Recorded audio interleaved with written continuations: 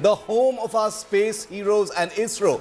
These are live pictures early this morning right outside the Bengaluru airport, where Prime Minister Modi will be landing directly from Greece. He's taking his aircraft directly from Greece, where he's just finished an official visit after the BRICS summit and has decided to land directly in Bengaluru because his priority is to meet the heroes of Isro. We'll be taking you straight down to where all the celebrations and the grand swagat for the Prime Minister is going to happen. His plane is going to land in just the next few minutes. I'm Shiv Arur. Over the next 2 hours, we bring you uninterrupted live coverage of Namaste Isro, the Prime Minister's felicitation and honouring ceremony for those who put a lander on the moon. Thanks for being with India Today's coverage. Let's get you straight to the headlines. Prime Minister Modi says Namaste Isro. Modi to land in Bengaluru very shortly. He will be felicitating Team Chandrayaan, the men and women of Isro, for a whole hour between 7 and 8 a.m. A Rolls-Royce limousine smashes into an oil tanker on the Delhi-Mumbai expressway. Tanker driver and his assistant killed. Tobacco tycoon Vivek Malu under the scanner, but businessman's lawyer says he cannot drive. UP teacher gives lesson in hate and bigotry, asks student to hit a Muslim classmate. Chorus grows to sack the teacher for hate. Congress says seeds of hate have been sown by the BJP. Another Aam Aadmi Party versus governor letter war escalates in Punjab. The governor there threatens president's rule, says answer letters or face president's rule. Indian shuttler HS Pranoy beats world #1 Victor Axelsen in the quarterfinal of the World Badminton Championships. Pranoy assures India of a medal. Good shot.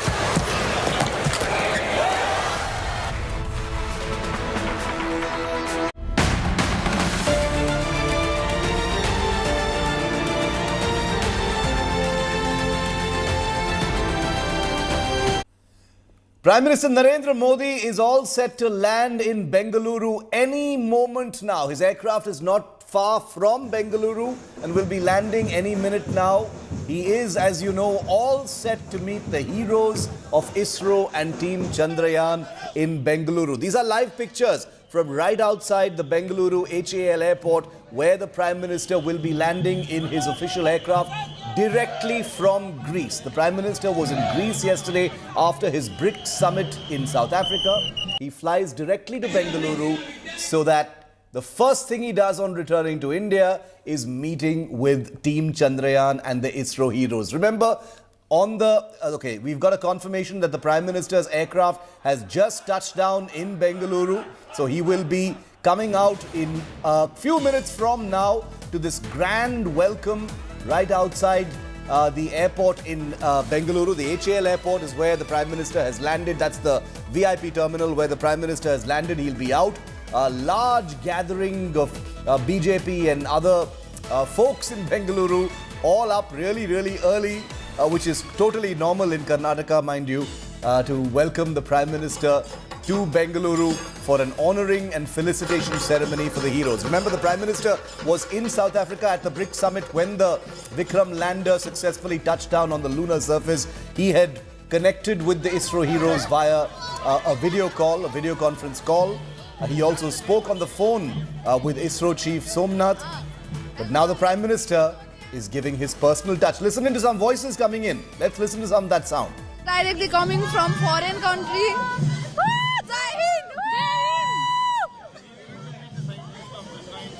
He is going to meet the scientists, so we are here to welcome him.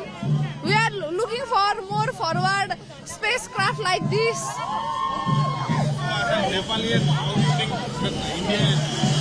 Yes, we are staying here in Nelamangla. As a Nepalian, think that Indian scientists are being Yes, it is good. Like like this develop works will be there more. That's why we are here to encourage. Fazal, lots of enthusiastic youngsters outside the HAL airport waiting for the Prime Minister to arrive. Lots of BJP members who've organized a swagat for the Prime Minister as well. The Prime Minister's aircraft has just landed. We'll have images of that landing in just a moment from now. Sara Fazal is there early this morning outside the HAL airport where the Prime Minister has just landed. Celebratory atmosphere, Sara, as we can see in these images. People with the tricolour, we can see the drums, the celebrations taking place there. What's happening? Absolutely, Shiv. Let me tell you that the spirits are really high here. People are celebrating. There's a lot of pomp, there's a lot of show. People are eagerly awaiting the Prime Minister to land here. They're eagerly waiting for him to address the gathering. And as we know, that he is all set to go visit the Isro Center in Pune, where he's going to be meeting the team behind the successful landing of the Chandrayaan-3 moon mission. So people are quite excited. They have been waving the Indian flag. They have been chanting slogans, and I can say that the spirit is only getting higher and higher. I can hear all the slogans behind you, Sara, and I'm sure you can barely hear me. But obviously it's Modi Day there in Bengaluru, and certainly at the Isro headquarters. I just wanted to know, once the Prime Minister comes out, he's going to go directly to Isro, I assume. Shiv, so it's reported that the Prime Minister might, address the gathering, might address the public here at the HAL base before he heads out. So we are yet to see that. Once he lands here, only then are we going to get an update about that. So once he is here, if he's going to address the gathering, that's just going to be all the more better before he heads towards the Isro Center at Pune. Sara, get us some voices, if it's possible for you, where you're standing, from some of those people behind you. We'd like to hear about what they think, if you're able to do that. Right. Absolutely. You want me to tell you what they're saying behind me? If it's possible for you, Sara, to speak to some of those people as well and get some of the mood and reactions. Absolutely. Absolutely, absolutely. So I am going to be heading towards the people standing here, and let's talk to them and ask them, Sir, Modi aa rahe hain, aap logon ko kya bolna hai, kya batana hai, hame bataiye sir. Modi आए ना बहुत बहुत धन्यवाद सही निश्चय ना मेरा India का बहुत धन्यवाद. So the public here is trying to tell us that they are very happy that Prime Minister Narendra Modi is coming here himself to meet the Isro team, to go and congratulate them personally. They are very proud about this achievement that's taken place under his tenure. Sir, आप क्या कहना चाहेंगे? मोदी जी हमारे शहर आ रहे हैं. आए ना मेरे को बहुत धन्यवाद दो. मेरा साइंटिस्ट का मेरा बहुत धन्यवाद दो. अब तो टीवी माध्यम का बहुत धन्यवाद. जय भारत माता. So they're quite happy over here, and they want to tell us that they are very happy regarding the Chandrayaan-3 mission, and the fact that the Prime Minister is coming to Bengaluru to go meet our scientists and to congratulate them is a big deal for our nation, and we should indeed be celebrating this achievement and this victory for us. Sara, if you could just turn your camera and show us all around you. I want to see what it's like, just to see how many people are out there. Absolutely. You've got an amazing frame, and I just want to see that. Absolutely. Huge number of people there. Absolutely. So this is the crowd. It goes all the way up to the other side. You have people. Yeah. We can see, As I'm Sara. panning my camera and I'm speaking to you, this is the mood. And all these people over here have been chanting, slogans, cheering the Prime Minister, cheering the Chandrayaan-3 mission. And they seem quite excited for him to come and deliver a speech, and we are hoping that he does so. And, and just to tell all of our viewers, Sarah, keep showing us those images. I'm going to go across to Sagai Raj also. Sarah's camera stays on because she's got these amazing pictures. She's right in the middle of all that action. Sagai is also with me. Sagai, the Prime Minister has landed. Obviously, there will be VIP protocol before the Prime Minister comes out. And then there's going to be that 1 hour felicitation ceremony at Isro. Can you tell us a little bit more about what's going to happen? He's going to be at the Isro headquarters. He'll be inside and he'll be addressing them. Will that be on camera as well, Sagai? ದೇಶದ ಪ್ರಧಾನ ಮಂತ್ರಿಗಳು ಬರ್ತಾ ಇರೋ ಒಂದು ವಿಷಯ Absolutely, it will be also on the camera, but it will be allowed only for the agencies and discussion. We are at HL Airport and you can see that large number of supporters have gathered here at HL Airport. Remember that it is not evening 4 o'clock or afternoon 2 o'clock. They came as early as 4:30 a.m. in the morning. Every single road in Bengaluru was headed towards HL Airport and you can see the kind of emotions that these people have. You can see one of the placards here which shows that the dark side of the moon has been lit up by India.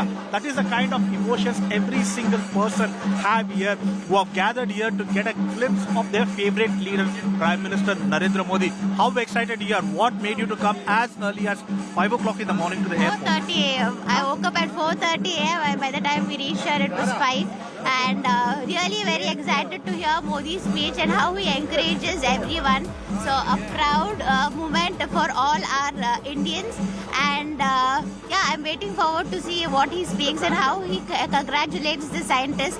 With his efforts, I think Chandrayaan-3 is more successful, although Chandrayaan-2 was not that successful. I think his encouragement is the only thing which made the scientists make sure that it is successful this year.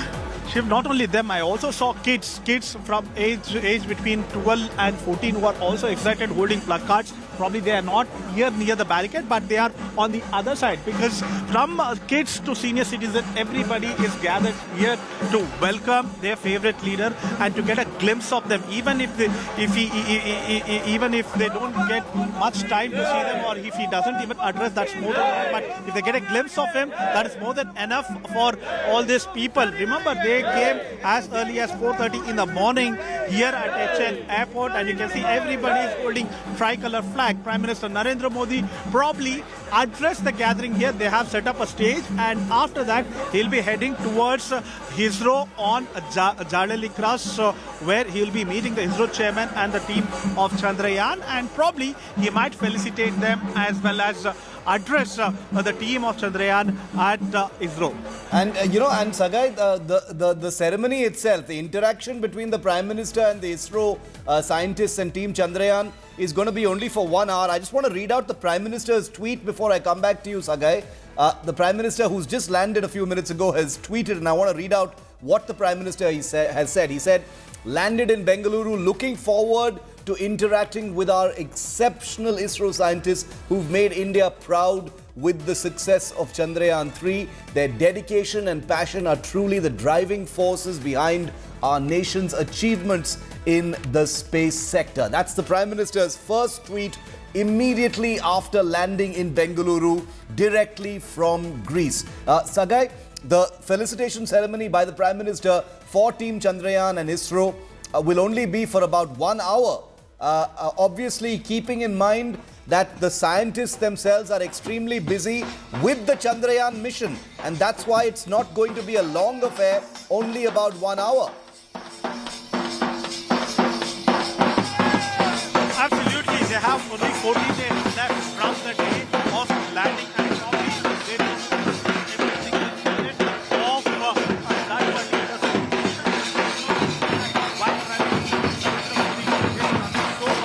I hear you because of the drums. I think it'll be better if you just show us the drums. Once they stop, you can give us your answer.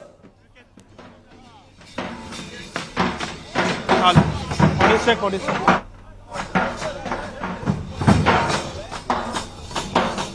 Okay, lots of noise and nagara there right outside the HL airport. I think Saga is unable to hear me. But let's stay with those pictures because that's the big cultural swagatam for the Indian Prime Minister. He's about to get out of his aircraft and will be making his way out. There will be VIP protocol as well. Sagai, if you can hear me, is the Chief Minister at the HAL airport as well?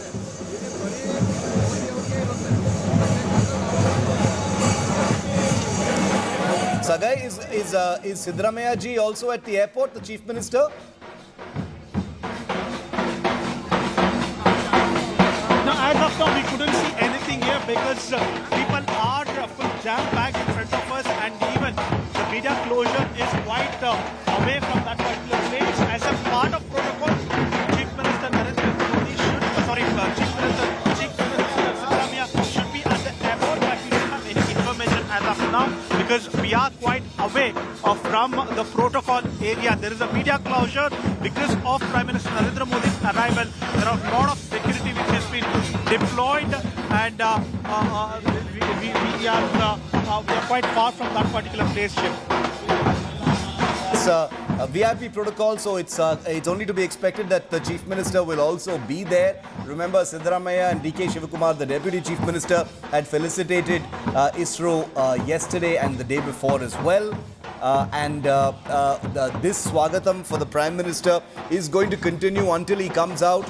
The Prime Minister will likely wave to his supporters as he rolls towards Isro. He is being received by a government team as well as an Isro team who will be escorting him to the Isro headquarters in the Bengaluru locality of Peenya. That's where the Isro headquarters and centre are, and that's where the Prime Minister will be addressing Isro. Those are live pictures of the Prime Minister there at the HAL airport where he has just arrived. As you can see, he's waving to the crowds of supporters. Okay, those are 5 pictures from the Prime Minister in Greece, I beg your pardon, before he departed for India. Let's leave those images out of the way. Let's go full screen with the pictures from Bengaluru right now. Those are pictures from Greece. We don't want to see them right now. Let's go full frame with what we're seeing in Bengaluru. The Prime Minister is going to be out in just a few minutes from now. I'll go to our reporters in a moment. Sara Fazal and Sagai Raj are both with us live. Sara, the Prime Minister going to be out any moment now? Absolutely. Just a couple of little more minutes before we can expect the Prime Minister to come here. But we are waiting to see whether he's going to be addressed the gathering. The stage seems to be set, Shiv. The stage seems to be all set right behind me over here as I speak to you. So that's where he's expected to address the gathering. We're going to wait and we're going to actually see whether he's going to be coming and speaking to us. We'll get to know about that just in a couple of minutes more. It's more, he's going to be out. And what kind of, are the roads closed? Is there going to be a traffic problem?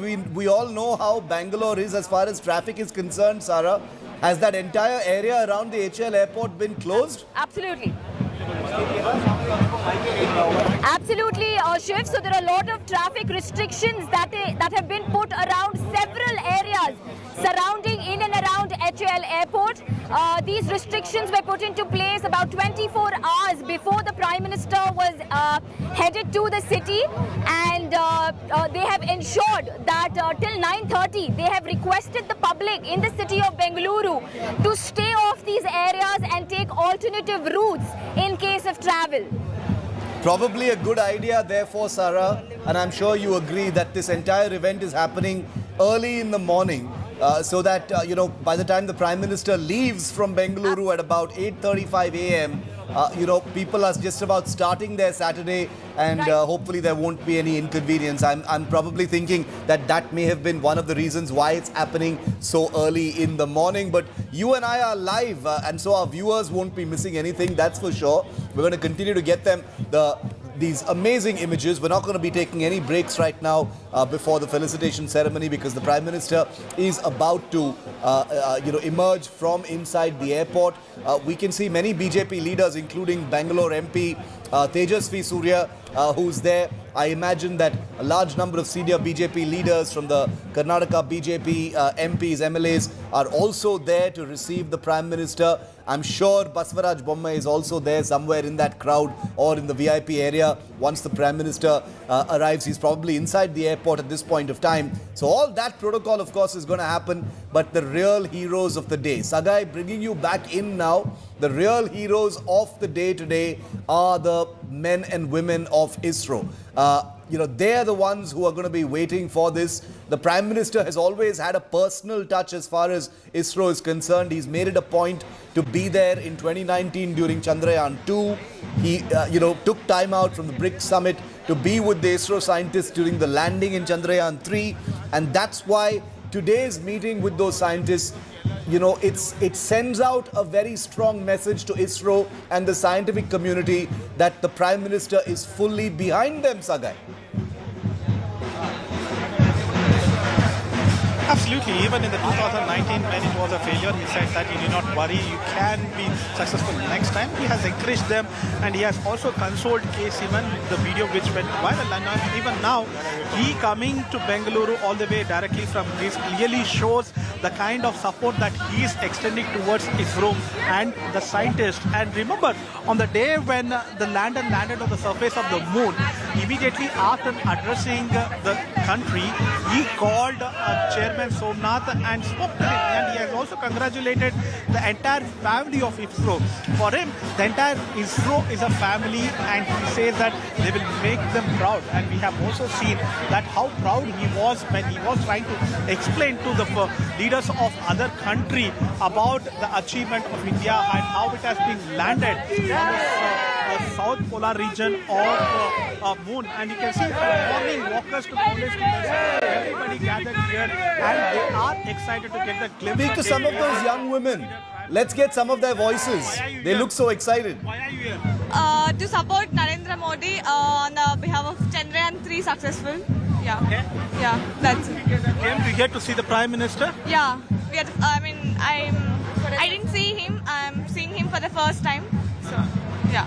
What made you to wake up at 4 o'clock in the morning and come here? Narendra Modi, sir. Modi ji. Huh? Modi, sir. You want to see him? Yeah. You want to see him? Yeah, You want to see him or you want to hear him? I want to see him. And how excited you are? Very excited. Why? So, and a success meetup of Chandrayaan-3. Why you come here? To meet Narendra Modi garu. Yeah. Want to meet him if you get a chance? Yeah. I want to meet him. He did many things to our country. So he's the pride of our country. So it's a great honor to meet him. Very lucky. Are you happy that the Prime Minister Narendra Modi is visiting Bengaluru and going to greet and felicitate the scientists who ever contributed for Chandrayaan? Yeah, I'm very happy that Narendra Modi is visiting Bangalore and behalf of the success of Chandrayaan-3. So we are very happy for that. Have you witnessed Chandrayaan-3 when it got landed and how you were excited when Prime Minister Narendra Modi addressed the gathering? Actually, I'm so excited. You're excited now or when Chandrayaan landed? Chandrayaan landed. Now? Now also. Now also you're excited? Yeah. Okay, you want to hear out what Prime Minister speaks? Yeah. Are you pumped up? You want to become a scientist tomorrow? No, What exactly you I want to don't do? have that idea. What do you want to do? Actually, I'm studying business management. Okay. How excited you are? Yeah, very excited. For what? For Modi coming. So you all planned together that you're going to visit here yesterday only? Yeah. At what time you guys woke up? 3:44. 3:44? Yeah. How far you guys leave? I don't actually want to leave early. Actually, we want to leave early because we have semester exam at 9:30. Okay, this is the voice of the youngsters here in Bengaluru. They are quite excited to get the glimpse of their favorite leader and Prime Minister Narendra Modi. They have woke up as early as 3:35, 4 o'clock to reach HL Airport. Thankfully, there was no traffic early in the morning. The traffic was diverted. The roads were cordoned for all security reasons. And you can see now the huge number of people who are gathered here with national flags to welcome Prime Minister Narendra Modi, who had visited South Africa and Greece, coming directly to Bengaluru. How excited you are, man? How early you came here? Excited. Sir, 4 o'clock we come here. 4 o'clock? Yes. You wake up for 4 o'clock every day or only for today? Only for today. Only to get a glimpse of Prime Minister Narendra Modi. Yes, How sir. happy you are that he is going to felicitate all the scientists of Isro? We are very proud and we are very happy here. Okay, where are you from? Which college you? New Horizon College of Engineering. You guys all came together. Yeah, we have come from the college. Excited you are. Very excited. Why? Because we are meeting Modi. You're waiting to hear him out, or you want to get a glimpse of him? Obviously glimpse of him. Glimpse of him, that is more than enough. We are here to see the Isro people as well. The success of Isro. Okay. How many of them have come from your college? All of the hostel people are here. All the hostel students are here at Shiv from one of the colleges here in Bengaluru, who were all prepared to visit HL last night, and they woke up around 3:34 o'clock, and they are here at HL. The emotions are quite high. They want to get a glimpse of their favorite leader, Prime Minister Narendra Modi. Very, very interesting. I mean, waking up early on a Saturday is a difficult thing to ask of people. But if people are waking up this early for our Isro heroes and the Prime Minister arriving there in Bengaluru, it says a lot about most certainly the people of Bengaluru. Okay, live pictures here. The Prime Minister has just emerged from his aircraft. He's just come down from those stairs. He's being welcomed by officials there at the airport. The Prime Minister meeting with officials at the HAL airport before he proceeds directly to the Isro headquarters. The large crowd of fans and locals who've gathered outside the airport, and some of them perhaps also inside the airport. Will the Prime Minister stop and meet them before he proceeds to Isro? We're not really sure. The Prime Minister's the Prime Minister's protocol tends to be quite secretive for obvious reasons, but also the Prime Minister is an individual who enjoys that personal touch. He enjoys engaging with his admirers, and as you've just heard, there are many outside the airport right now waiting not just to see Isro heroes, who are by far the heroes of today, but also to get a glimpse of the Prime Minister himself. So these are images of the Prime Minister stepping down from his Boeing Air India 1, and he will be headed straight to the Isro headquarters. We're going to get more live pictures. This is just one short clip of the Prime Minister emerging from his aircraft. Let's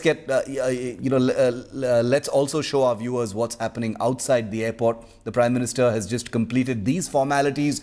He will be going through the rest of the protocol before he emerges from the airport and then make his way to the Isro headquarters. Like I said, 7 a.m. to 8 a.m. is the scheduled time for the felicitation ceremony at the Isro headquarters in Peenya, which is a locality in Bengaluru.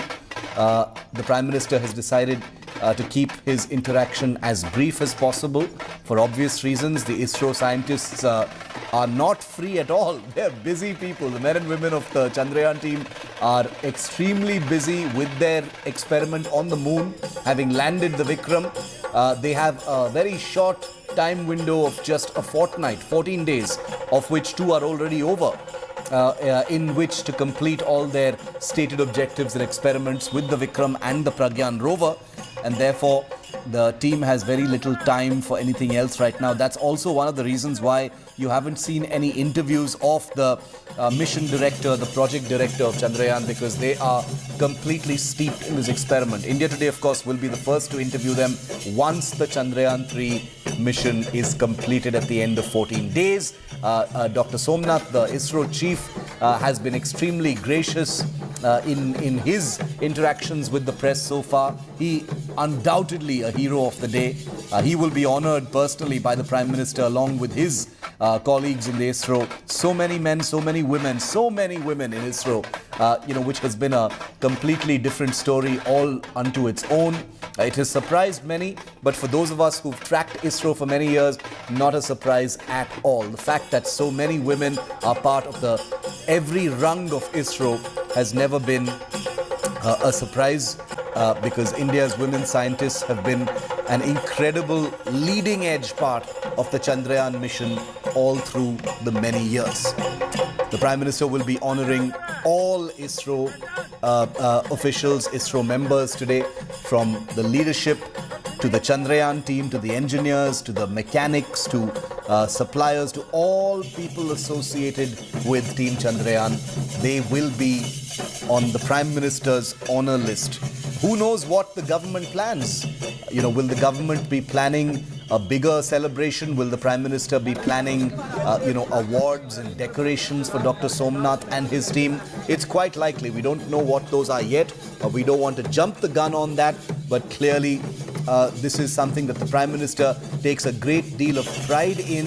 And therefore, it's very possible that Dr. Somnath and the other senior leaders of Isro at this point of time are going to be in line for specific government felicitations and government awards or decorations of the kind that are awarded during the Padma Awards and other investiture ceremonies at the Rashtrapati Bhavan. You can be sure that something of that kind will be happening in the future. I want to go back to our reporters for just a moment. Sarah, Fazal and Sagai are still with us. Yes, Sarah, are you hearing that the Prime Minister is going to like he usually does, he stops and he interacts with crowds whenever he sees them, whether abroad or in India? Is he going to do that once he comes out of the airport, or is his car going to make its way straight to Isro because of shortage of time?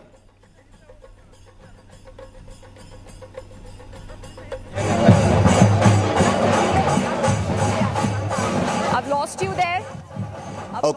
Okay, Sarah, no worries. We'll come back to you. I completely understand. There's a lot of noise where you are, so it's difficult. I'll come right back to you, Sarah. Sagai, the Prime Minister loves that personal touch.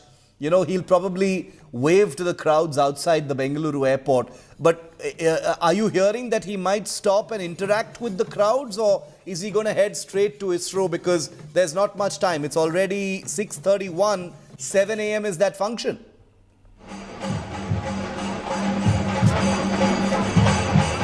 See, what we get to hear from the BJP supporters are that Prime Minister Narendra Modi might speak or address the people here at HL Airport. You can see that the stage has been set, the mic has been put, and it is only for Prime Minister Narendra Modi if he wishes to address the gathering. But people here in Bengaluru are gathered in large number to get a glimpse of him, and probably the BJP supporters will persuade Prime Minister Narendra Modi and request him to address a gathering. And as I told you, they came as early as 3 a.m. in the morning to HL Airport, and probably after that he might reach quickly to Isro and meet the team of Chandrayaan, and accordingly he will follow the program which has been scheduled, and he might felicitate the team of Chandrayaan as well as address the team members of Chandrayaan in Isro. And this is scheduled as of now. This is the itinerary as of now, and the supporters of BJP as well as the leaders of BJP are trying to request Prime Minister Narendra Modi to address the gathering here at HL Airport. Because we saw Tejasvi Surya and some of the others. I'm sure Basavaraj Bommai and others are also gathered over there. Tejasvi, Sagai, I beg your pardon, we're getting breaking news that both Chief Minister Siddaramaiah and DK Shivakumar are not at the airport. They're not there, as per protocol for the Prime Minister's arrival in Bengaluru. The Congress has apparently said that the Karnataka Chief Minister was not invited. But I'm a little confused, Sagai. Does the Karnataka Chief Minister need to be invited as the Chief Minister? Isn't he part of the VIP protocol?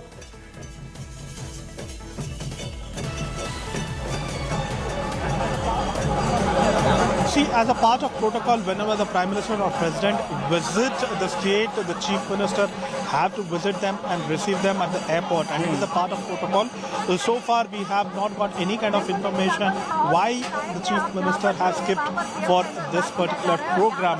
As of now, we get to learn that a representative, that is Home Minister of Karnataka, Parmeshwar, is here at the airport to receive the Prime Minister.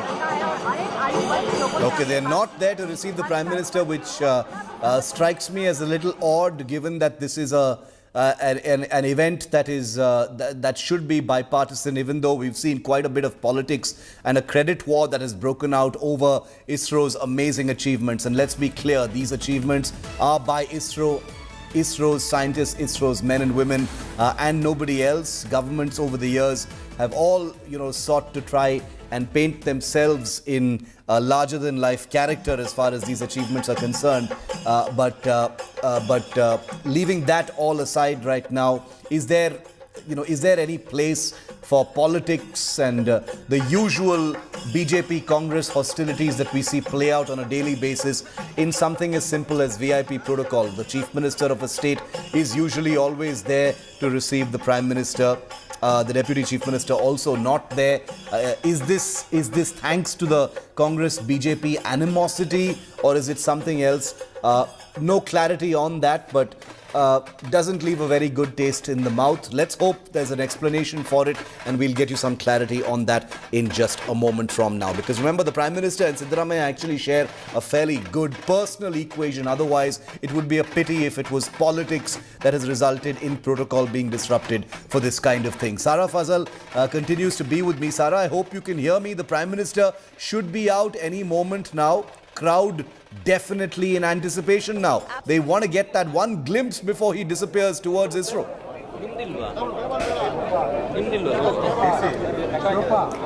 Yes, Shiv. So the Prime Minister is expected to be here at any time to address the gathering, but we're just a little concerned about the timing because he has to head to the Isro Center. So we're not sure how long, how short, or is a speech even going to be given.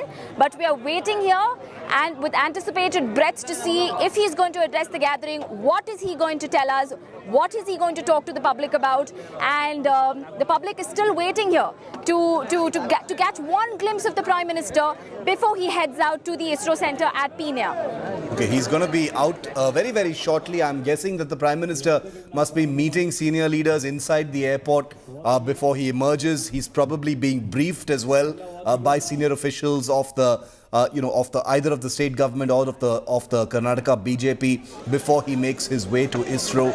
There will be members of Isro also at the airport. I'm guessing inside the HL airport right now as part of the committee that's welcoming the Prime Minister. There appears to be a very small bit of a delay before the Prime Minister will come out. We'll come back to you, Sara, in just a moment. The Prime Minister is inside. Just to clarify to all our viewers so you know where things are at. The Prime Minister is inside Bengaluru's HAL airport. He is meeting with officials inside. He's being briefed on the day ahead before he makes his way. It's going to be a very brief stop in Bengaluru. The Prime Minister is there. He'll be heading to Isro very shortly. 1 hour with the Isro heroes between 7 and 8 a.m. By 8:30, he makes his way back to the HAL airport, and at 8:35, he takes off and heads straight back to the national capital, where I'm bringing you this early morning broadcast from, and then he carries on with the rest of his day. So very, very brief whistle stop really in the city of Bengaluru, which the Prime Minister has visited many times this year thanks to the Karnataka elections as well. He's very familiar with the people of Karnataka, the people of Bengaluru, and the Prime Minister is returning to Bengaluru for the first time since the elections, and not very unfamiliar sights. The big crowds, beg your pardon, that we're seeing outside the HL airport for the Prime Minister is something again that he's used to. Whenever he returns from a foreign trip, there usually is a gathering of fans and admirers and BJP supporters as well, who are there to welcome him. We're getting some reactions, political reactions from Bengaluru. Let's just listen in. ಅವ್ರೇನು ಕಾಟಾಚಾರಕ್ಕೆ ಸಿದ್ದರಾಮಯ್ಯ ತರ ಬಂದ ಸಿದ್ಧ ಓದಾ ಸಿದ್ಧ ಮಾಡಲಿಲ್ಲ. ಅವರು ವಿದೇಶದಿಂದ ಅಂತ ಒಂದು ದೊಡ್ಡ ಒಂದು ವಿಶ್ವ ಸಮ್ಮೇಳನವನ್ನ ಉದ್ದೇಶಿಸಿ ಮಾತಾಡಿ ಡೈರೆಕ್ಟ್ ಆಗಿ ಬೆಂಗಳೂರು ಬಂದು ಇಲ್ಲೇ ಫ್ರೆಶ್ ಅಪ್ ಆಗಿ ಇವತ್ತು ಮೊದಲ ಭೇಟಿ ಅವರದು ಇಸ್ರೋ ವಿಜ್ಞಾನಿಗಳಿಗೆ. ಆದ್ಯತೆ ಯಾವುದು, ಮೋದಿಯವರ ಆದ್ಯತೆ ಯಾವುದು, ಸಿದ್ದರಾಮಯ್ಯನವರ ಆದ್ಯತೆ ಯಾವುದು ಅಂತ ಅರ್ಥ ಆಗ್ತದೆ. ದೇಶವನ್ನ ವಿಶ್ವಮಟ್ಟದಲ್ಲಿ ತೆಗೆದುಕೊಂಡು ಹೋಗ್ತಾ ಇರುವಂತ ಮೋದಿಯವರು ಬರ್ತಾ ಇರೋದು ಇಡೀ ಬೆಂಗಳೂರು ಜನತೆಗೆ ಒಳ್ಳೆಯ ಸುದ್ದಿ. ಅದಕ್ಕೋಸ್ಕರ ಸಾವಿರಾರು ಜನ ಇವತ್ತು ರಸ್ತೆಗಳಲ್ಲಿ ನಿಂತಿದ್ದಾರೆ, ಸ್ವಾಗತ ಮಾಡ್ತಾ ಇದ್ದಾರೆ. ನಮಗೂ ಕೂಡ ಹೆಮ್ಮೆ, ಮೋದಿ ವಿಶ್ವ ನಾಯಕರಾಗಿ ಇವತ್ತು ಬರ್ತಾ ಇದ್ದಾರೆ. ಅನೇಕ ದೇಶಗಳು ಮೋದಿಯನ್ನ ವಿಶ್ವ ನಾಯಕ ಆಗಿ ಘೋಷಣೆ ಮಾಡಿದ್ದಾರೆ. ಅಂತ ಒಬ್ಬ ನಾಯಕ ನಮ್ಮ ಕಣ್ಣೆದುರುಗಡೆ ನಮ್ಮ 10 ಅಡಿ ದೂರದಲ್ಲಿ ಬರ್ತಾ ಇರೋದು ನಮ್ಮೆಲ್ಲರಿಗೂ ಸಂತೋಷ ಇದೆ. ನೋಡಿ, ನೀವು ರೋಡ್ ಶೋನ ಅನ್ಗಳಿ, ಜನ ಬಂದಿದಾರನ ಅನ್ಗಳಿ, ನೀವೇನ ಬಿರುದು ಕೊಟ್ಟಿರಿ, ಜನ ಹುಚ್ಚದ್ ಬರ್ತಾ ಇದ್ದಾರೆ. ಇದನ್ನ ರೋಡ್ ಶೋನ ಮಾಡಿ ಏನಾನ ತಿಳ್ಕೊಳ್ಳಿ, ನಮ್ಗೆ ಅದಕ್ಕೆ ಅರ್ಥ ಇಲ್ಲ. ಪಬ್ಲಿಕ್ ಬರ್ತಾ ಇರೋದು, ಜನ ಬರ್ತಾ ಇರೋದು, ವಾಲಂಟಿಯರ್ ಆಗಿ ಬರ್ತಾ ಇದ್ದಾರೆ. ಮೋದಿ ಅವ್ರನ್ನ ನೋಡೋಕ್ಕೋ ಅಥವಾ ಈ ಒಂದು ಇಸ್ರೋ ವಿಜ್ಞಾನಿಗಳು ಮಾಡಿರೋ ಸಾಧನೆಗೆ ಅಭಿನಂದನೆ ಸಲ್ಲಿಸಕ್ಕೆ ಇಲ್ಲಿ ಒಂದು ಸಂಭ್ರಮ ಕೊಡೋದು. ಮೊದಲು ಇಸ್ರೋ ವಿಜ್ಞಾನಿಗಳಿಗೆ ಅಭಿನಂದನೆ ಸಲ್ಲಿಸುವಂತದಕ್ಕೆ, ಅದ್ರ ಜೊತೆ ನಮ್ ಪ್ರಧಾನಿ, ನಮ್ ಮೋದಿ ವಿಶ್ವ ನಾಯಕ, ನಮ್ ಪ್ರಧಾನಿ ಬರ್ತಾ ಇದ್ದಾರೆ, ಅದಕ್ಕೋಸ್ಕರ ಬರ್ತಾ ಇದ್ದಾರೆ. ಇದರಲ್ಲಿ ಏನು ಮುಚ್ಚುಮರೆ ಏನು ಪ್ರಶ್ನೆನೇ ಇಲ್ಲ. ನಮ್ ನಾಯಕ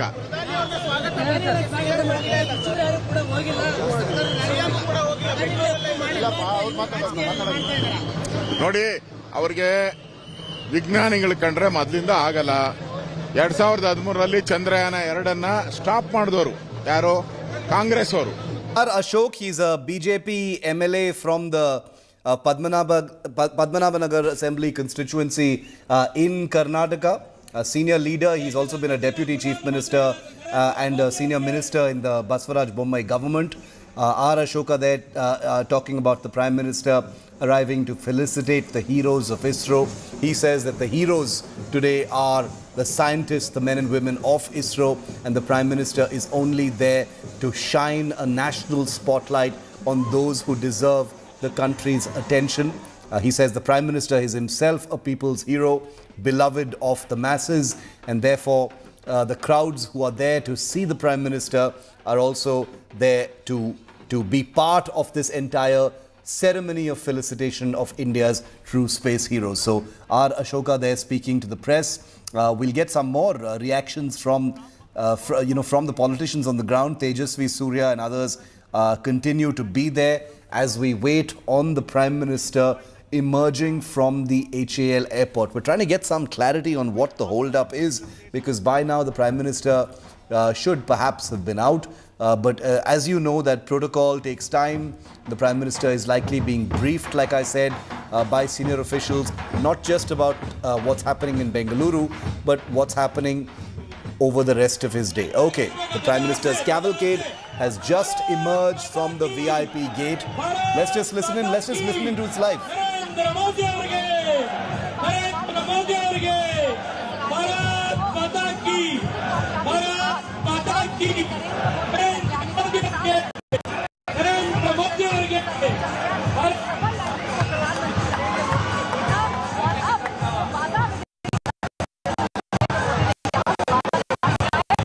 Minister's cavalcade will be on your screen in just a moment.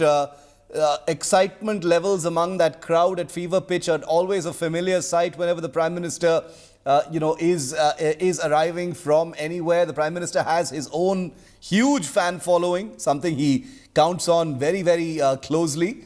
And let's see if the Prime Minister stops and waves. It's likely that he'll wave from his vehicle because time is short. But you never know with the Prime Minister. He oftentimes gets out of his vehicle to interact with people. He knows that people have come from a long way. They've gotten up early to be there.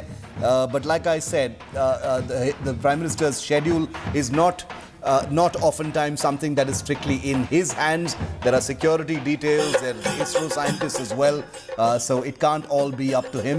The Prime Minister is guided, of course, by the Special Protection Group that manages his schedule and security as well. So the Prime Minister has a small amount of wiggle room as far as what he can and cannot do in terms of his schedule. But the big crowd there is something that the Prime Minister usually finds difficult to ignore, because these are the people who've made him. These are his fans. These are his admirers. It's an election year as well. The Prime Minister is a strong believer in the power of the image. There's the Prime Minister there waving to the crowds outside the Bengaluru airport. There he is. और एक अलग ही खुशी यहाँ देखी जा सकती है। ढोल नगाड़ों के साथ प्रधानमंत्री नरेंद्र मोदी का यहाँ पर भी स्वागत किया जा रहा है। बाहर जो अपार हर उम्र के जो लोग हैं वो उनके स्वागत के लिए यहाँ मौजूद। क्या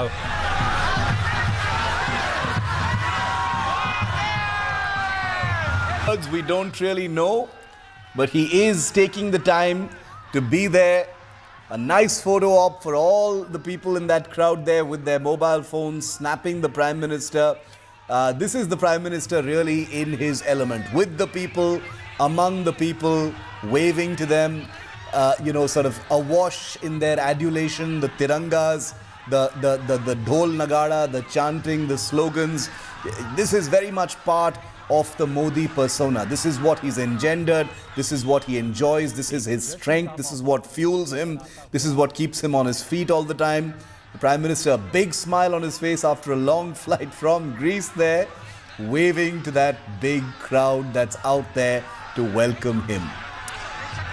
The Prime Minister will personally be taking this national attention that's on him and turning it towards the heroes of Isro in just a few short moments from now. Let's just get some sound in from the ground. अब उनकी स्वदेश वापसी हो चुकी है और उसी तरीके से अपने ही देशवासियों के साथ यहाँ पे चंद्रयान-3 की जो सफलता है उसका एक तरीके का जश्न हम मान सकते हैं। लोगों का अभिवादन फिलहाल स्वीकार करते हुए और आगे की तरफ बढ़ते हुए प्रधानमंत्री नरेंद्र मोदी।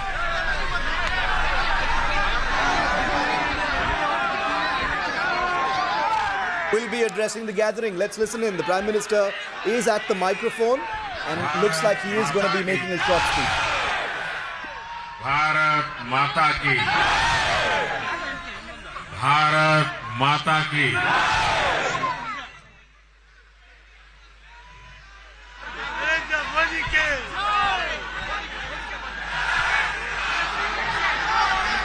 भारत माता की। मेरे साथ आप एक नारा बुलवाइए। नरेंद्र मोदी और जय जवान, जय जवान। अब आगे मैं एक और कह रहा हूं, मैं कहूंगा जय विज्ञान, आप कहेंगे जय अनुसंधान। जय विज्ञान, जय विज्ञान, जय विज्ञान, जय जवान, जय जवान, जय विज्ञान, जय विज्ञान, जय विज्ञान।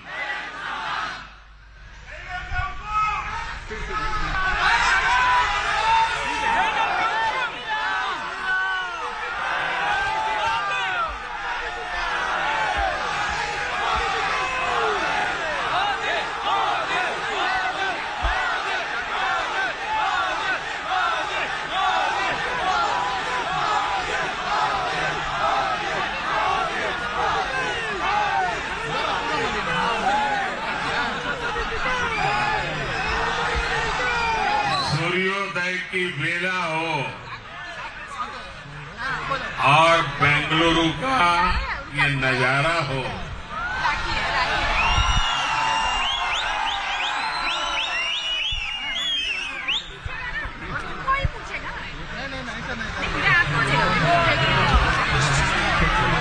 देश के वैज्ञानिक देश को जब इतनी बड़ी सौगात देते हैं, इतनी बड़ी सिद्धि प्राप्त करते हैं,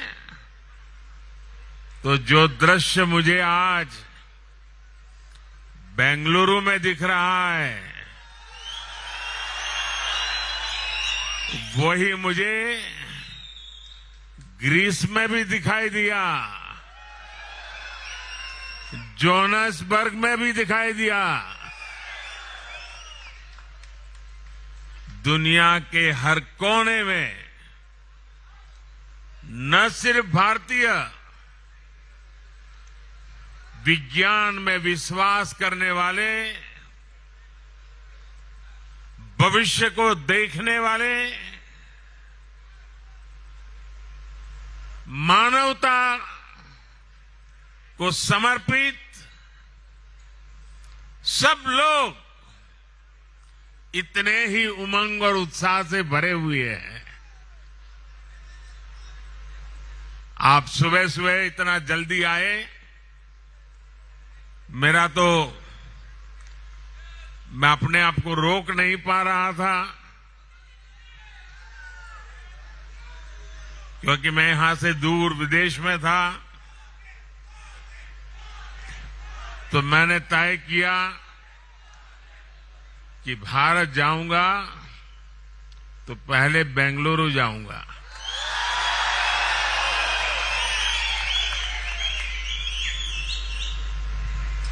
सबसे पहले उन वैज्ञानिकों को नमन करूंगा। अब इतनी दूर से आना था तो कब पहुंचेंगे, 5-50 मिनट इधर उधर हो जाता है। तो मैं यहां आदरणीय मुख्यमंत्री जी, उप मुख्यमंत्री जी, गवर्नर साहब, उन सबको रिक्वेस्ट किया था कि आप इतना जल्दी जल्दी कष्ट मत उठाइए, मैं तो वैज्ञानिकों को प्रणाम करके चला जाऊंगा। तो मैंने उनको रिक्वेस्ट की थी, लेकिन मैं जब विधिवत रूप से कर्नाटक आऊंगा जरूर मुख्यमंत्री जी, उप मुख्यमंत्री जी प्रोटोकॉल जरूर निभाए। लेकिन उन्होंने सहयोग किया, मैं उनका आभार व्यक्त करता हूं, अभिनंदन करता हूं।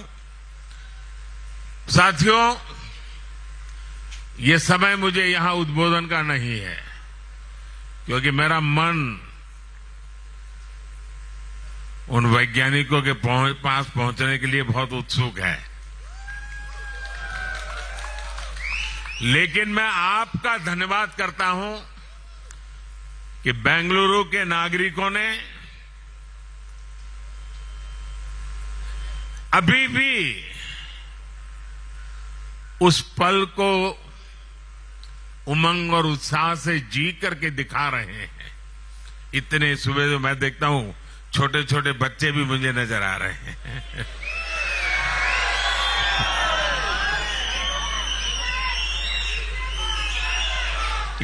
ये भारत का भविष्य है।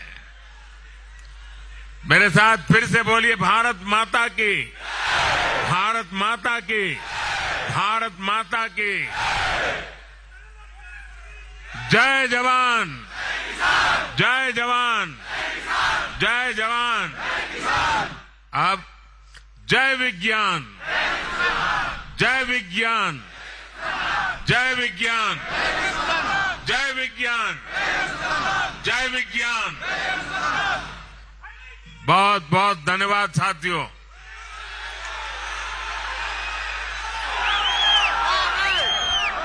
Vigyan Jai Anusandhan, that's victory to science, victory to research.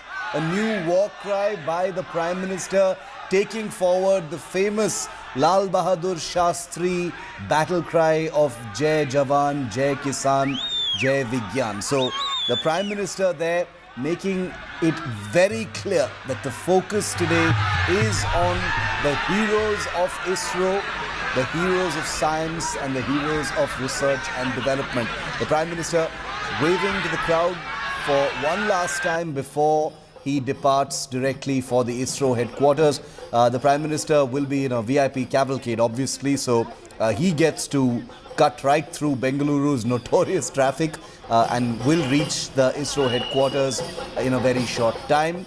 But the Prime Minister clearly not leaving the opportunity to interact with his admirers who've come from a long way. It's part of the Prime Minister's personal touch. He does know that people expect this interaction. And he also knows the power of an image, the power of a few words.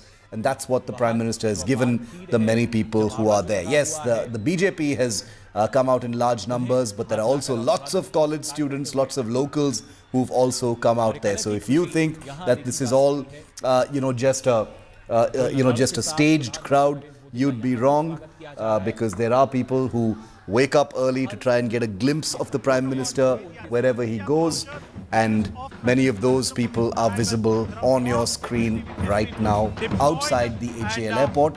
The Prime Minister will be headed straight to the ISRO headquarters. Let's try and get in our reporters now. Sarah, okay, we'll be getting Sarah and Sakai in just a moment. Okay, let's just listen in once again to the Prime Minister while we continue to show our viewers what's happening outside the airport. Bharat माता की,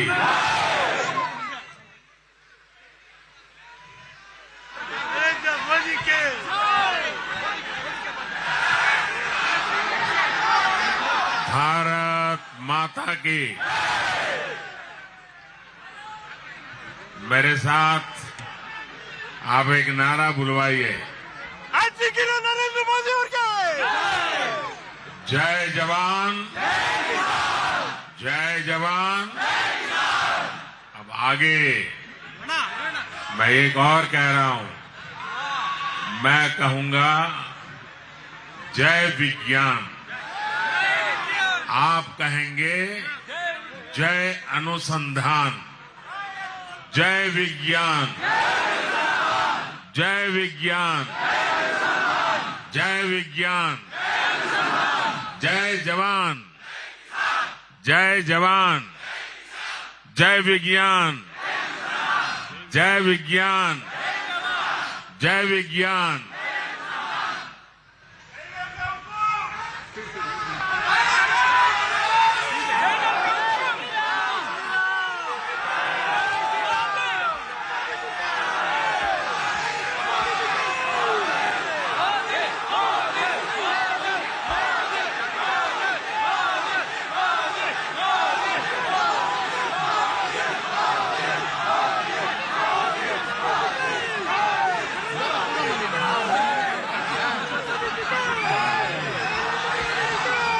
सूर्योदय की बेला हो और बेंगलुरु का ये नजारा हो,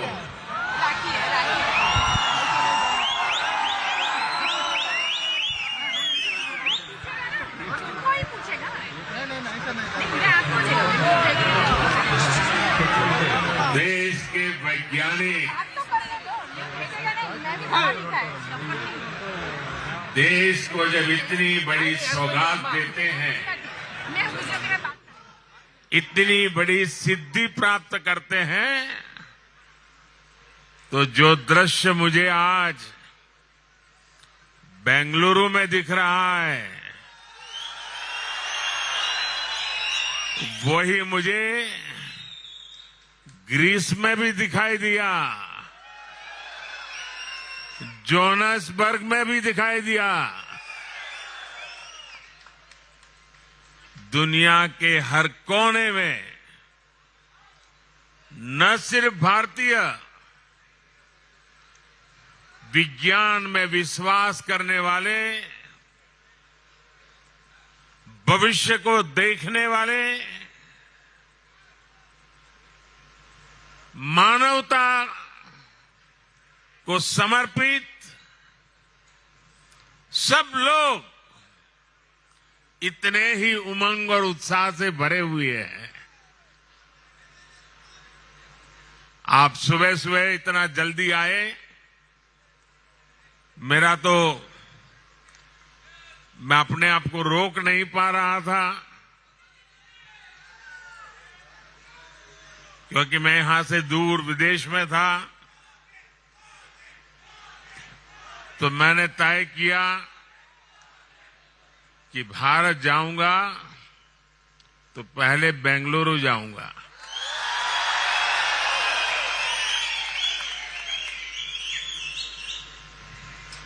सबसे पहले उन वैज्ञानिकों को नमन करूंगा। अब इतनी दूर से आना था तो कब पहुंचेंगे, 5-50 मिनट इधर उधर हो जाता है। तो मैं यहां आदरणीय मुख्यमंत्री जी, उप मुख्यमंत्री जी, गवर्नर साहब, उन सबको रिक्वेस्ट किया था कि आप इतना जल्दी जल्दी कष्ट मत उठाइए, मैं तो वैज्ञानिकों को प्रणाम करके चला जाऊंगा। तो मैंने उनको रिक्वेस्ट की थी, लेकिन मैं जब विधिवत रूप से कर्नाटक आऊंगा, जरूर मुख्यमंत्री जी, उप मुख्यमंत्री जी प्रोटोकॉल जरूर निभाए।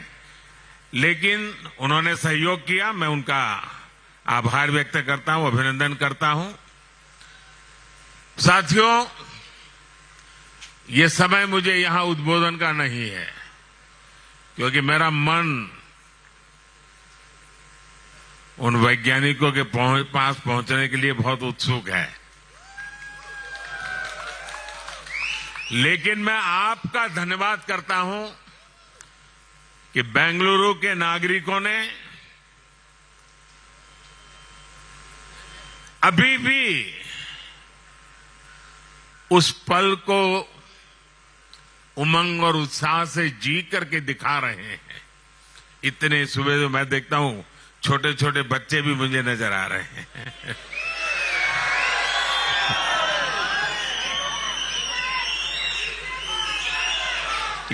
ये भारत का भविष्य है। मेरे साथ फिर से बोलिए, भारत माता की, भारत माता की, भारत माता की जय जवान, जय जवान, जय जवान। अब जय विज्ञान, जय विज्ञान, जय विज्ञान, जय विज्ञान, जय विज्ञान। बहुत बहुत धन्यवाद साथियों। Now to India Today is Nagarjun Dwarkanath, who's also reporting from Bengaluru at this time on the Prime Minister's upcoming felicitation ceremony. He's headed there. Naga, Prime Minister on his way to Isro now?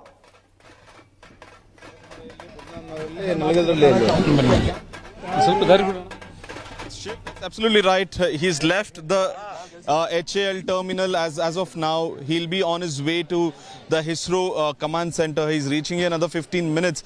As you can see, we are barricaded. Of course, the SPG has barricaded all of us, the media. But behind me is the visual where we are all looking at that Prime Minister anytime in the next 10 to 15 minutes would be reaching. The distance is around 30 odd kilometers, but you can see what is standing out is everyone's carrying the Indian flag. No party flag, no party poster, but rather posters of praising Isro and praising the central government and praising HAL as well, because this project had companies which were not only Isro but also from outside who took part. Even small application sensors were all taken from outside is what we are told. So people have come united to support the Prime Minister and the Isro scientists, and what we are told is he'll spend around an hour or so at the Isro command center where he would be talking to the scientists as well as the Isro chairman, congratulating them and also looking at the moon visuals they have got in the last 3 days. The absolutely beautiful visual that we have all seen, the high quality of visual of Pragyan getting down the ramp, lander Vikram landing on the south pole of the moon. All of this, the Prime Minister would be lucky enough to watch it right from the command center himself. Like you said, very importantly, you will likely get to see some images that have not been released as yet as well, Naga. And he'll be spending only about an hour with the Isro heroes, because they're of course extremely busy with the Chandrayaan project. It's a 14-day window, so they don't have much time to spare. But obviously for the Prime Minister, the Isro scientists will be there to bask in the glory of the Prime Minister's attention.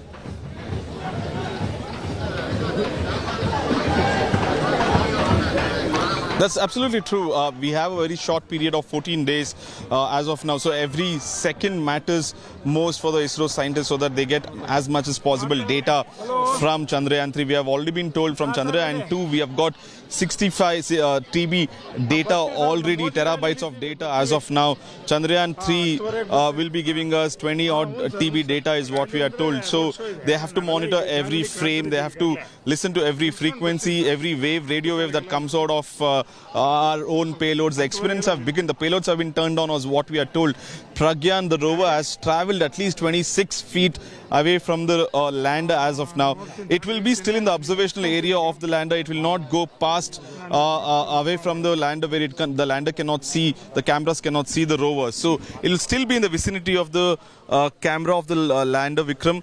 But quite exciting times. Who would have thought India would have taken 25-foot steps on the land of the moon, southern pole, where no one has ever gone. What we see in a regular day life, India has gone there to do some critical experiments and throw some light, not just to data in India for Indians, but to the data of humanity as well. And we have seen the congratulatory messages that the Prime Minister has received over the last few days on Twitter. If you follow his Twitter account, you will see that people, presidents and prime ministers across the world have congratulated him and have wished him good luck and have wished ISRO good luck. And most of them want to collaborate now. The ambassador to Japan was quite happy to announce the next moon mission with collaboration to India is what he has tweeted. So not just congratulatory messages. The time has come today that people want to associate themselves with our space organization so that they also can see positives through the space sector and what we have achieved. They also want to do the same. Okay, very, very interesting and very important. The Prime Minister will be emerging from the right outside the HAL airport, where he's just addressed the crowd there a moment ago. Sarah, so finally that debate is settled, whether the Prime Minister was going to interact with the crowd or not. He did spend a good 5-6 minutes delivering a short address to the people of Bengaluru there, and he's going to be headed now to Isro, Sarah. Absolutely, Shiv. That was a very inspiring speech that we had our Prime Minister give to the public, to the gathering out here, chanting Jai, Jai Jawan, Jai Vigyan.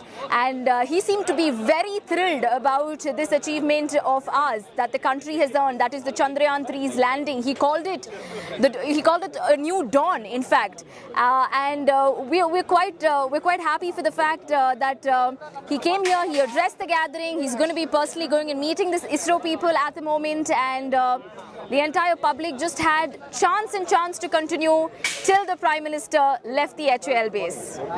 Very interesting. The Prime Minister is going to be heading there now. These are live pictures. I'll show you that frame, of that road where the crowd is still standing there with its tirangas, where the Prime Minister's cavalcade will be emerging just in moments from now. So all eyes on this particular frame right now, because that's the road out of the HAL airport that the Prime Minister will take as he heads towards Pina. That's a locality in Bengaluru where the ISRO headquarters is, where the command center is, where all the scientists are waiting for the Prime Minister to arrive. There appears to be a short delay. There definitely is a short delay, because the felicitation and honouring ceremony was to be 7 to 8 a.m. It's already 7:06, which means the Prime Minister is running a few minutes late. Hopefully he'll make up for it once he's there. But he's going to be still spending an hour with our ISRO heroes. Remember, time is critical for them. They've taken time out for the Prime Minister because all of them are extremely busy with the Chandrayaan-3 project itself, as is the Prime Minister, because the Prime Minister, after spending an hour with the ISRO scientists, will be heading straight back to the national capital.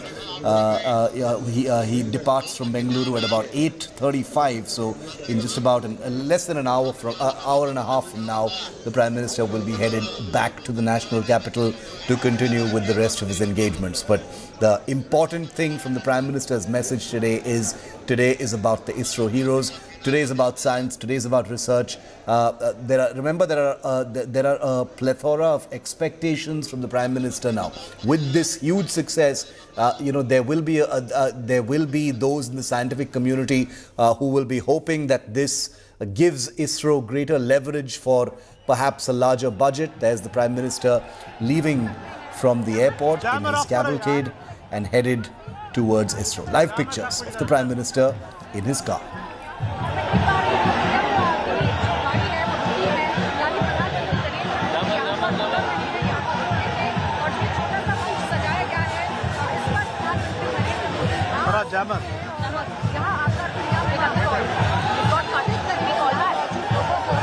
Minister is emerging from his vehicle. Looks like he might be interacting with the crowds. There it is. Like I said, it's quite likely that the Prime Minister will step out personally to.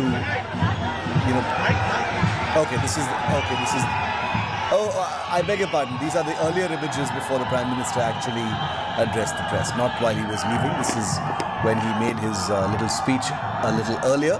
So we're still waiting for the Prime Minister's cavalcade before he leaves. Just fresh pictures from a different angle of the Prime Minister.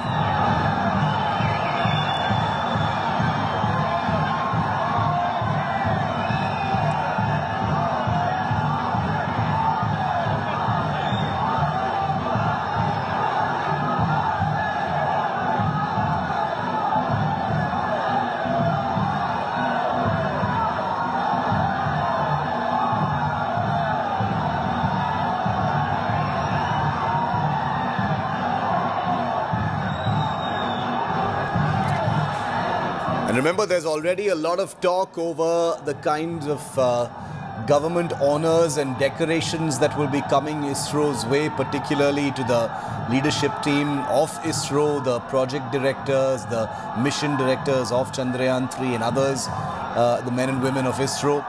The Prime Minister will most likely either announce something today or it will be announced very shortly, but you can be sure that the heroes of ISRO, very, very deserving of the country's adulation and honor, will be, will get government honors as well in the form of Padma awards or others, which will be, granted to them during investiture ceremonies in the national capital. That is something that you can take it from me in writing that's going to happen for sure.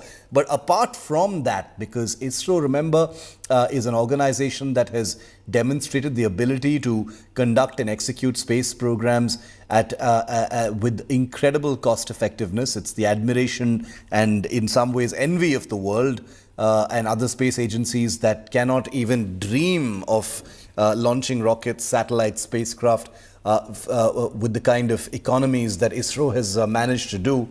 And therefore, it appears quite likely, quite certain that this success of Chandrayaan-3 provides ISRO with a case, leverage with the government for expanded budgets, more resources, greater access to assets and things like that.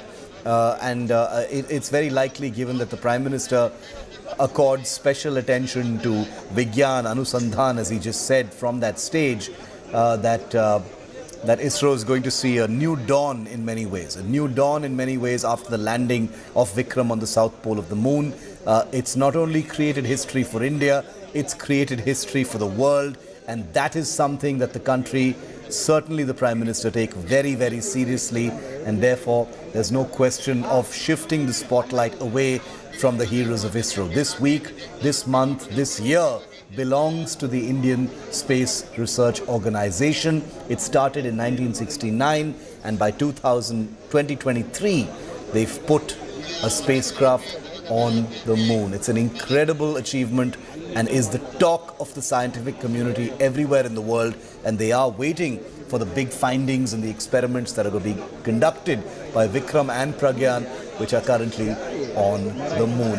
Sagai continues to be with me. Okay, Nagarjun continues to be with me. Nagarjun, looks like there's a little bit of a delay. The Prime Minister is still at the airport.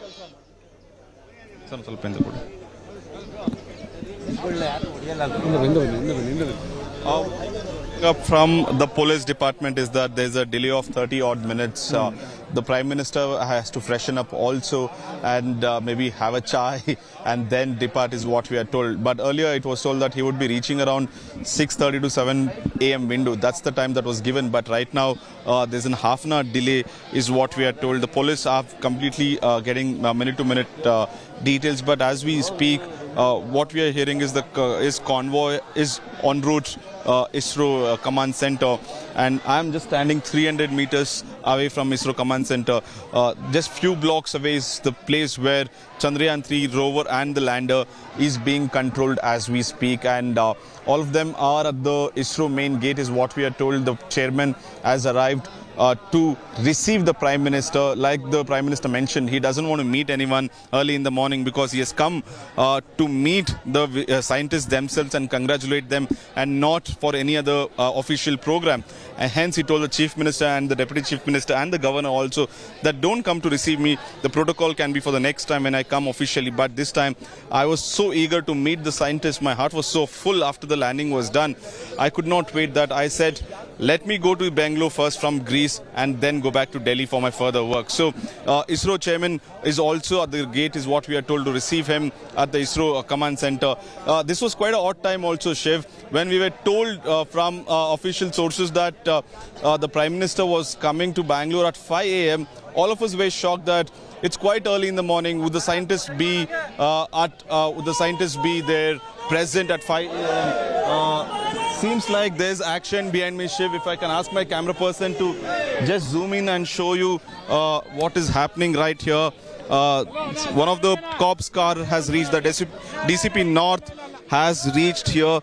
In any moment, the Prime Minister convoy would reach the ISRO command center. The moment that all of us have been waiting for. When I spoke to Mr. Somnath yesterday, what was his feeling that Prime Minister is coming? He said, I could not wait to meet him. He's an inspiration. I spoke to him and it was quite overwhelming for me. And I still remember his words very clearly. Pradhan Mantri ji, India has landed on the moon. India is on the moon. Quite an historic statement which would go down history books. As you can remember what he said just 3 days back. All eyes on this road where his convoy will enter the ISRO junction and go to ISRO command center any moment from now. Okay, so any moment from now, the Prime Minister will be departing. Short delay at the airport. That image that Nagarjun's camera frame is bringing to you off the road is at the ISRO junction. That's just about 300 meters from where, like Nagar just clarified for us, where the Vikram and the Pragyan are being controlled from. That's the ISRO command center that the Prime Minister will be arriving at. So the Prime Minister has just interacted with the crowd outside the HAL airport. He's freshening up inside. He will be getting into his cavalcade in just a moment and heading towards ISRO command center. He'll be down this road and then he will be spending time. He'll be welcomed by Dr. Somnath, the ISRO chief, and the other senior leadership team of ISRO. And then the grand invocation, the grand interaction by India's Prime Minister with the heroes of the day, the week, the year, the decade, perhaps even this, even the century, given that what ISRO has achieved, as Nagarjun just said, is something that has never been done before in over half a century of space exploration. So this is history that's been created. It means a great deal for the Prime Minister as well. Naga, if I could come to you on that point that we were talking about earlier, about how ISRO, there's no time for rest for ISRO. Chandrayaan-3 is happening. Alongside it, ISRO is already getting set for the Aditya L1 launch. The moon is done. Well, not quite done, but they're doing it right now. The sun is next. So there's absolutely no break in between.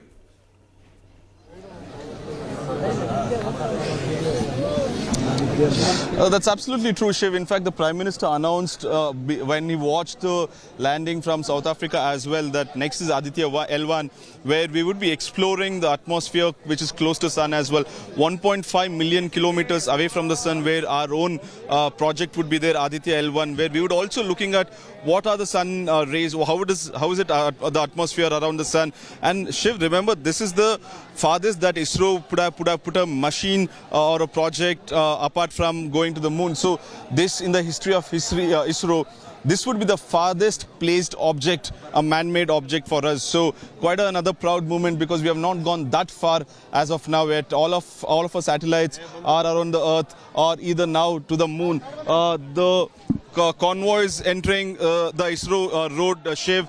You can see the corps escorting the Prime Minister.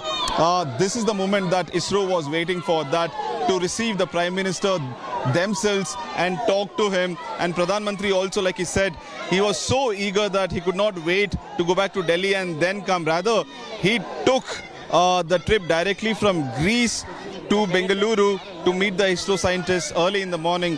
We were all shocked as well that we would have to come here at 4 a.m. ISRO scientists, I saw a few of the women scientists walk from their quarters, the houses, to the ISRO headquarters and ISRO command center at 3:30 in the morning. So they are all ready and decked up to come here, because they all have been waiting to make sure that they also get a glimpse of the Prime Minister himself. And here as to what does he want to say, what morale boost that they can get for upcoming projects, because we are already speaking about Aditya 1 and next to Jupiter. What after that? Gaganyaan is another important project that we have lined up. I spoke to the chairman just 24 hours back.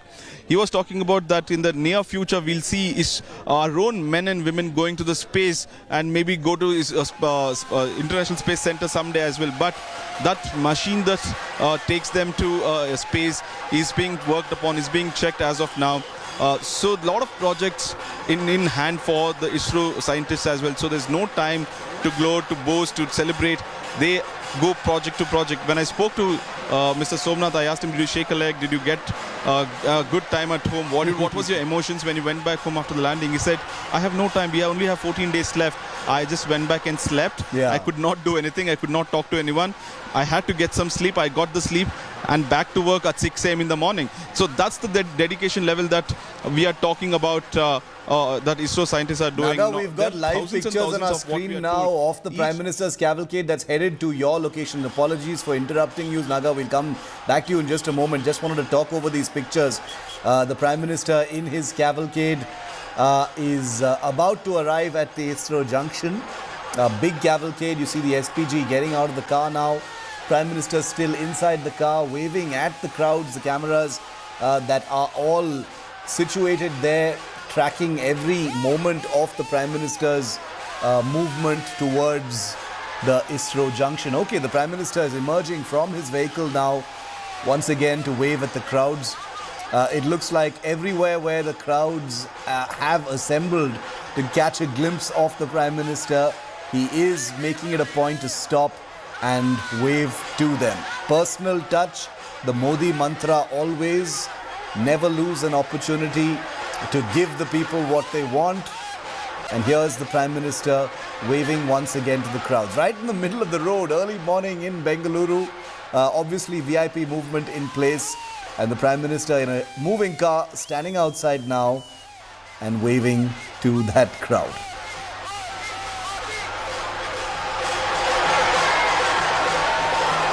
I can tell you right now where while I bring you this broadcast, that these images are going to trigger their own round of politics that we've all become very familiar with.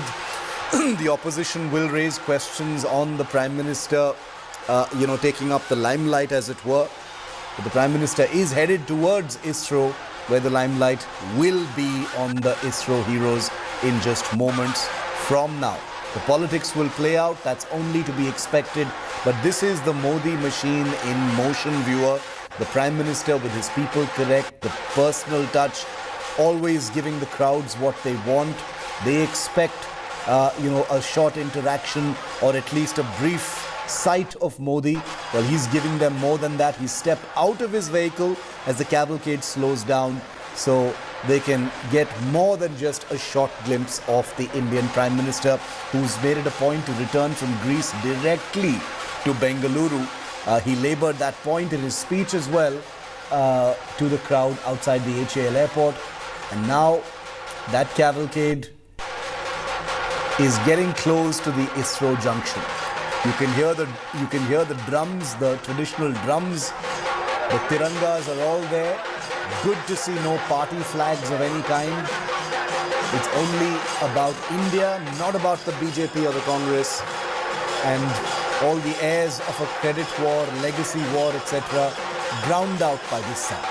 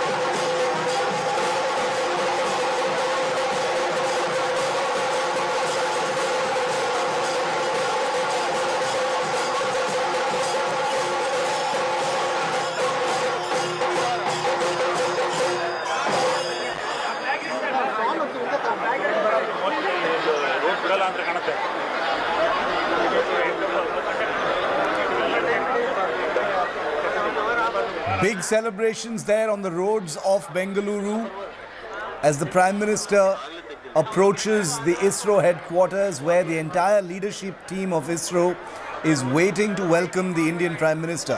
He's about to arrive there.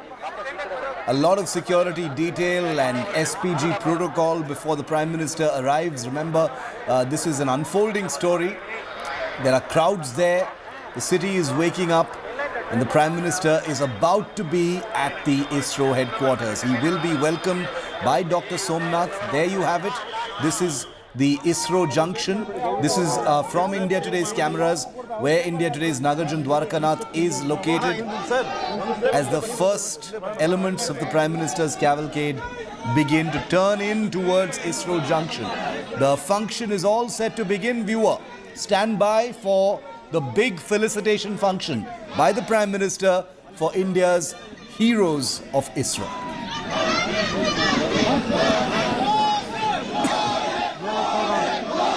Prime Minister waving to the crowd. Let's listen in.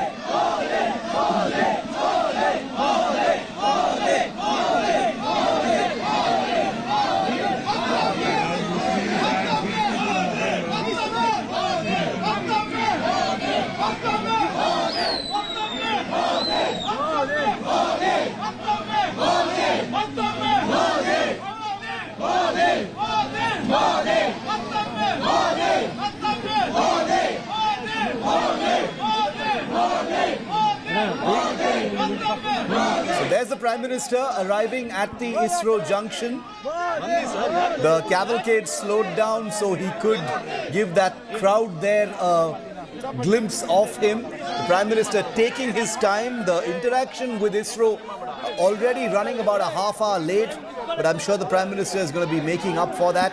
Let's just listen into some of that sound. Dhol Nagada, sloganeering, chants of Modi, Modi. This is Prime Minister Modi in his element. Bengaluru is a city that wakes up early anyway, but this was an especially early morning. The Prime Minister arrived at 6. It's 7:26 and the Prime Minister is just pulling in now into ISRO. Take a look at these images.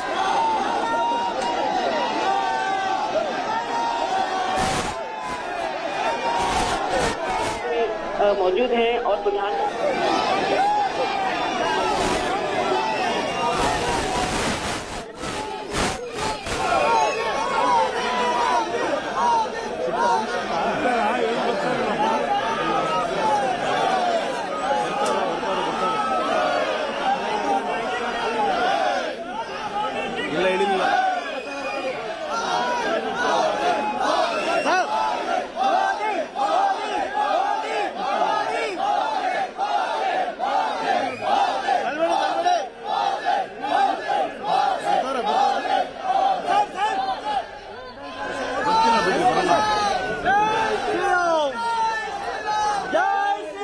Okay, you can also hear the Jai Shri Ram chants. That's become a fixture in public gatherings in many places these days. Prime Minister at that last leg before he pulls in at ISRO. We'll get you a frame from ISRO in just a moment from now, where you'll get the first glimpses of the ISRO heroes that have been waiting for the Prime Minister. The Prime Minister made a 5 to 6 minute speech outside the HL airport, which you've just heard. And his big rallying war cry is Jai Vigyan, Jai Anusandhan. Victory to science, victory to research. That's the Prime Minister's catchphrase for the day. You can expect it to trend on social media for sure in a short while from now, if it isn't already.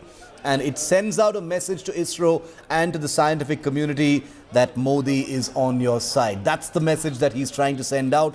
Remember, the Prime Minister, very well aware about the power of an image, most certainly in an election year. But this is the Prime Minister knee-deep in that personal touch philosophy that he holds very dearly. Giving the people a glimpse of his persona, interacting with them, making sure he spends those extra minutes waving to those crowds, fully aware that glimpses of him leave an impression, and that's something that he takes very seriously, especially with Indian youngsters, young people who've come out in large numbers to catch a glimpse of the Prime Minister. Remember, there is oftentimes politics and criticism over event management and crowds and things like that. But make no mistake about the personal touch that the Prime Minister has mastered so well. He knows for a fact that the morale booster that his physical presence in Bengaluru today provided to the Isro scientists, the Isro community, the Chandrayaan team and the scientific community at large across the country is something that is extremely valuable. You will see it when the Prime Minister goes in, the smiles on the faces of the scientists, the importance that's being given to them, the Modi spotlight that will be shined on our scientists is something that they value very, very highly, and it's something they take extremely seriously. Why not? On a day like this, they truly are the national heroes of this country, and they deserve every bit of attention, every bit of adulation, every bit of honor and felicitation that the Prime Minister can muster for them, and muster he is and will in the next few minutes. He's just about to arrive at the Isro headquarters. The road you see here is a road that connects the Bengaluru HAL airport to the Isro junction. It's a VIP protocol that's in force right now, obviously because it's the Indian Prime Minister. He doesn't have a choice in that matter, but he'll be arriving there. And as per his agenda, at least, he's promised to be there for 1 hour. He's arrived. We can confirm to you that the Prime Minister has arrived at the Isro Command Center headquarters. Live pictures coming to you in just a moment. Stand by for those live pictures in just a moment of the Prime Minister arriving at the Isro Command Center. Okay, here you go. That's the Prime Minister arriving in. Okay, this is just before he arrived. The Prime Minister is arriving in just a moment from now at the Isro headquarters, where that honor ceremony will begin. Apart from interacting with the scientists, Dr. Somnath and others, it is almost certain that the Prime Minister will make a speech. Cannot be sure if that speech will be live or will it be shared with us a little later. I don't want to second guess that, but we're going to stay live and bring it to you as soon as it's up there. But the Prime Minister will be interacting with them. Remember, the Prime Minister already made a small speech via video conference from Johannesburg at the time the Vikram had landed. But today he will be interacting in person with the Isro heroes, and that takes a completely different flavor and texture, as you know. There's nothing like being there in person, and that's the reason why the Prime Minister made it a point to mention it, just in case anybody had missed the fact that he had taken his flight directly from Greece while he was on a foreign visit to land in Bengaluru. In other words, before doing anything else in the country, before carrying on with any of his other duties, the Prime Minister wanted to be there to personally shake hands with the Isro scientists, the Isro heroes, Dr. Somnath and his team, because that's the importance he accords to their amazing, not national, but global achievement. Final minutes before the Prime Minister pulls in. Huge media scrum, video journalists on top of some of those vehicles, getting you those live images of the Prime Minister as he finally pulls in. Flower petals on the Prime Minister's car as well, flung by the crowds. That final wave before the Prime Minister and his cavalcade snake into Isro Junction. It's a separate area. Obviously, it's a high security area of the Indian Space Research Organization, where the Prime Minister will be pulling into in just a minute. In fact, we've got a confirmation that he's already reached. We're just about to get those pictures in a moment. You'll see the Prime Minister at the Isro headquarters in just a moment. Obviously, there are restrictions, and that's the reason why we're still waiting on those images. The Prime Minister will be interacting. Okay, I think I'm going to go across to Nagarjun. I think we have Nagarjun with us live. Just going to check if we have him live because he's at the Isro Junction. Can I get a confirmation if we have Nagarjun live? Do we have Nagarjun live? Okay, we don't have Nagarjun live. We'll go, let's get Nagarjun back on our coverage ASAP, because he's at the Isro Junction and I want to be able to speak to him to get a clarification of where the Prime Minister is currently. I think he's we've gotten word that he's reached, but has he already gone inside? How soon before we get those live pictures? All of those questions will be answered. Bear with me, viewer. In just a few seconds from now, we'll have clarity on that. All of those live feeds coming in from Bengaluru, we're bringing them all to you first. Here on India Today, that's a personal guarantee. Okay, so We do know that the entire ISRO leadership team of the Chandrayaan mission are obviously there, the men and women of ISRO, all of them heroes. Images of their celebrations on the day the Vikram landed have all gone viral. We're going to see much more of that. The ISRO scientists are going to be there, each and every one of them, I'm sure. ISRO scientists from the Satish Dhawan Center, from Sriharikota and elsewhere have also been called to Bengaluru for this day to meet with the Prime Minister, because these things really do mean a lot. There's already talk of government decorations like Padma Awards, Bharat Ratna even for Dr. Somnath. Now, we can't second guess those decisions. Those are decisions taken at a very high level. But I can tell you the kind of sentiment, emotion that the Chandrayaan-3 mission has evoked in the country has led to a very vocal call for even a Bharat Ratna for Dr. Somnath and the Chandrayaan-3 team. So this is something that the people of India take very, very seriously. The scientific community is watching very closely because they know the power of what a Modi morale boost really means. Nagarjun is back with us. He's at the ISRO junction.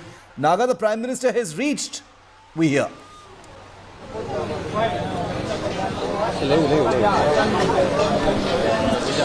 That's true, Shiv. Prime Minister has reached the ISRO mission operation complex, which is just few blocks away from me. I'm just 200 meters away.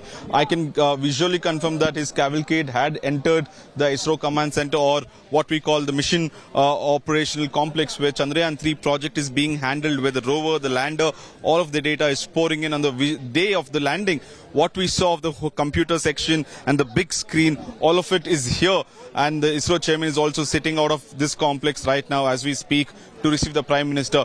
We are waiting for the visuals and photographs to come in because we don't have access because of the protocol. None of the public have access.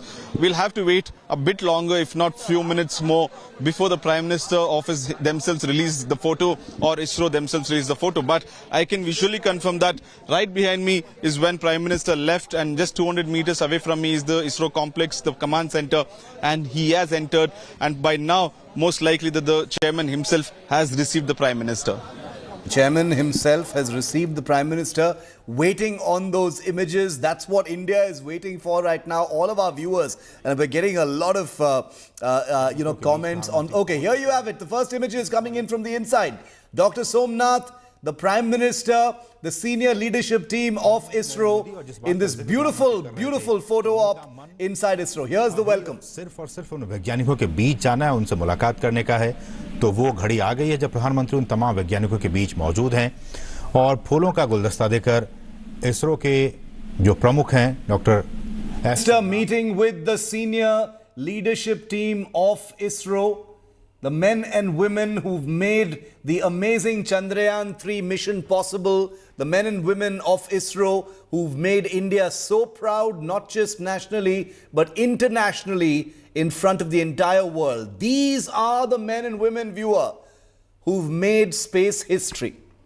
Space history not just for India, but made India the first country in the history of space exploration to put a spacecraft in the south polar region of the moon. It's never been done before. Not by the US, not by Russia, not by China. The other three countries that have executed soft landings on the moon, they've all been in different other areas.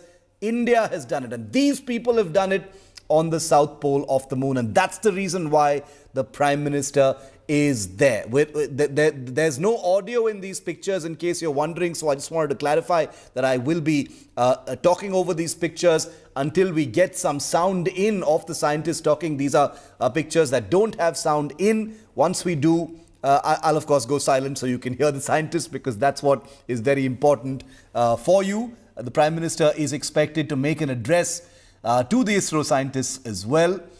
Personally welcomed there by Dr. Somnath. Truly the hero of the decade, maybe. There are loud calls for a Bharat Ratna for Dr. Somnath, and the mission and project directors of Chandrayaan-3 for what they've achieved. But let me tell you, as far as ISRO is concerned, and it is something that Dr. Somnath also said very, very graciously, he said, this is not one person's achievement. It truly is a team effort by the thousands of men and women who make up the Indian Space Research Organization that in a span of just a few decades has managed to do what no other country has done, and at a price that is the envy of every other space agency everywhere in the world. Each of the people you see on your screen, viewer, from Dr. Somnath to the mission director to the project director, these are people who have devoted their entire lives to science and research.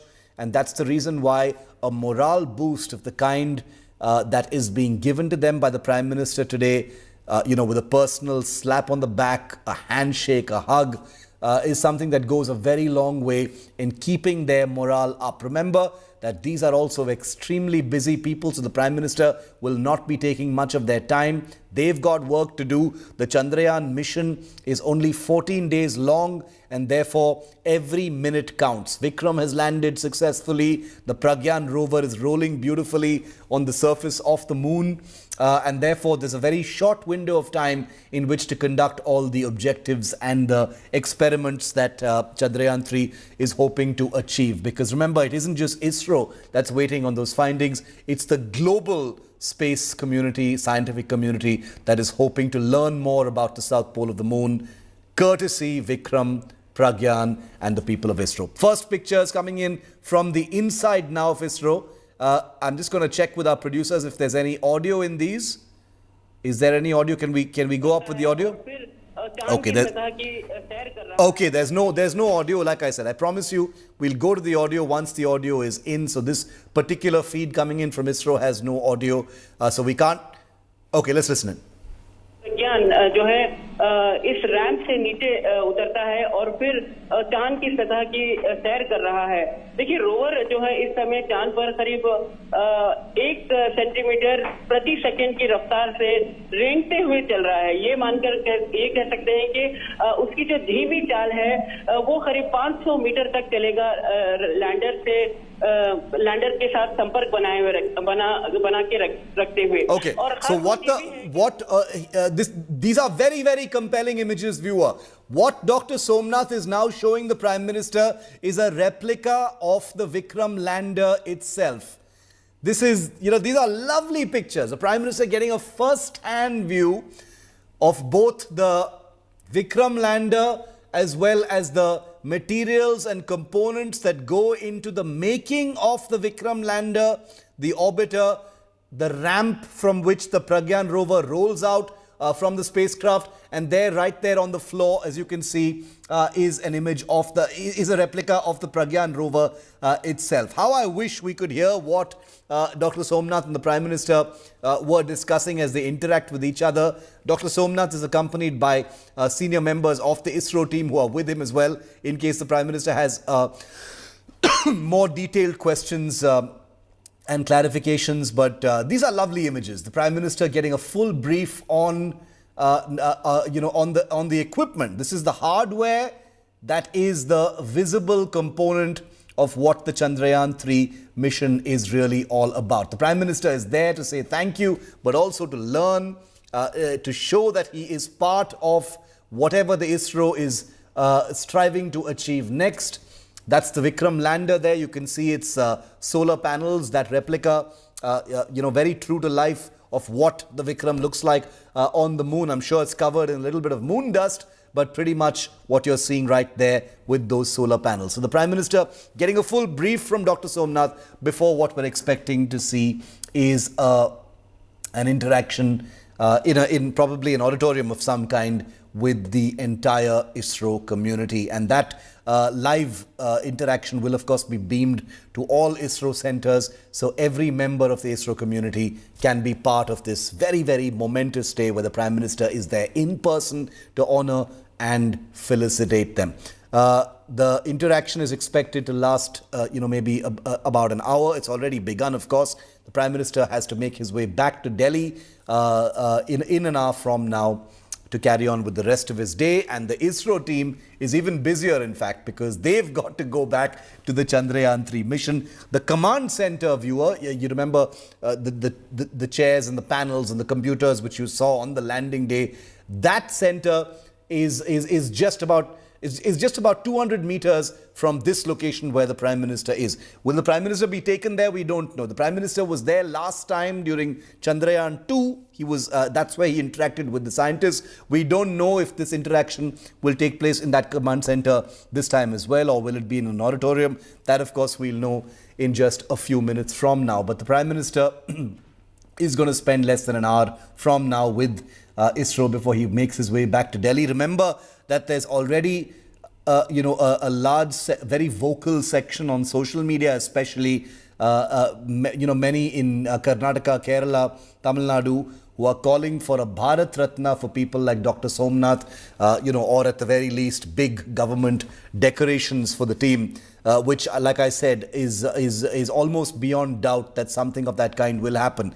It may not be a Bharat Ratna, even though many people very strongly believe that the scale of this achievement, the scale of ISRO's achievement in being the first space agency to put a lander on the south pole of the moon before NASA, before ESA, before any other space agency is a global achievement. It's not just a national achievement. It's not just about ISRO. It's something that's put India on the global space map in a much bigger way than ISRO has ever done before. And that's the reason why there is a section that believes that a Bharat Ratna may be in order for Dr. Somnath and the senior Chandrayaan-3 direction team. So we'll have to see if that happens.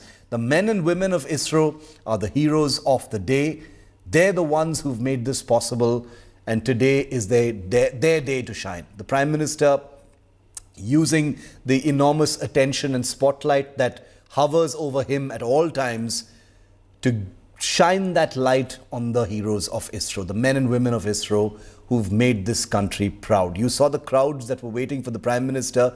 The Prime Minister wants that national attention today to be on ISRO. He knows that India had tuned in and the world had tuned in record numbers to watch the landing of Vikram. In fact, I was just reading that the live viewership online of the Vikram landing has broken all records of any live event, including sports and things like that on YouTube. So this is an event that the world was watching, not just India. And the Prime Minister wants ISRO to get its due, to get the attention it deserves, to have access to the resources it requires, and to also be able to communicate what it requires to go to the next level, to take things to the next level. Now the moon has happened. Remember, on September 2nd, as we've reported, there's no time for ISRO.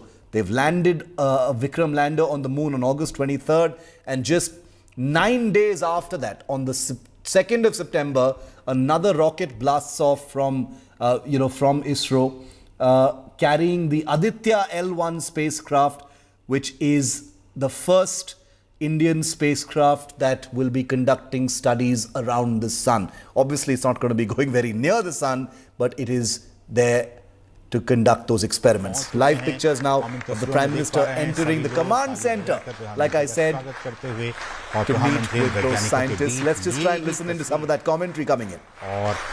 इन्हीं क्षणों का, इन्हीं पलों का प्रधानमंत्री को भी इंतजार था और वैज्ञानिकों को भी इंतजार। हम देख सकते हैं कि महिला वैज्ञानिक भी इस दौरान वहां मौजूद हैं और इन तमाम वैज्ञानिकों के बीच ये लाइव तस्वीरें हैं बेंगलुरु से, टेलीमेट्री, ट्रैकिंग और कमांड नेटवर्क सेंटर से।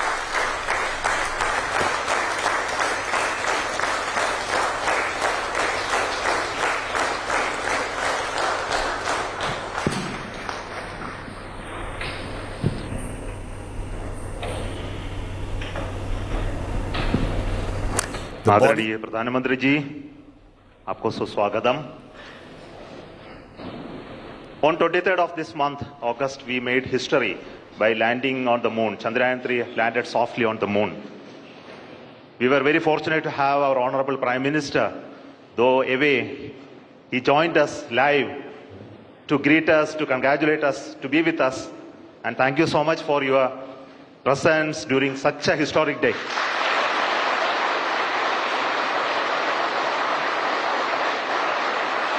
You promised us that you will come and meet us on that day. And you are here. And thank you so much for your gracious presence today amongst us. And today we look forward to your words of wisdom, your vision, your expectation from us. And for all those words, we are at ears to you. Honorable Pradhan Mantri ji, आपको मेरा स्वागत इसरो में ये control centre में. Thank you, sir.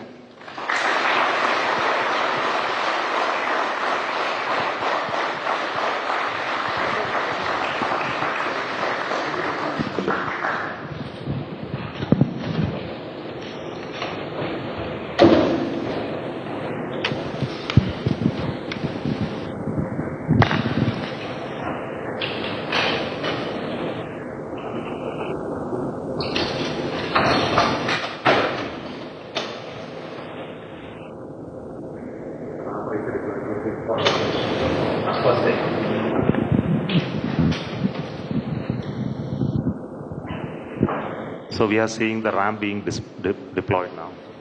This is animation. We'll see the real.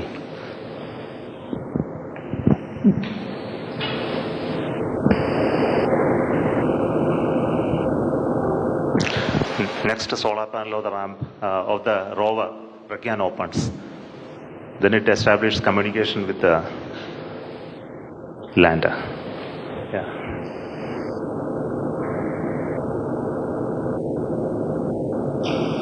Then it slowly comes out. Now the rover has already moved 12 meters. So we'll see the onboard camera visuals. So this is a camera mounted on the side just before the ramp deployment. So what you're seeing is the deployment of the ramp with the rover mounted on that.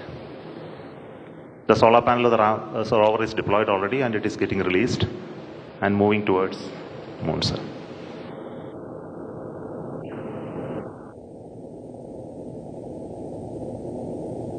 So these images take a lot of time to come to Earth because data rate and processing. So now this is the early morning image of today morning. The rover is almost out of the field of view. It will turn in the day today and look at the lander and take more pictures. Thank you.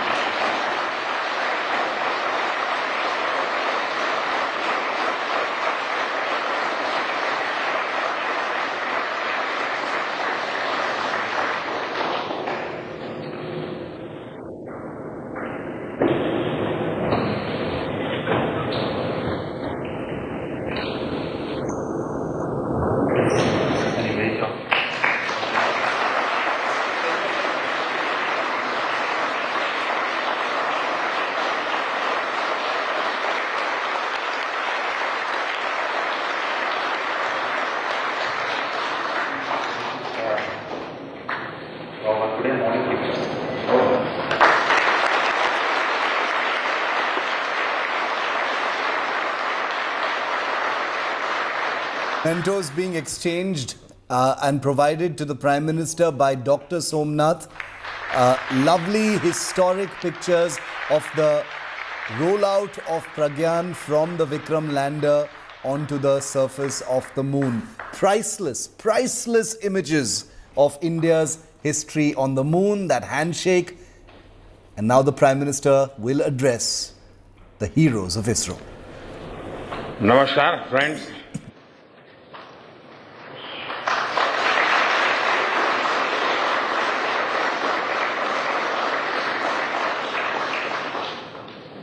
आप सभी के बीच आकर आज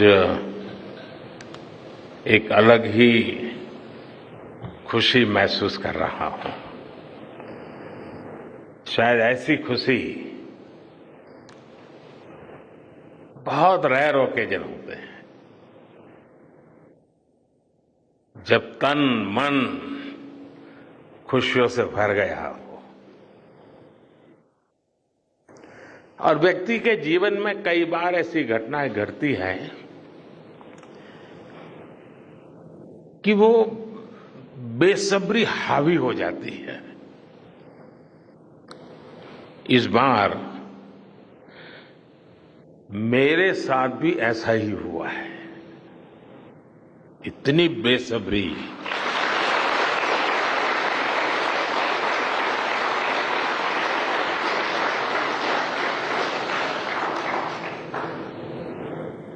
मैं south Africa में था, फिर Greece का कार्यक्रम था तो वहां चला गया, लेकिन मेरा मन पूरी तरह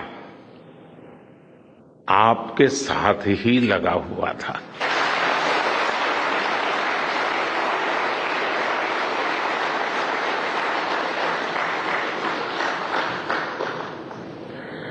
लेकिन कभी कभी लगता है कि मैं आप लोगों के साथ अन्याय कर देता हूं। बेसब्री मेरी और मुसीबत आपकी। इतनी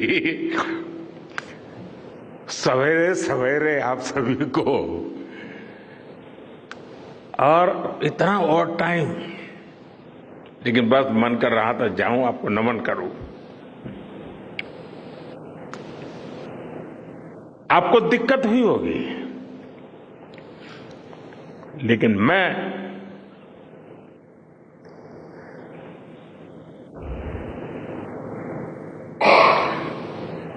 भारत में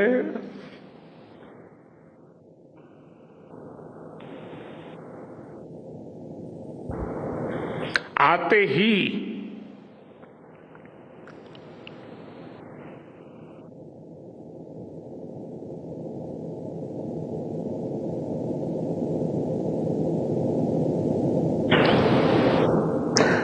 जल्द से जल्द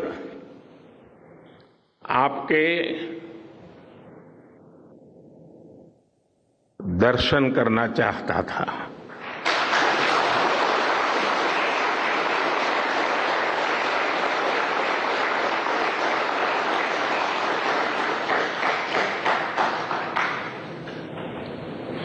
आप सबको सैल्यूट करना चाहता था।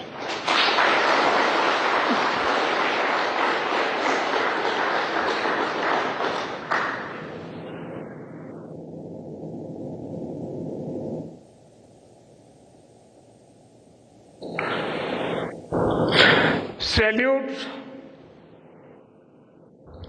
आपके परिश्रम को, सैल्यूट आपके धैर्य को, सैल्यूट आपकी लगन को, सैल्यूट आपकी जीवटता को, सैल्यूट आपके जज्बे को। आप देश को जिस ऊंचाई पर लेकर गए हैं, ये कोई साधारण सफलता नहीं है। ये अनंत अंतरिक्ष में भारत के वैज्ञानिक सामर्थ्य का शंखनाद है।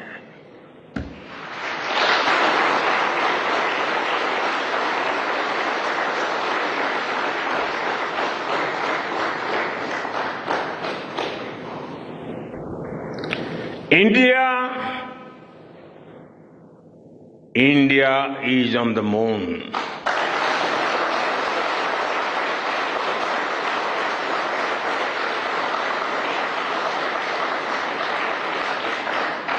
We have our national pride place on the moon.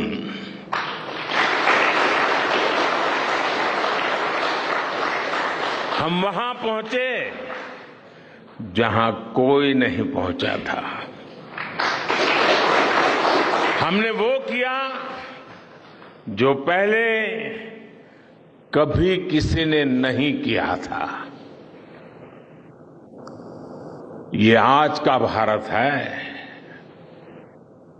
निर्भीक भारत, जुझारू भारत।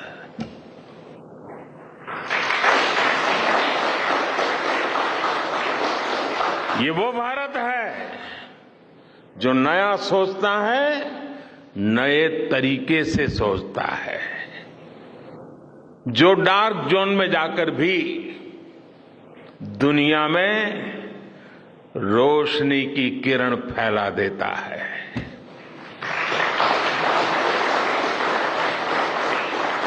इक्कीसवीं सदी में यही भारत दुनिया की बड़ी बड़ी समस्याओं का समाधान करेगा। मेरी आंखों के सामने 23 अगस्त का वो दिन, वो एक एक सेकंड बार बार घूम रहा है। जब टचडाउन कंफर्म हुआ तो जिस तरह यहां इसरो सेंटर में, पूरे देश में लोग उछल पड़े, वो दृश्य कौन भूल सकता है। कुछ स्मृतियां अमर हो जाती हैं। वो पल अमर हो गया। वो पल इस सदी के सबसे प्रेरणादायी क्षणों में से एक है। हर भारतीय को लग रहा था कि विजय उसकी अपनी है। खुद महसूस करता था। हर भारतीय को लग रहा था कि जैसे वो खुद एक बड़े एग्जाम में पास हो गया है। आज भी बधाइयां दी जा रही हैं, संदेश दिए जा रहे हैं, और ये सब मुमकिन बनाया है आप सबने, आपने।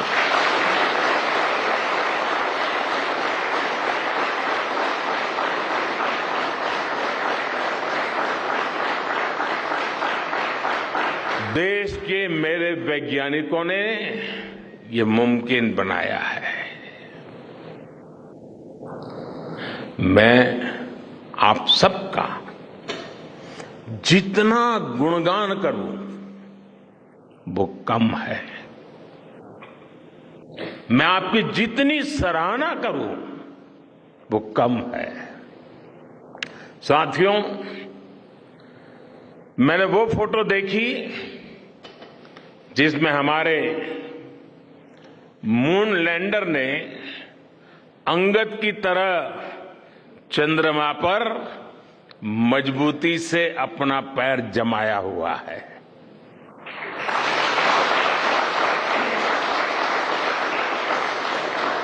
एक तरफ विक्रम का विश्वास है तो दूसरी तरफ प्रज्ञान का पराक्रम है।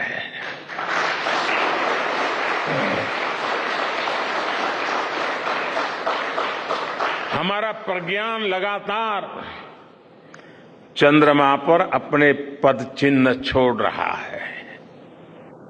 अलग अलग कैमरों से ली गई जो तस्वीरें अभी रिलीज हुई और मुझे देखने का सौभाग्य मिला, वो अद्भुत है। मानव सभ्यता में पहली बार धरती के लाखों साल के इतिहास में पहली बार उस स्थान की तस्वीर मानव अपनी आंखों से देख रहा है। और ये तस्वीर दुनिया को दिखाने का काम भारत ने किया है।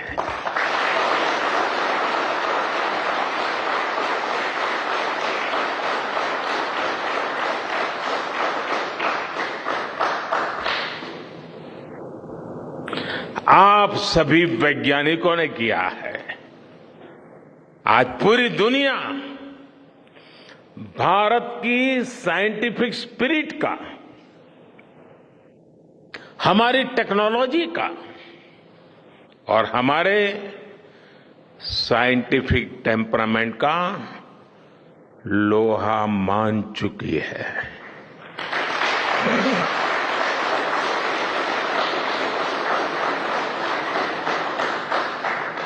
चंद्रयान महाअभियान सिर्फ भारत की नहीं बल्कि पूरी मानवता की सफलता है।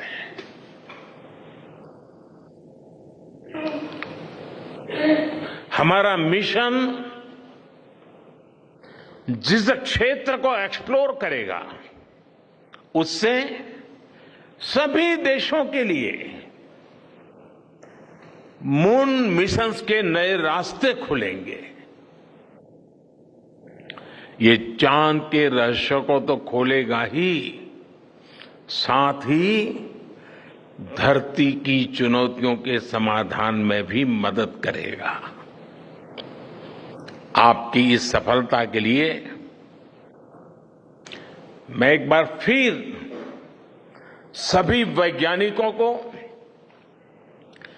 टेक्नीशियंस, इंजीनियर्स और चंद्रयान महाअभियान से जुड़े सभी सदस्यों को बधाई देता हूं।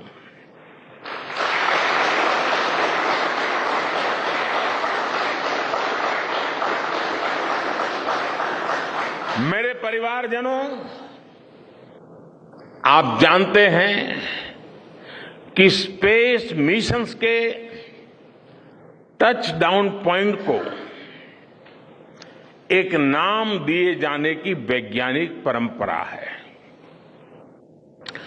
चंद्रमा के जिस हिस्से पर हमारा चंद्रयान उतरा है, भारत ने उस स्थान के भी नामकरण का फैसला लिया है।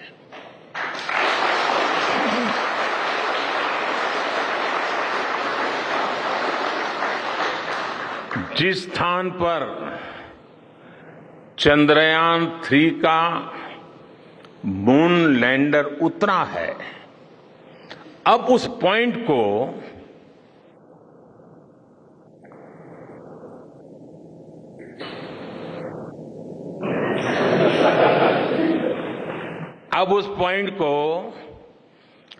शिव शक्ति के नाम से जाना जाएगा।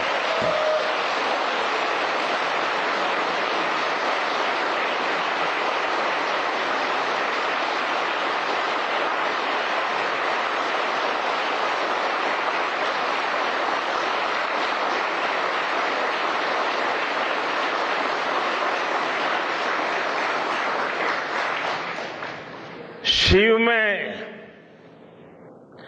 मानवता के कल्याण का संकल्प समाहित है और शक्ति से हमें उन संकल्पों को पूरा करने का सामर्थ्य मिलता है। चंद्रमा का शिव शक्ति पॉइंट हिमालय से कन्याकुमारी से जुड़े होने का बोध कराता है।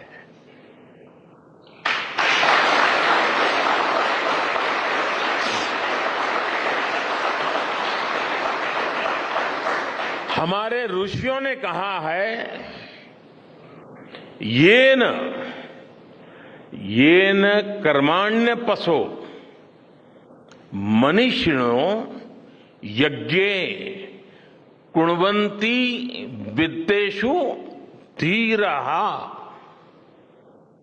यत्पूर्व यक्षमन्तः प्रजानां तन्मे मनः शिव संकल्पम अस्तु।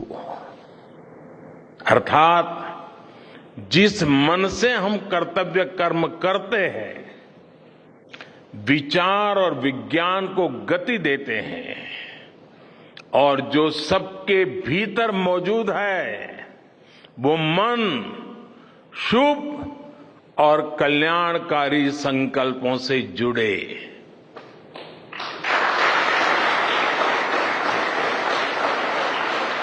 मन के इन शुभ संकल्पों को पूरा करने के लिए शक्ति का आशीर्वाद अनिवार्य है और ये शक्ति हमारी नारी शक्ति है।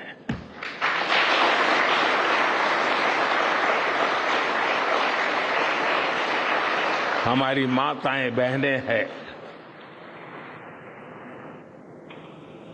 हमारे यहां कहा गया है, सृष्टि स्थिति विनाशानाम शक्ति भूते सनातनी, अर्थात निर्माण से प्रलय तक पूरी सृष्टि का आधार नारी शक्ति ही है।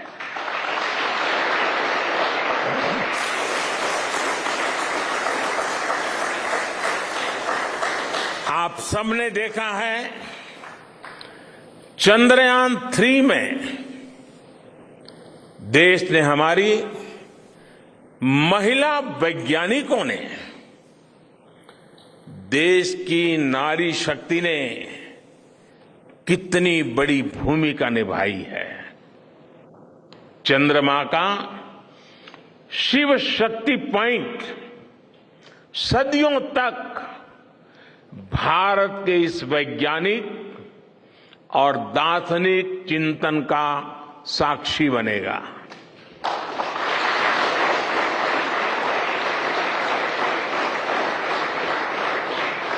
ये शिव शक्ति पॉइंट आने वाली पीढ़ियों को प्रेरणा देगा कि हमें विज्ञान का उपयोग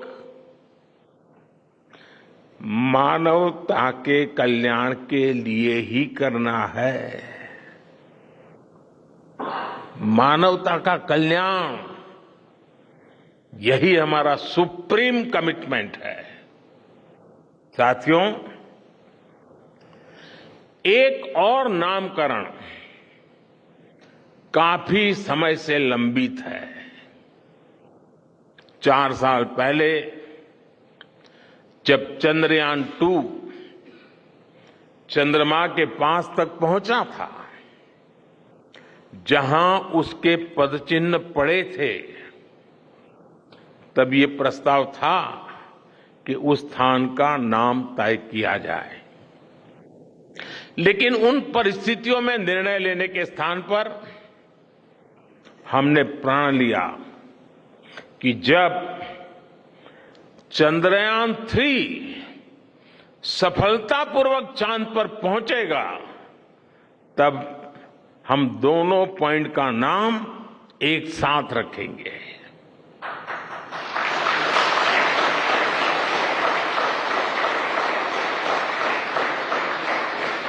और आज मुझे लगता है कि जब हर घर तिरंगा है, जब हर मन तिरंगा है और चांद पर भी तिरंगा है, तो तिरंगा के सिवाय चंद्रयान-2 से जुड़े उस स्थान को और क्या नाम दिया जा सकता है।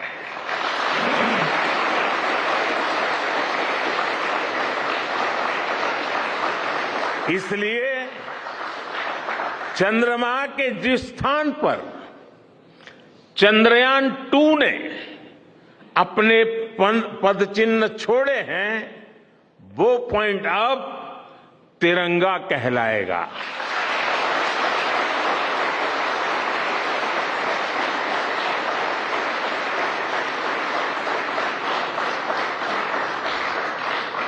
ये तिरंगा पॉइंट भारत के हर प्रयास की प्रेरणा बनेगा। ये तिरंगा पॉइंट हमें सीख देगा कि कोई भी विफलता आखिरी नहीं होती। अगर दृढ़ इच्छा शक्ति हो तो सफलता मिलकर के ही रहती है। यानी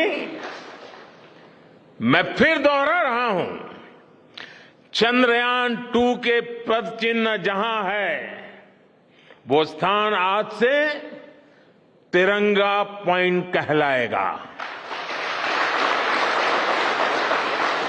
और जहां पर चंद्रयान-3 का मून लैंडर पहुंचा है वो स्थान आज से शिव शक्ति पॉइंट कहलाएगा।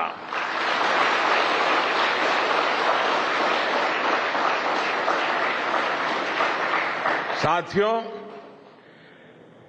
आज भारत दुनिया का चौथा ऐसा देश बन चुका है जिसने चंद्रमा की सतह को छुआ है।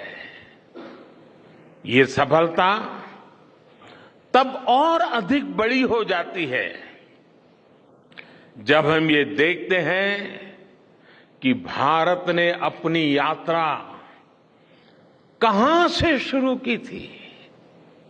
एक समय था जब भारत के पास जरूरी तकनीक नहीं थी, सहयोग भी नहीं था। हमारी गिनती थर्ड वर्ल्ड यानी थर्ड रो में खड़े देशों में होती थी। थर्ड वर्ल्ड थर्ड रो में खड़े हुए लोगों में होती थी।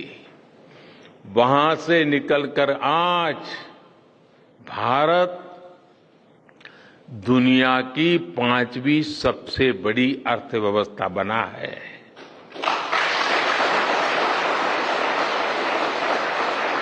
आज ट्रेड से लेकर टेक्नोलॉजी तक भारत की गिनती पहली पंक्ति यानी फर्स्ट रो में खड़े देशों में हो रही है। यानी थर्ड रो से फर्स्ट रो तक इस यात्रा में इसरो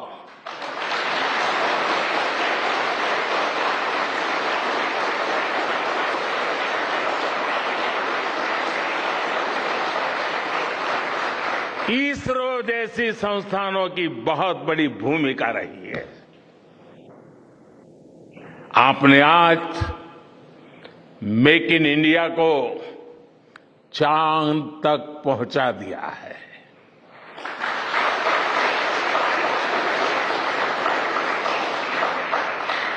मेरे परिवारजनों, मैं आज आपके बीच आकर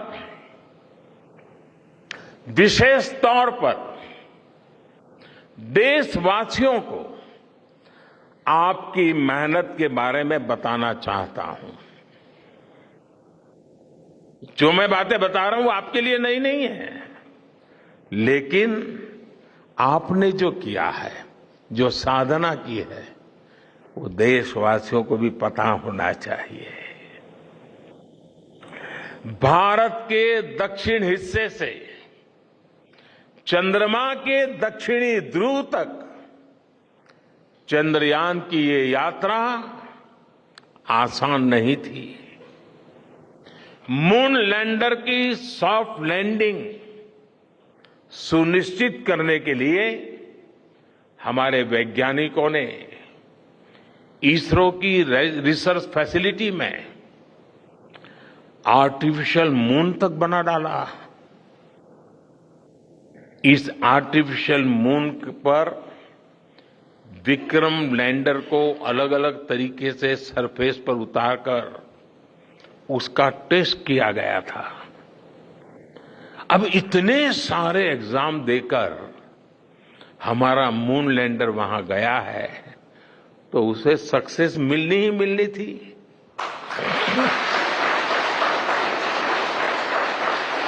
साथियों, आज जब मैं देखता हूं कि भारत की युवा पीढ़ी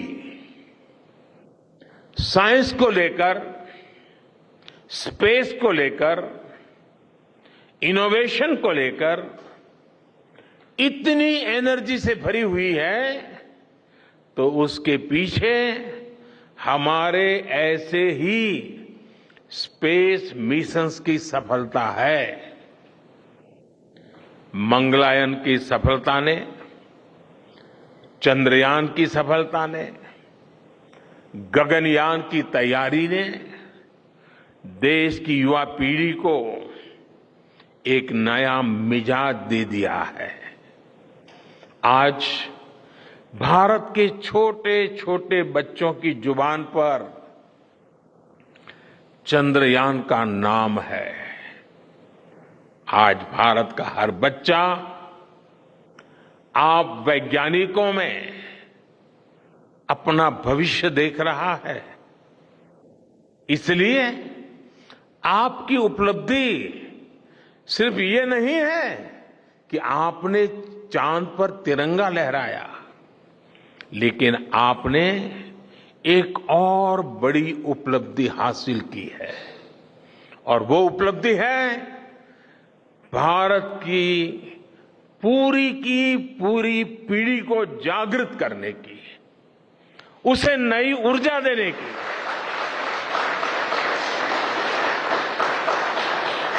आपने एक पूरी पीढ़ी पर अपनी सफलता की गहरी छाप छोड़ी है। आज से कोई भी बच्चा रात में जब चंद्रमा को देखेगा तो उसको विश्वास होगा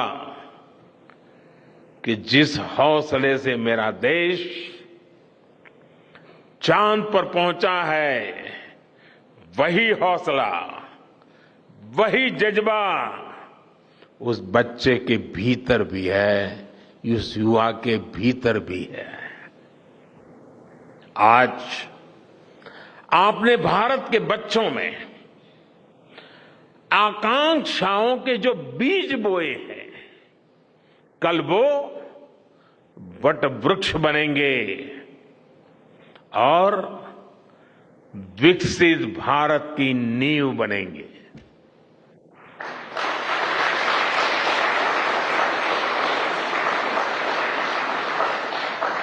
हमारी युवा पीढ़ी को निरंतर प्रेरणा मिलती रहे,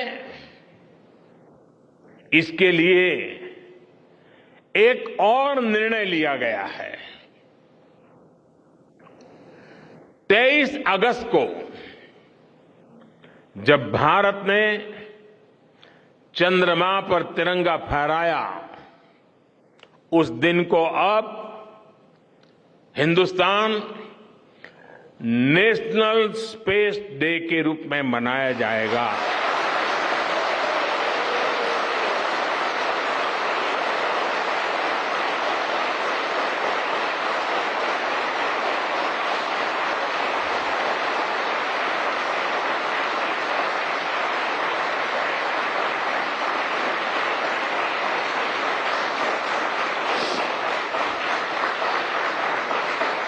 जब हर वर्ष national space day science, technology और इनोवेशन की स्पिरिट को सेलिब्रेट करेगा, हमें हमेशा हमेशा के लिए प्रेरित करता रहेगा।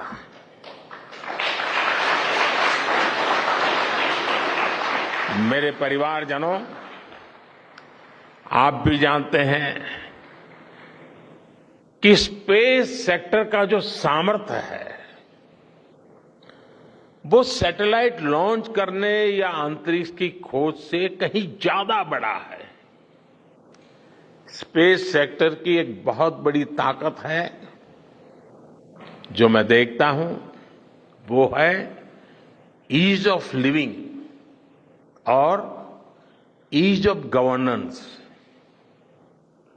आज देश में स्पेस एप्लीकेशंस को गवर्नेंस के हर पहलू से जोड़ने की दिशा में बहुत बड़ा काम हुआ है।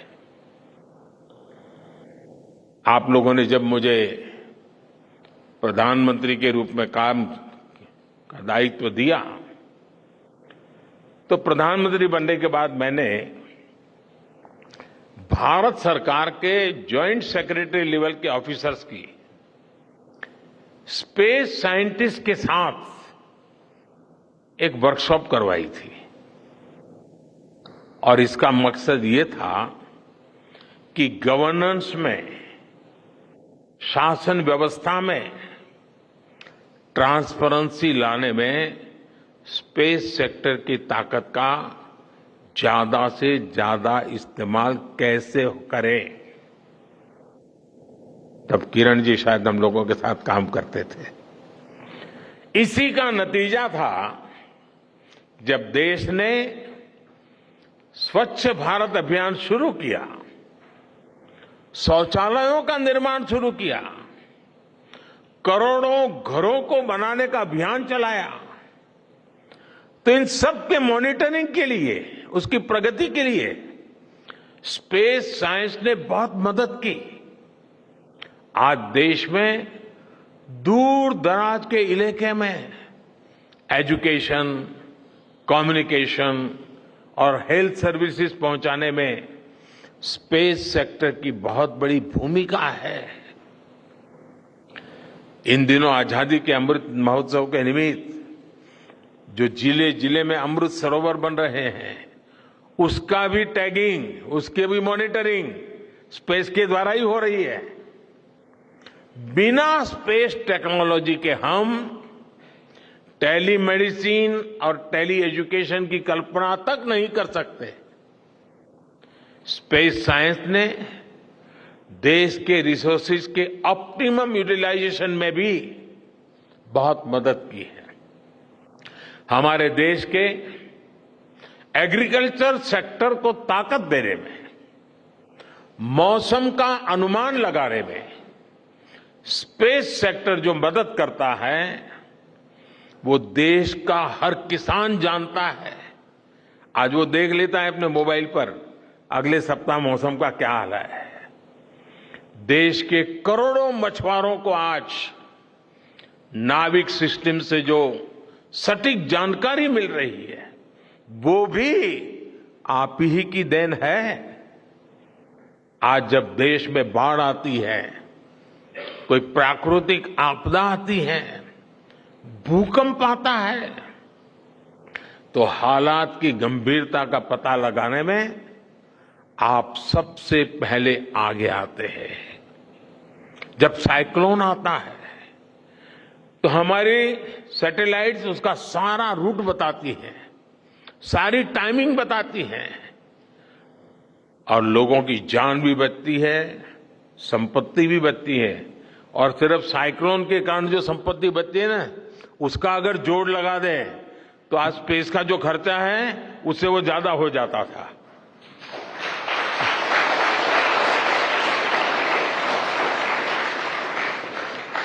हमारे PM Gatishakti national master plan का आधार भी स्पेस टेक्नोलॉजी ही है और आज दुनिया भारत के इस गतिशक्ति प्लेटफॉर्म का अध्ययन कर रही है कि प्लानिंग और मैनेजमेंट में ये प्लेटफॉर्म कितना उपयोगी हो सकता है।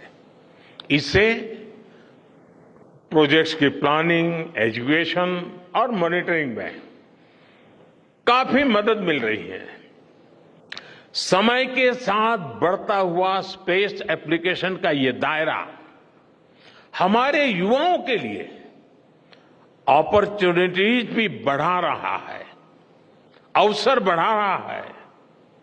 और इसलिए आज मैं एक सुझाव भी देना चाहता हूं और मैं चाहूंगा कि आपके यहां से जो रिटायर्ड लोग हैं, वे इसमें काफी मदद कर सकते हैं। अब ये मत बोलिएगा कि इतनी सुबह सुबह मोदी जी यहां आए और कुछ काम भी दे करके जा रहे हैं। साथियों, मैं चाहूंगा कि इसरो केंद्र सरकार के विभिन्न मंत्रालय और राज्य सरकारें मिलकर गवर्नेंस में स्पेस टेक्नोलॉजी पर एक नेशनल हैकाथॉन का आयोजन करें।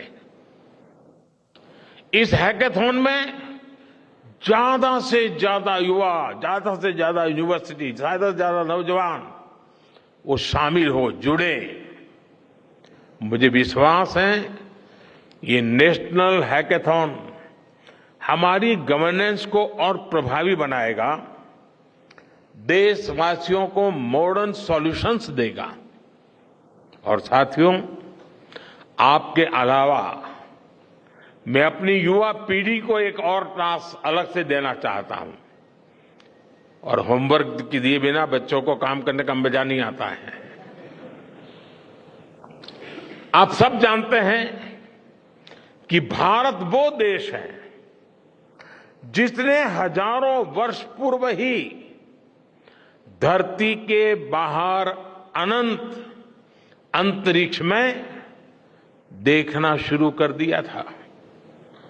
हमारे यहां सदियों पहले अनुसंधान परंपरा के आर्यभट्ट, ब्रह्मगुप्त, वराहमिहिर और भास्कराचार्य जैसे ऋषि मनीषी हुए थे। जब धरती के आकार को लेकर भ्रम था, तब आर्यभट्ट ने अपने महान ग्रंथ आर्यभट्टीय में धरती के गोलाकार होने के बारे में विस्तार से लिखा था। उन्होंने एक्सिस पर पृथ्वी की रोटेशन और उसकी परिधि की गणना भी लिख दी थी। इसी तरह सूर्य सिद्धांत जैसे ग्रंथों में भी कहा गया है, सर्वत्रैव महिगोले, सर्वत्रैव महिगोले स्वस्थानम उपरि स्थितम मन्यन्ते खेयतो गोलस तस्य क्व ऊर्ध्वम क्व वादः। अर्थात पृथ्वी पर कुछ लोग अपनी जगह को सबसे ऊपर मानते हैं, लेकिन ये गोलाकार पृथ्वी तो आकाश में स्थित है, उसमें ऊपर और नीचे क्या हो सकता है, ये उस समय लिखा गया था। ये तो मैंने सिर्फ एक श्लोक बताया है। ऐसी अनगिनत रचनाएं हमारे पूर्वजों ने लिखी हुई है। सूर्य, चंद्रमा और पृथ्वी के एक दूसरे के बीच में आने से ग्रहण की जानकारी हमारे कितने ही ग्रंथों में लिखी हुई पाई जाती है। पृथ्वी के अलावा अन्य ग्रहों के आकार की गणनाएं, उनके मूवमेंट से जुड़ी जानकारी भी हमारे प्राचीन ग्रंथों में मिलती है। हमने ग्रहों और उपग्रहों की गति को लेकर इतना सूक्ष्म गणनाएं करने की वो काबिलियत हासिल की थी कि हमारे यहां सैकड़ों वर्ष आगे के पंचांग यानी कैलेंडर्स बनाए जाते थे।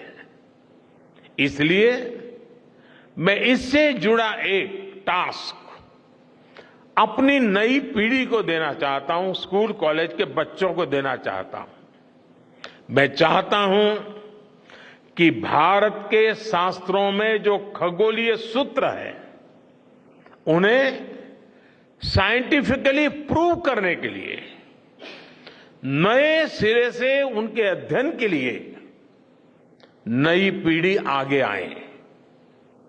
ये हमारी विरासत के लिए भी जरूरी है और विज्ञान के लिए भी जरूरी है। आज जो स्कूल के, कॉलेज के, यूनिवर्सिटी के स्टूडेंट्स हैं, रिसर्चर्स हैं, उन पर एक तरह से ये दोहरा दायित्व है।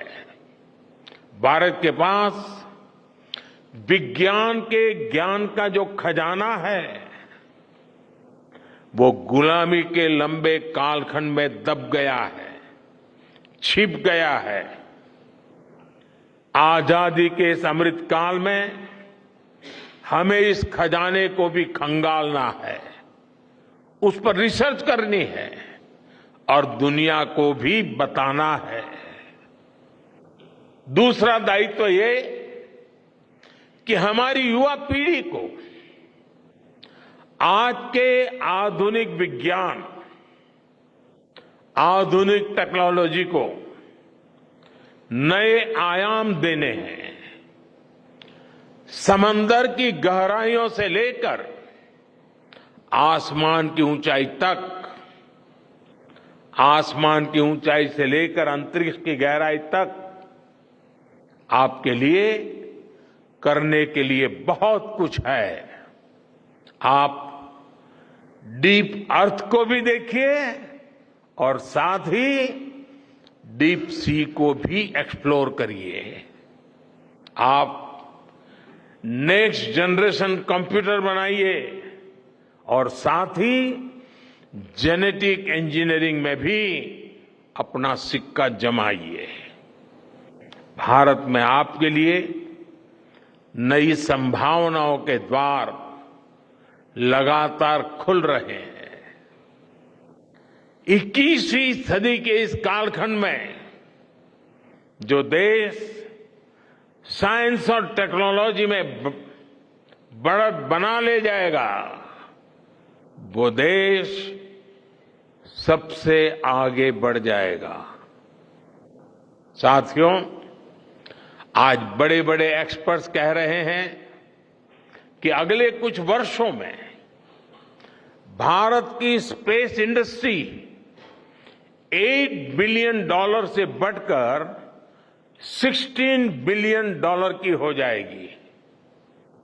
सरकार भी इस बात की गंभीरता को समझते हुए स्पेस सेक्टर में लगातार रिफॉर्म कर रही है। हमारे युवा भी कमर कसकर तैयार है। आपको जानकर सुखद आश्चर्य होगा कि पिछले 4 साल में स्पेस सेक्टर में काम करने वाले स्टार्टअप की संख्या 4 से बढ़कर करीब करीब 150 हो गई है। हम कल्पना कर सकते हैं कि अनंत आकाश में कितनी अनंत संभावनाएं भारत का इंतजार कर रही हैं। वैसे कुछ दिन बाद 1 सितंबर से माय गॉव हमारे चंद्रयान मिशन को लेकर बहुत बड़ा क्विज कंपटीशन लॉन्च करने वाला है। हमारे देश के स्टूडेंट्स इससे भी शुरुआत कर सकते हैं।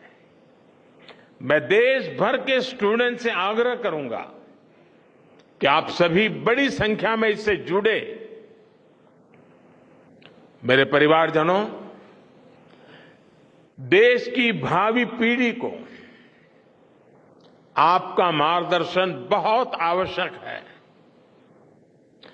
आप जो इतने सारे इंपॉर्टेंट मिशंस पर काम कर रहे हैं, वो आने वाली पीढ़ी ही आगे ले जाने वाली है। आप उन सभी के रोल मॉडल हैं।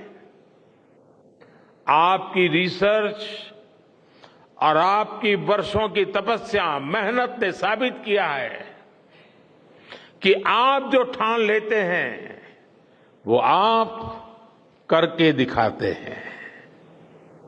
देश के लोगों का विश्वास आप पर है और विश्वास कमाना छोटी बात नहीं होती है दोस्तों। आपने अपनी तपस्या से विश्वास कमाया है।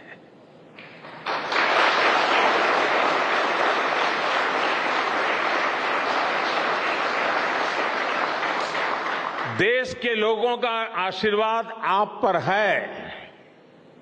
इसी आशीर्वाद की ताकत से, देश के प्रति इसी समर्पण भाव से भारत साइंस एंड टेक्नोलॉजी में ग्लोबल लीडर बनेगा। और मैं आपके बीच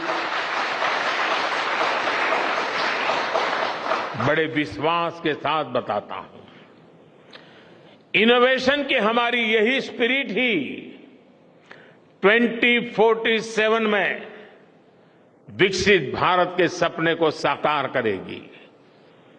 इसी विश्वास के साथ मैं फिर एक बार आप सबके दर्शन करके पावन हुआ हूं। देशवासी गौरव से भरे हुए हैं। सपने बहुत तेजी से संकल्प बन रहे हैं और आपका परिश्रम उन संकल्प को सिद्धि के तक ले जाने के लिए बहुत बड़ी प्रेरणा बन रहा है।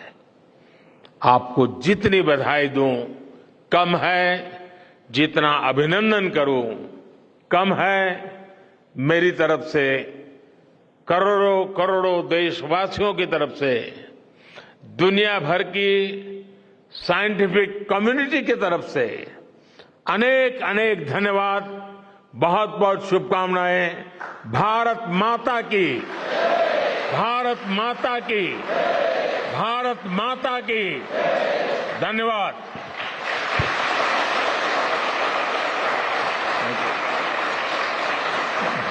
Very big takeaways from the Prime Minister's speech to Isro that's just wrapped up. The Prime Minister spoke for, a good part of 40 minutes. The Prime Minister ending his speech as he usually does with Bharat Mata Ki Jai. The Prime Minister has announced many things for Isro. Let's just listen to that applause for a minute, then I'll wrap it up for you.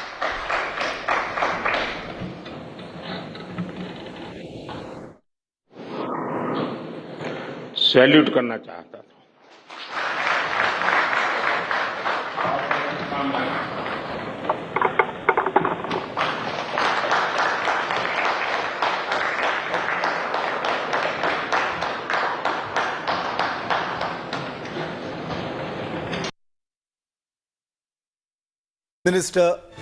The Prime Minister just saluted Isro. He just saluted the people of Isro. I want to quickly bring you the big takeaways from the Prime Minister's 40-minute speech to the heroes of the Indian Space Research Organization. The Chandrayaan-3 Vikram lander's landing site has been named Shiv Shakti Point. The Chandrayaan-2, the mission that never succeeded in landing, that landing site where the wreckage of the Chandrayaan-2 landed has been declared as Tiranga Point by the Prime Minister. But the important announcement by the Prime Minister today is that the landing site of the Chandrayaan-3, the one you see on your screen there, has been named Shiv Shakti Point, and that officially becomes the newest named point on the lunar surface. This will, of course, be updated in all the space science records as well. Shiv Shakti Point is India's site on the moon. It's the first landing site in the south pole of the moon. The Prime Minister has also, remember, declared August 23rd, the day when the lander landed on the moon, as National Space Day. It was received with booming applause from the scientists of Isro. National Space Day, August 23rd, declared by the Prime Minister in honor of India's amazing achievement in space on that day, with the Vikram lander landing on the south pole of the moon. So, 3 big announcements by the Prime Minister in a 40-minute speech. He has saluted the courage and the resolve of our space scientists. He's told them that their work goes way beyond just space science. It is their work that benefits everything in this country, from weather prediction to agriculture to the corporate sector to the military and beyond. The Prime Minister putting his hand up and saluting the people of Isro to tell them that it is their courage, their resolve, their grit, their perseverance, their ability to tide over hardship and the pain of failure, like what happened in Chandrayaan-3, even though I would never call that a failure. He says that it is those things that have made Isro what it is today. I'm going to play out for you in just a moment the operative points of what the Prime Minister said. The three big takeaways, the 2 landing sites, and August 23rd declared as National Space Day. Just listen in once again. जिस स्थान पर चंद्रयान-3 का moon lander उतरा है, अब उस point को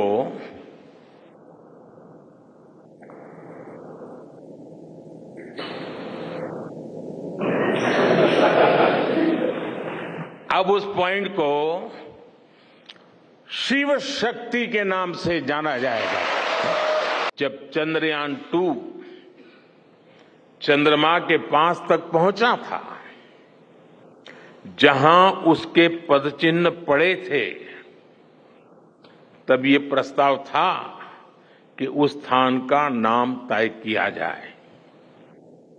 लेकिन उन परिस्थितियों में निर्णय लेने के स्थान पर हमने प्रण लिया कि जब चंद्रयान-3 सफलतापूर्वक चांद पर पहुंचेगा, तब हम दोनों पॉइंट का नाम एक साथ रखेंगे।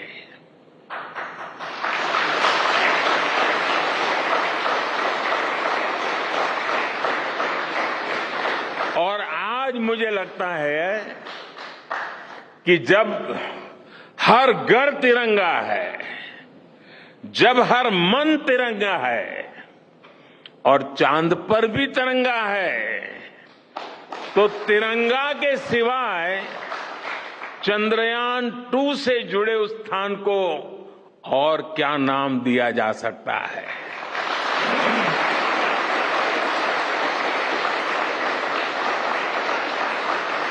इसलिए चंद्रमा के जिस स्थान पर चंद्रयान-2 ने अपने पदचिन्ह छोड़े हैं, वो पॉइंट अब तिरंगा कहलाएगा।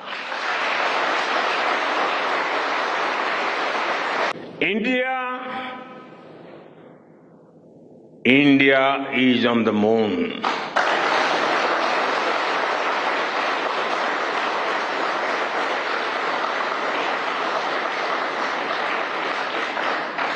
We have our national pride placed on the moon.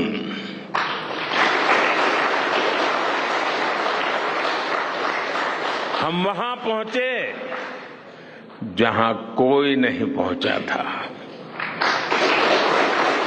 हमने वो किया जो पहले कभी किसी ने नहीं किया था। ये आज का भारत है, निर्भीक भारत, जुझारू भारत। मन के इन शुभ संकल्पों को पूरा करने के लिए शक्ति का आशीर्वाद अनिवार्य है, और ये शक्ति हमारी नारी शक्ति है। हमारे यहां कहा गया है, सृष्टि स्थिति विनाशानां शक्ति भूते सनातनी, अर्थात निर्माण से प्रलय तक पूरी सृष्टि का आधार नारी शक्ति ही है। आप सबको सैल्यूट करना चाहता था।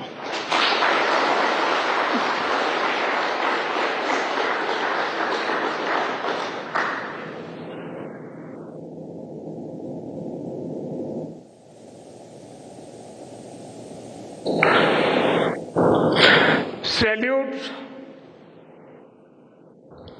आपके परिश्रम को,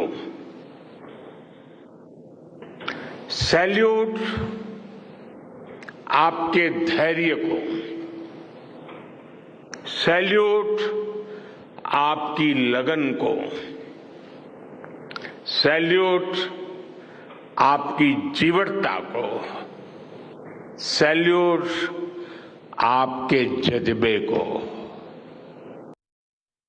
23rd of August will be National Space Day. There will be an official announcement, from government accounts as well going forward. So it's spread as information to all parts of the country. But the big talking point today is going to be that the Prime Minister has declared that the Vikram landing site has been named Shiv Shakti Point. Now, Shiv Shakti Point becomes the newest site named on the lunar surface. It has just been revealed by the Prime Minister and will go into the records of places named on the surface of Earth's moon. The Prime Minister also declared that Tiranga is the name of the landing site that was proposed for the Chandrayaan-3. It was never declared at that time because of the last phase of the Chandrayaan-3 mission not quite meeting its objective with a failed landing phase. But he has revealed today that Chandrayaan-2 landing site is named Tiranga. The Prime Minister now has departed Isro and he will be on his way back to the airport very, very shortly to leave and return to Delhi. Nagarjun Dwarkanath is live with me. Naga, Shiv Shakti Point, that's going to be the big talking point today. Shiv Shakti Point and August 23rd as National Space Day.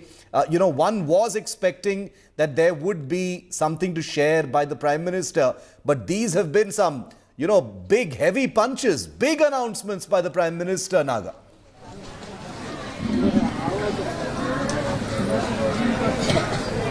Absolutely true. In fact, till now, when we wanted to talk about the location of Chandrayaan-3 lander that has landed, we were only giving the latitudes and the longitudes coordinator.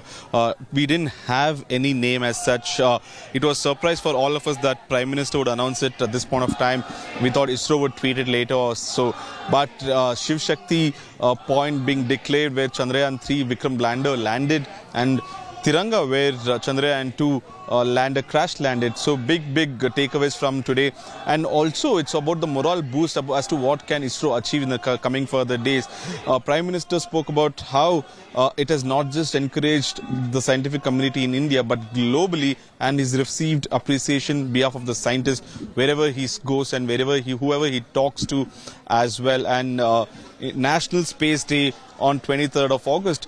Shiv, if you hear his 40-minute of speech, it was not just congratulatory messages to the scientists but also a future plan about how youth should get into space sector, how the governance can happen through ISRO's coordination, how a hackathon should be encouraged, space hackathon, so that more and more kids, children, youngsters can come in to space sector, and how ISRO can take it forward as well.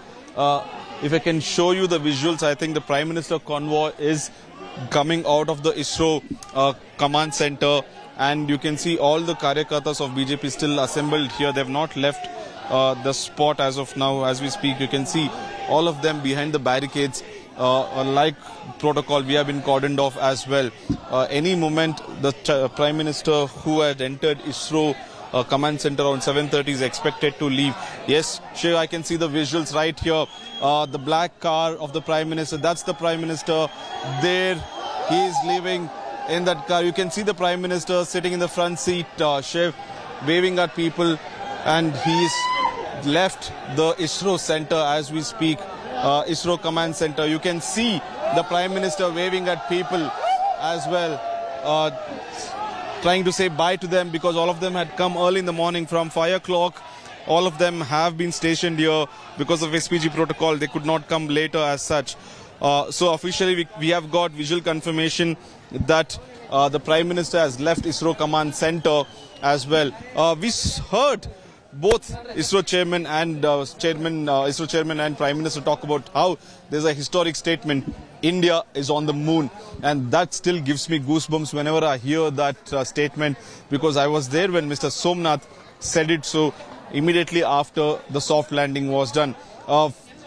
for any space buff or scientific buff, it's a big day. National Space Day announced, and also the lat long, which we knew for moon's landing, has been now declared as Shiv Shakti as well as Tiranga. Amazing. Shiv Shakti Point, Tiranga Point. Akshita also with us. Akshita was also in Bengaluru on August 23rd. Akshita, it becomes National Space Day, Shiv Shakti Point. What's going through your mind? One wasn't expecting such a barrage of big announcements by the Prime Minister. He totally delivered. It was worth waking up early in the morning for this shift, that's for sure. 23rd August is a day I'm never going to forget. And I think the nation won't forget now, because every year we're going to mark it as National Space Day, which is so fitting. And I think the Prime Minister, when he got emotional, when he spoke about India being on the moon, like Nagarjun said, essentially echoed what all of us have been feeling for so long and what we've all wanted to express to Isro, that, you got us so emotional, you got us welled up with tears of joy, that moment when Chandrayaan-3 touched down on the moon's surface. So while the Prime Minister wasn't there that day, he was, of course, there virtually. He's touched down today and ensured that he expressed the nation's emotions to the scientists at Isro. And the announcements that he's made, when he's spoken about, pushing forward space exploration, space tech, it's a huge deal, Shiv, because I think as a country now, we're all so in that fervor of space because of Chandrayaan-3. But now what the Prime Minister has done is ensure that we work on that momentum and ensure that, we kind of keep the focus on space tech. There's been a lot of talk internationally about, whether India should be doing this, whether we should be investing in space. The Prime Minister's message is very, very clear that we're going to continue doing so. We're going to continue ensuring that interest, the passion that's kind of, been garnered across the nation right now with Chandrayaan-3 builds up also to much bigger missions for our Isro scientists, because they've proven very clearly they can do it. It's only that backing now that we have to continue providing to them, which the Prime Minister said will 100% be there. There was a moment where the Prime Minister also kind of choked and got emotional, Akshita. I think we have that soundbite. I'm just going to check with our producers if we have that. The Prime Minister, for a brief moment, his voice broke as he got a little emotional. I need my producers to confirm to me whether we have that moment ready so I can play that out. Do we have that soundbite of the Prime Minister? Okay, okay. Let's just play that out. I want to talk to Akshita about that. Here's when the Prime Minister's voice broke.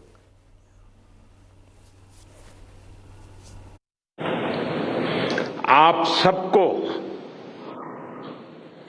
Salute करना चाहता था।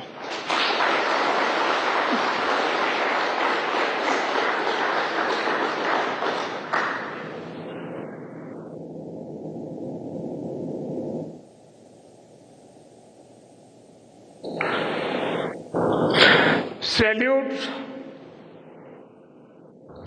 आपके परिश्रम को, salute आपके धैर्य को, salute आपकी लगन को, सैल्यूट आपकी जीवटता को, सैल्यूट आपके जज्बे को। ये लाइव तस्वीर। Akshita, that was an emotional Prime Minister. His voice broke. You could see his lips quiver for a second. It seemed like he was, about to break down. He obviously was overwhelmed by the moment, it seemed like, and I don't blame him. We were all overwhelmed on August the 23rd as well. I know I was in the studio, and I can imagine what it must have been like sitting in front of all those heroes there. And there was a definite amount of emotion in the Prime Minister's speech, also in the naming of the Chandrayaan-2 landing site. The Prime Minister was also there in 2019 and calling it Tiranga. So this is, this goes beyond just, a Prime Minister-ISRO relationship. This was very human, what we saw. That emotion, Shiv, I think is something we all felt, because I'm not sure about you, but I'm sure most of the viewers also will agree that, that moment when Chandrayaan-3 touched down on the moon surface, all of our eyes welled up. It was with pride, it was with joy for our scientists also, because I think we all felt so terrible after what happened in 2019, that moment when the then ISRO chief, Mr. K. Sivan, had broken down and the Prime Minister hugged him. So that emotion was so real and raw for all of us. The Prime Minister witnessed that firsthand. Akshita, look at these pictures. Akshita, look at these live pictures of the Prime Minister with Dr. Somnath and an entire constellation, galaxy of Isro women heroes. The true Shakti of Isro. Let's listen in. Can we hear some audio? Okay, no audio yet. Lovely, lovely images of the Prime Minister with the Nari Shakti of Isro. This is the core of Isro's strength, viewer. Women make up a large part of the Isro family. And here is the Prime Minister, the only two men in the room, Prime Minister Modi and Dr. Somnath, the Isro chairman. Every other person in the room here is a woman scientist of Isro. All have played an incredible part. You can see Ritu Karidhal, who is part of the Chandrayaan mission, there in the blue sari right in front of the Prime Minister, sitting to his left right now in this picture. Wonderful, wonderful image of the Prime Minister with Isro's Nari Shakti. These are all senior scientists of Isro. Many of them are stationed in Bengaluru. Many of them, we are told, have come from other stations of Isro. I wish we could hear what the Prime Minister is saying. Perhaps there will be some audio in a short while from now. But a lovely, lovely moment, a lovely photo op with the Prime Minister mentioning that Nari Shakti, Akshita. He made it a point to mention Nari Shakti, women power, when he was talking about Isro. And you've met many of these heroes yourself, Akshita. You're going to be interviewing them once the Chandrayaan-3 mission is completed. But you've met all these wonderful ladies of Isro. And here's the Prime Minister with them. The two lucky men in the room, Shiv, because in that room is a bunch of beautiful, supremely intelligent and driven women. I've been speaking to many of them. Look, they're incredibly busy right now with the Pragyan rover. They said, we can't for a second take our eyes away from this mission. So we'll talk to you after when things kind of calm down. So I have a feeling I'll have to wait for about 14 days to actually have that conversation for our viewers.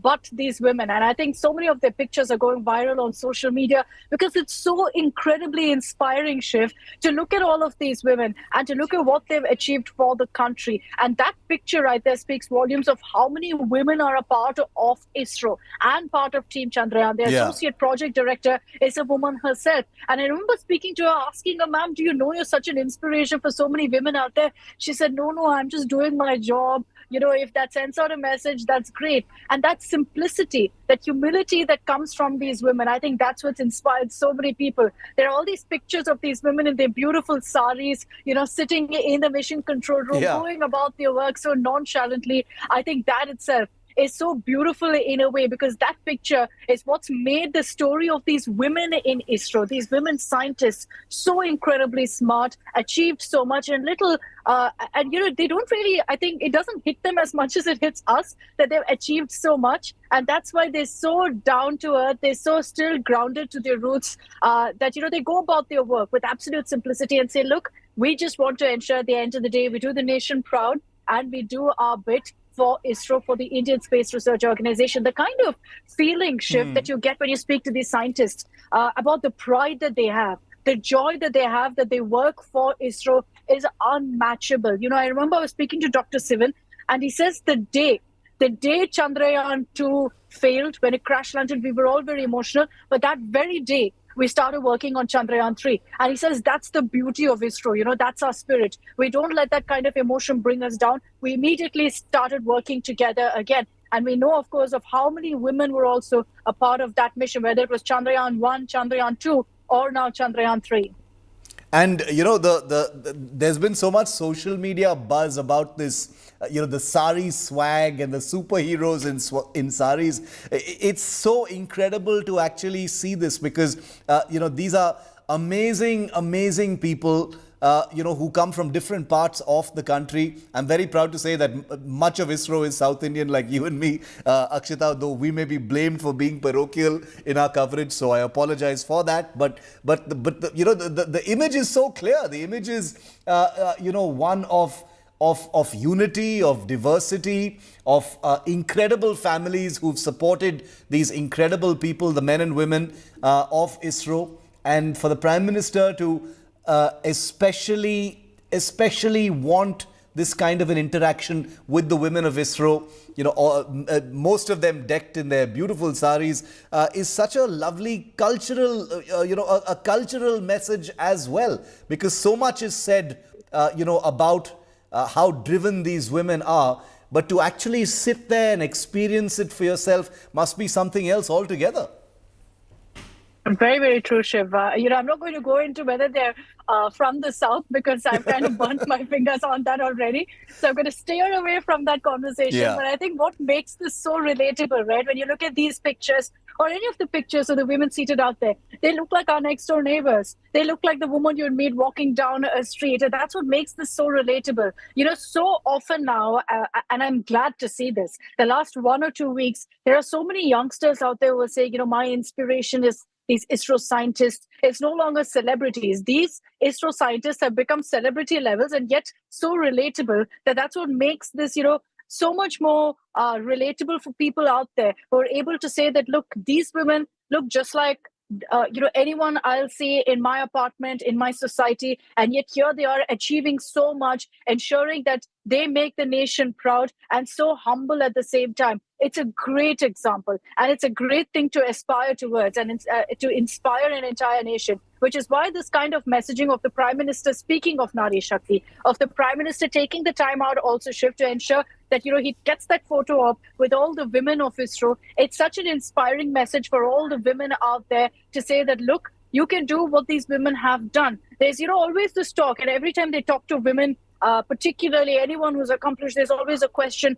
how do you balance family? How do you balance home and work? And I'm glad to see that so far that narrative hasn't been kicked off with regards to these ISRO women scientists, because they're doing a stellar job right now as far as, their accomplishments and their contributions to the nation are concerned. Very, very true. And I'm so taken by some of those things you've said, because, in a country which asks different questions of women as it does men, these women of ISRO have set, such an incredible, powerful, inimitable example for, for young men and women, for children, a new generation of Indians who are going to be looking at these amazing, amazing people and thinking, I can do that as well. I can strive to be where these women are. They're each one of them scientists, engineers, technologists, people on the very cutting edge of science. It is the contribution of women like these at ISRO that have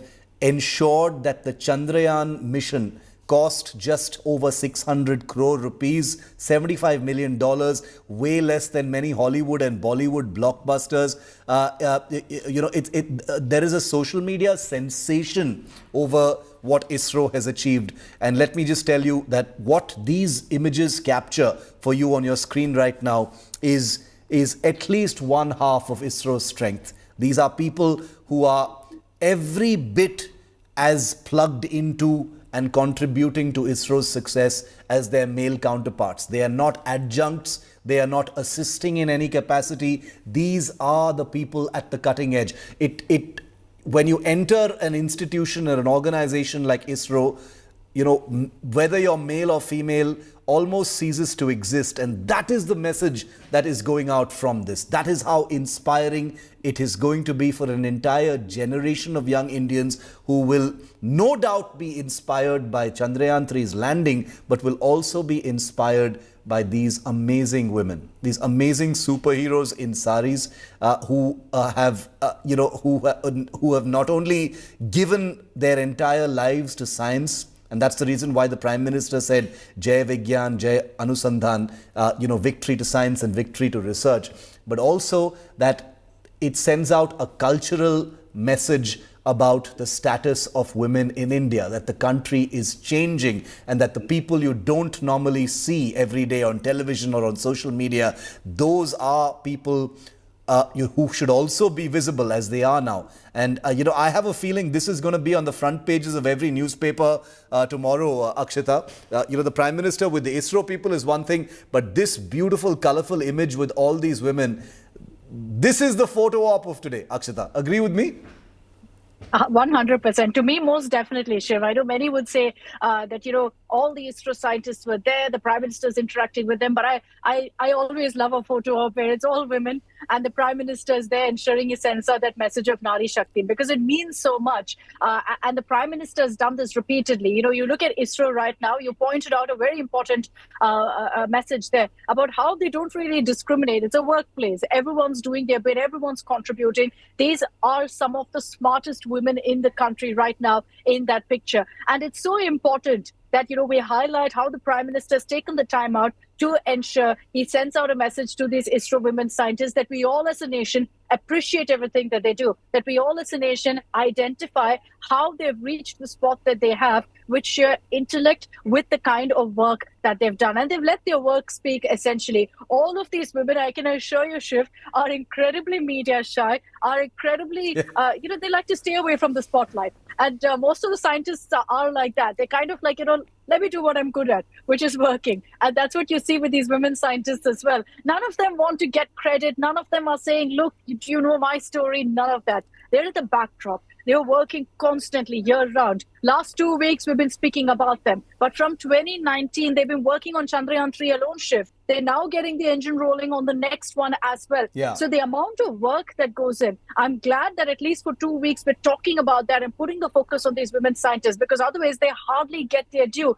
And because, they're not one of those bombastic, speak out loud, we'd go ahead and show our contributions. It gets kind of hidden beneath all of, the photo ops that we see. So it's a great message that the Prime Minister is really sending out here. Lovely, lovely message. And it's going to be so memorable because nobody's going to forget in a hurry, who these women are and what they represent. And I think that's the importance of a picture. What you're seeing in motion unfolding here at the ISRO headquarters, is culture in motion. This is messaging in motion. It's multi-layered.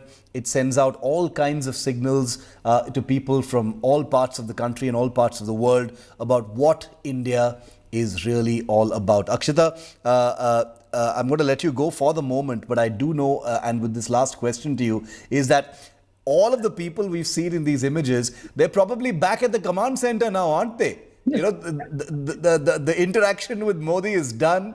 The Prime Minister is about to leave from Bengaluru. Back they go into the lab to check up on Pragyan and Vikram. Very true, Shiv. The Prime Minister started off his address talking about inconvenience, saying, I've got all of you up early in the morning, sitting here with me with the mission control room. I have a feeling that all of these scientists were already there anyway, tracking rover Pragyan. So it was just a momentary shift from their duties to meet the Prime Minister, which is also so extremely crucial at this time because they get a sense of how the nation is feeling. And then it's back to the job because as they've said, they've had sleepless nights for the last 40 days since Chandrayaan-3 took off to the skies. And now next 14 days, still no rest for them. So they're continuing to work hard. And then September 2nd, Aditya L1 takes off. So there's no time to rest whatsoever for them. Everyone needs reminding about that. Akshita, thanks so much for that perspective. This has been such a beautiful start to the day. These images are so overwhelming, so heartening. They send out such a lovely message of reassurance about the government support for an institution, for an organization that that has meant so much to people all across the country. A sense of belonging for people who have nothing to do with the space program or science, have felt really proud to be Indian. And there's no putting a price tag on something like that. I want to just recap for you some of the big announcements. The images are one thing. The big announcements by the Prime Minister are another. The Prime Minister made it a point during his speech at ISRO that got over just a short while ago to name the landing spots on the lunar surface of the Chandrayaan-3 as well as the Chandrayaan-2. The big story, by far the biggest story today, of course, is that the Prime Minister has named the Chandrayaan-3 landing spot Shiv Shakti Point. Shiv Shakti Point is already trending on social media. That is the new landing site where the Vikram lander landed on August the 23rd. The Prime Minister also said that a site had been thought of, a name for a site had been thought of during the Chandrayaan-2 mission in 2019, but since the landing had not been executed as expected and as anticipated, they did not name that point then.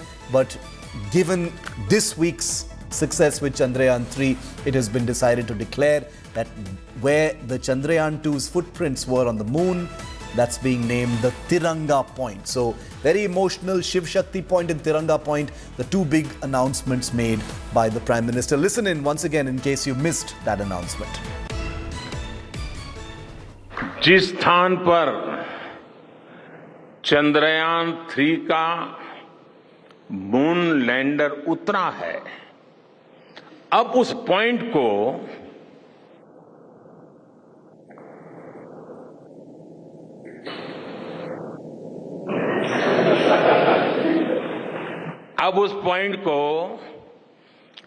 Shiv Shakti के नाम से जाना जाएगा।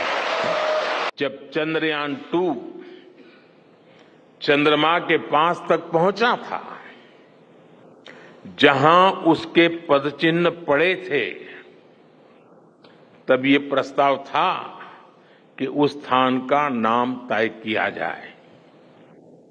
लेकिन उन परिस्थितियों में निर्णय लेने के स्थान पर हमने प्रण लिया कि जब चंद्रयान-3 सफलतापूर्वक चांद पर पहुंचेगा, तब हम दोनों पॉइंट का नाम एक साथ रखेंगे।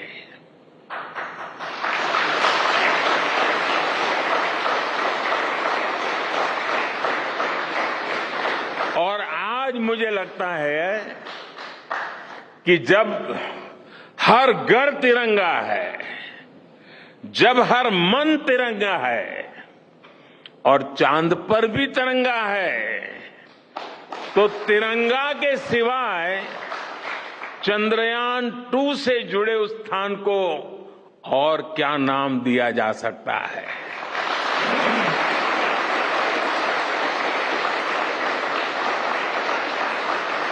इसलिए चंद्रमा के जिस स्थान पर चंद्रयान-2 ने अपने पदचिन्ह छोड़े हैं, वो पॉइंट अब तिरंगा कहलाएगा। And I want to get in some reactions that are coming in from our political class. Nalin Kohli, senior leader of the BJP, is with us live. Mr. Kohli, good morning.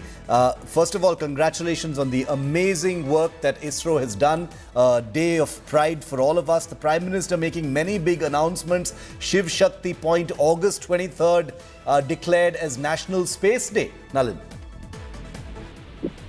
It's a matter of immense pride, national pride, happiness, satisfaction, and credit to our scientific community that they worked and through the decades have brought India to a point where we could have done something. Yeah. And then under Prime Minister Modi's government from 2014 onwards, a lot of effort and focus coming from the Prime Minister, the government on space in terms of launches, in terms of launching other nations' satellites, in terms of Mangalyaan, then Chandrayaan-2, and now Chandrayaan-3, which has made it. So it's a matter of great pride for us. And I think what the Honorable Prime Minister has done today, by going straight to Isro, he was there out of the country, attending the BRICS summit. He went to Greece, the Prime Minister going after several decades. And his first priority on landing was to be with the entire Isro team to celebrate this momentous achievement, to be there and to set forward a path for them to achieve greater heights. And I think it's credit to Isro, and it's a matter of great happiness for them that no less than the Honorable Prime Minister makes it his first priority on landing back to India to be there among them, which he couldn't be there directly, personally, to witness this historic moment. So I think we should celebrate this.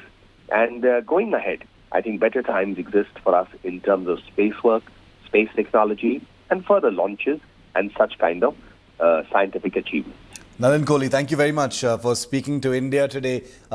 Big reception for the Prime Minister's many announcements. August 23rd, National Space Day, goes into India's annual calendar and the world space calendar, really, because that marks the day when the South Pole The South Pole became something within human reach, the courtesy Isro, of course. Nagarjun Dwarkanath continues to be with me from outside the Isro Center in Bengaluru. Naga, the Prime Minister has, is he still there or has he left? We just saw those beautiful images of the Prime Minister, with the Nari Shakti of Isro as well, Naga.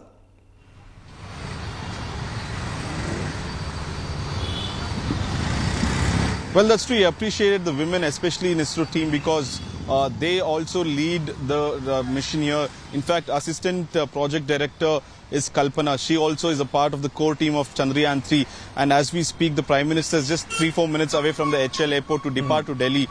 He has not got out of the car or out of the convoy anywhere else because of the traffic protocol. He's not got down. He'll be reaching HL airport for his departure in another 3 minutes is what we are told. He's almost close to the airport. But big takeaways is how he encouraged the women of ISRO as well, and then patted their back. Not just the chairman, but he also spoke about how each and every team member were quite crucial about Chandrayaan-3 and what next should we do from ISRO, and how should the youngsters get encouraged from this. The morale should be taken forward. Chandrayaan-3 was a success, but it can't stop here. We already have Aditya-1 and then Jupiter. What next for ISRO is the big question. For that, the vision is for next 25 to 30 years. Not just today's youngster, but kids and children who are in school have to be encouraged to be interested in, to talk about space, to learn about space, and then put them in an organization like ISRO, so that both it's a win-win situation as well. We saw the Prime Minister getting emotional. He saluted the scientists. Of course, you and I have been following ISRO for the last few years as well. We also got emotional the moment the Chandrayaan-3 did a soft landing. We have all been waiting for, and the Prime Minister has been lucky enough to get briefed directly from the ISRO chairman as to what is the procedure, how did the ramp come down, what is the experiments that are carrying out on the payloads right now, and what data are we getting. All of this first-hand information was given to the Prime Minister. Initially, it was the 3 people who received him, the director of ISTRAC, that is the command center, Mr. Somnath, as well as the project director, Veera Muthuvel. All of them greeted him and gave him a souvenir, a Chandrayaan-3 lander souvenir, as well as the framed photograph of the moon surface, the lander, the first photograph taken by the lander, and then the rover himself. These are historic moments because these photographs are taken from a place where no human has ever put a step, and India truly is lucky to be on the south pole of the moon today. Really an incredible day. Naga, stay with me. I want to play out one more chunk of what the Prime Minister said. Even an even bigger thing. I mean, Shiv Shakti Point has been named where the Vikram lander landed on August the 23rd. But August the 23rd has been declared by the Prime Minister as National Space Day. And this is going to have far-reaching implications for India and the world, because on August 23rd, there will be events going forward courtesy ISRO. Now, listening to the Prime Minister making that big announcement and listening to the reaction from the ISRO.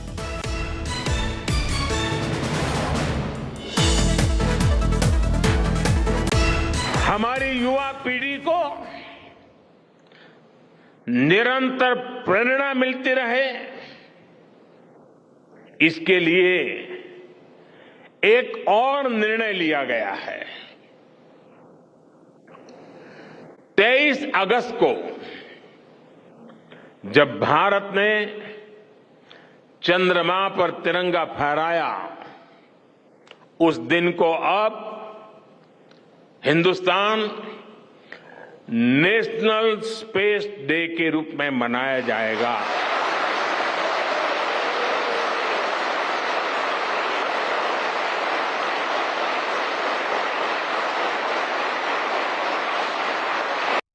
So August 23rd, Nagarjun, now becomes almost like the biggest day in the ISRO calendar. National Space Day declared by the Prime Minister.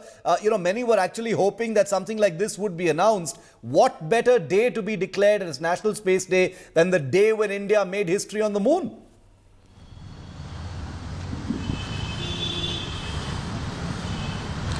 That's true. In fact, the impact, you'll know it, Shiv, after a few years as well.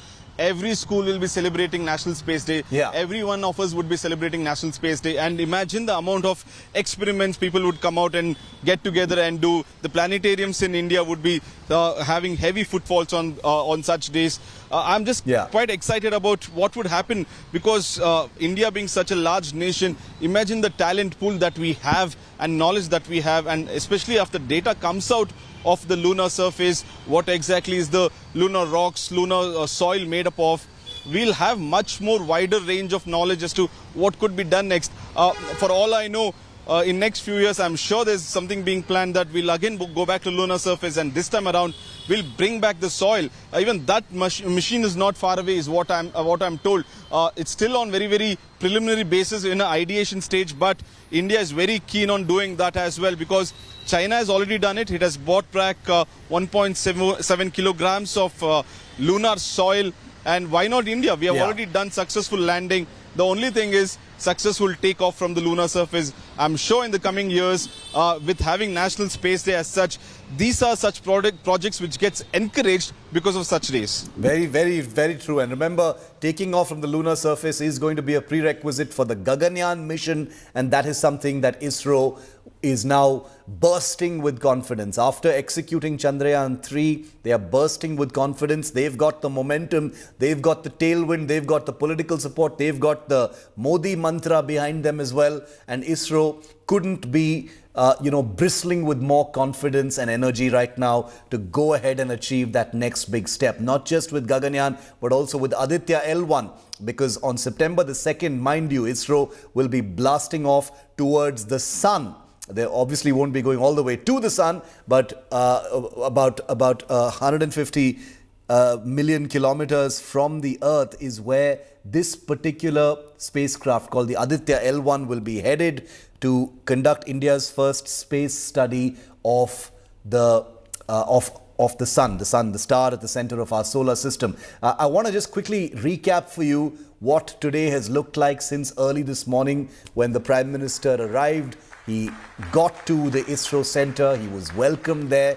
There was an exchange of gifts and framed pictures of those iconic photographs. The Prime Minister was briefed on the Pragyan and the Vikram, and then he made his speech. In a moment, I'm just going to play out for you, a lovely moment where the Prime Minister got very emotional and choked. I want to play that bit out for you because he saluted Isro and then he got emotional and broke down.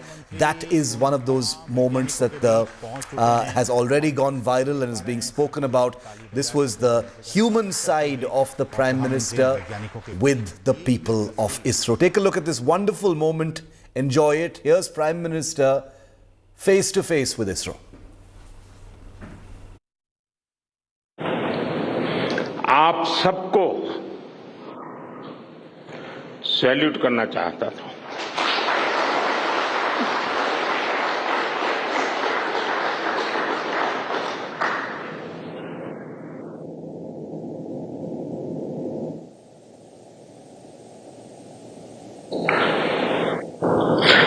Salute आपके परिश्रम को, salute आपके धैर्य को, salute आपकी लगन को, salute आपकी जीवटता को, सैल्यूट आपके जज्बे को। The Prime Minister has arrived at the HAL airport in Bengaluru and will be leaving after what has been a beautiful, emotional, very culturally significant morning with the heroes, the men and women of Isro. And we will continue to show you these big pictures, get you the big reactions here on India Today. Thanks for watching our coverage, but the news doesn't stop. It continues with our coverage of what's happening at Isro right after this break. Stay with us.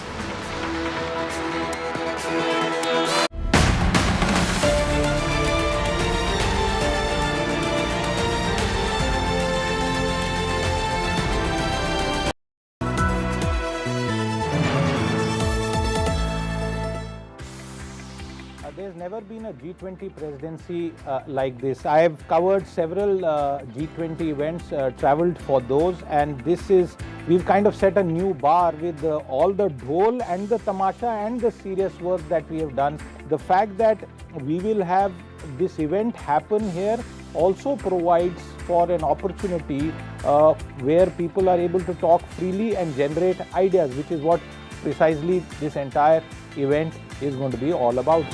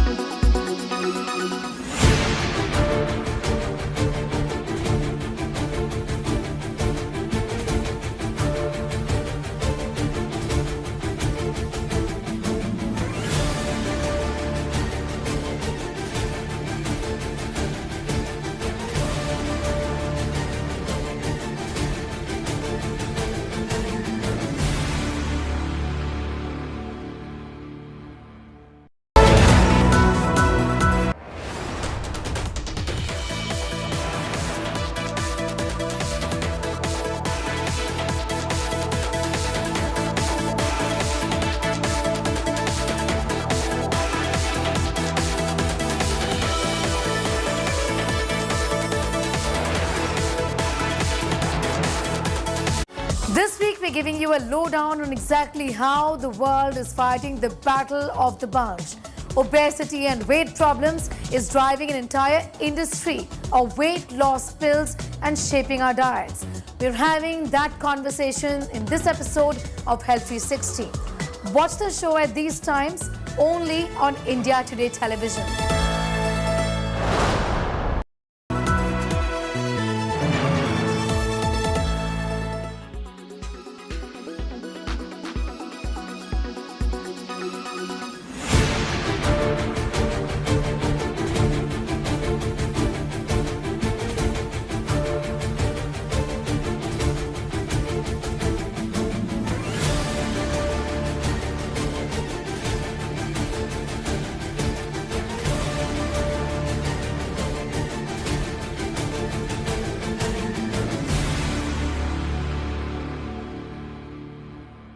Weather forecast now. Delhi, maximum 38 and minimum 28 degrees. Mumbai, maximum 28 and minimum 24 degrees. Kolkata, maximum 32 and minimum 25 degrees. Bengaluru, maximum 31 and minimum 22 degrees.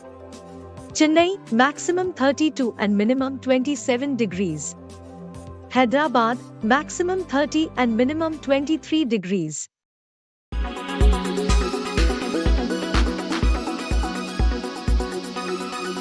Make your media plan smarter with India Today Live TV on your connected devices. Amplify your brand with 100 million smart internet viewers. To advertise, mail us at sales@aajtak.com.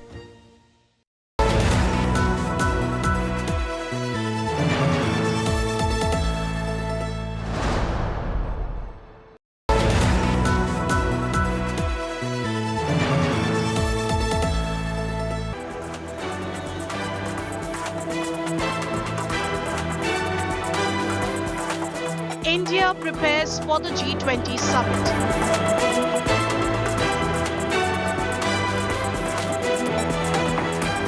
Xi, Biden to attend. Putin to skip the summit. G20 showcases India to the world.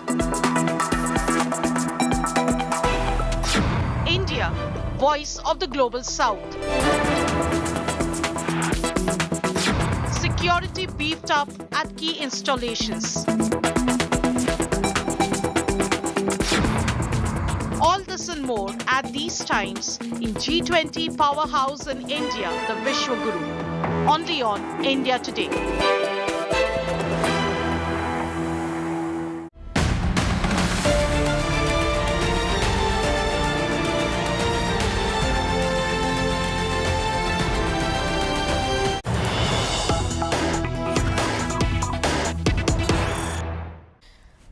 And we have some breaking news just coming in. The Bharatiya Janata Party is now targeting the Congress after naming of the lunar spots.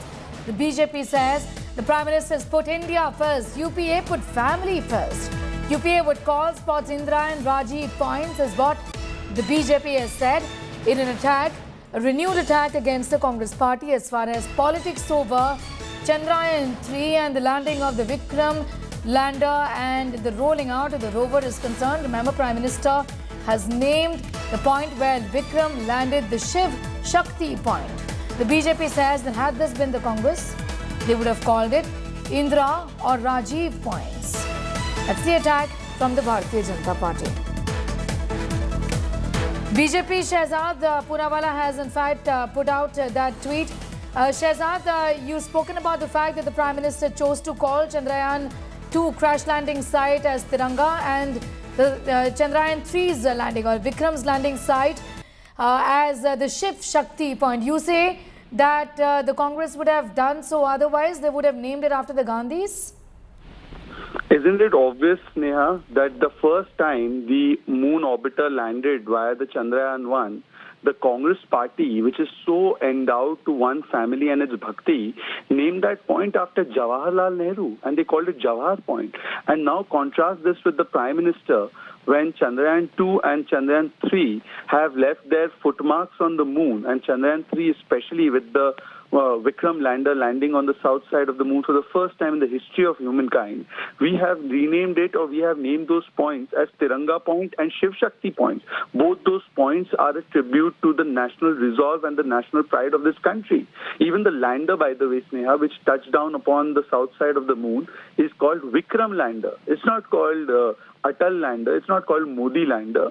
This is the difference. Prime Minister Modi's every breath is for this country, and the first family of the UPA took every decision for the first family. Therefore, they name things only after one family. Even on the moon, the naming happens after one family. I mean, are you saying that there were no Isro greats that they could have named the point after?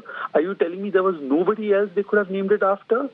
I mean, I'm just glad that it wasn't UPA during Chandrayaan-2 and Chandrayaan-3. Who knows? They would have named it Indira Point, Rajiv Point, Priyanka Point, Rahul Point, Robert Point.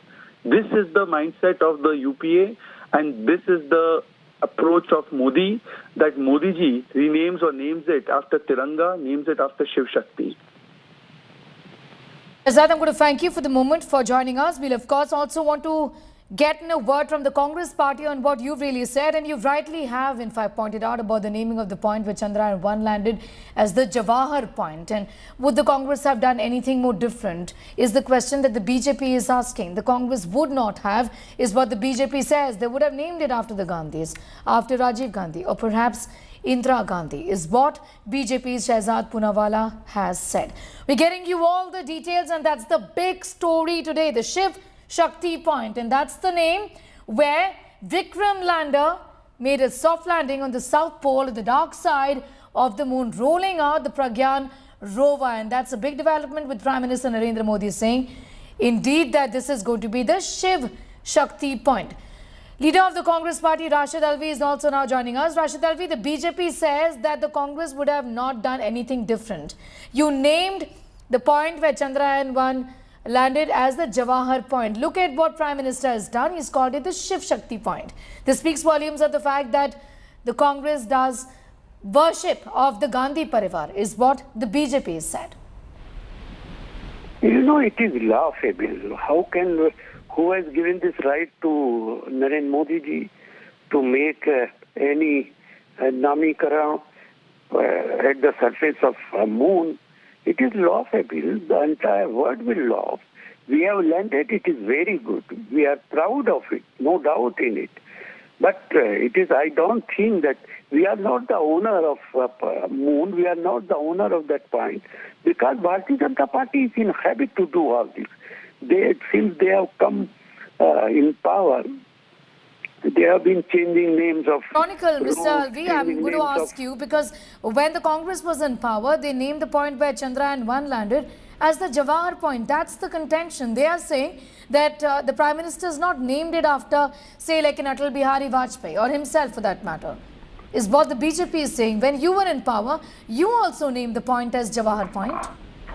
You know, Jawaharlal Nehru, you can't compare Jawaharlal Nehru. He was whatever Isro is, it is only because of Pandit Jawaharlal Nehru.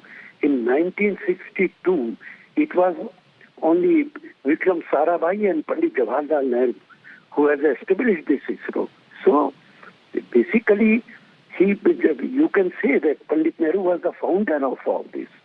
That is absolutely a different thing. But now what Modi ji is doing, he is trying to politicize it. I want to ask you, by naming it Shiv Shakti point, how is the Prime Minister trying to politicize it is my question. And also, a hypothetical question, but I'll come to my hypothetical question later. First of all, please tell me, how is the Prime Minister trying to politicize this? Okay, Rashid Alvi is not with us. He seems to have disconnected that line, but the fact is that the Prime Minister has named this as the Shiv Shakti point. The BJP says, had the Congress been in power, they would have named it after after Rajiv Gandhi, or perhaps Indira Gandhi, is what BJP's Shehzad Poonawalla has said. The Congress says, who has given the right to the Prime Minister to name this as the Shiv Shakti point, is what the Congress is saying in its defense. The Prime Minister today felicitated ISRO scientists. The Prime Minister visited the ISRO Command Center in Bengaluru. While addressing the ISRO scientists, he turned emotional. He congratulated ISRO scientists on the successful descent of the lander of Chandrayaan-3 on the surface of the moon. The Prime Minister announced the touchdown point of Chandrayaan-3 moon lander is going to be known as Shiv Shakti, and Chandrayaan-2 point will be called Tiranga. He's also announced 23rd of August as the National Space Day. ISRO Chief S. Somnath briefed the Prime Minister about the details of the rover Pragyan and lander Vikram during their interaction in Bengaluru. ISRO Chief also gifted the Prime Minister a Vikram lander miniature, a Vikram picture taken by Chandrayaan-2, the rover Pragyan rollout picture, and the rover Pragyan on moon photograph there. आप सबको salute करना चाहता था।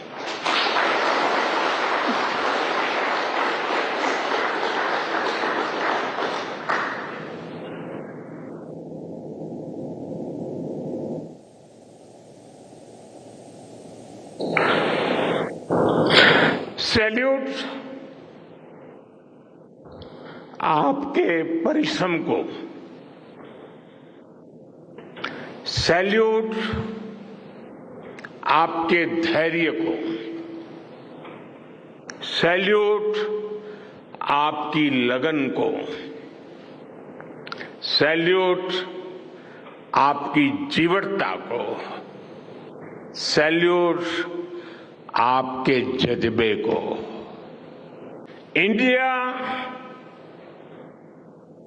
India is on the moon.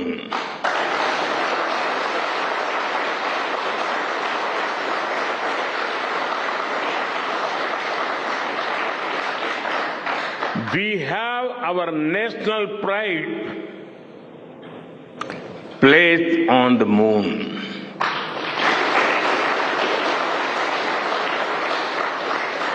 हम वहां पहुंचे जहां कोई नहीं पहुंचा था।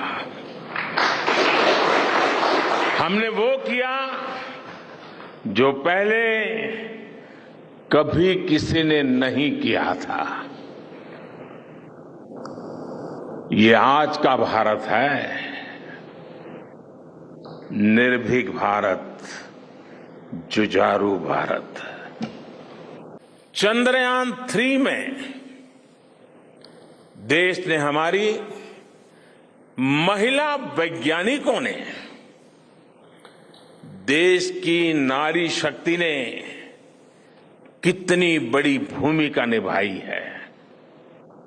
चंद्रमा का शिव शक्ति पॉइंट सदियों तक भारत के इस वैज्ञानिक और दार्शनिक चिंतन का साक्षी बनेगा।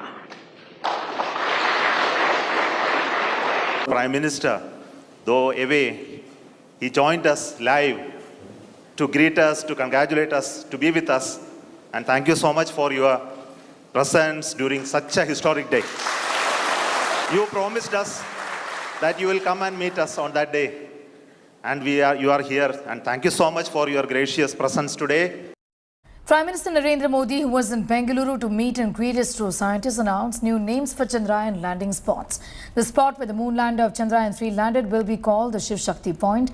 Explaining the rationale, the Prime Minister said Shiv stood for the resolve for the welfare of humanity. Shakti stood for the strength to fulfill this resolve. The Prime Minister also named the spot on the moon where Chandrayaan-2 left its imprint as Tiranga Point. Says they plan to name both the spots after the success of Chandrayaan-3 instead of naming the spot back in 2019. जिस स्थान पर चंद्रयान-3 का moon lander उतरा है, अब उस point को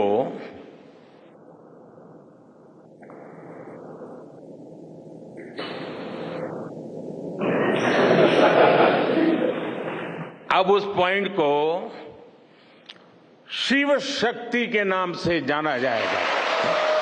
शिव में मानवता के कल्याण का संकल्प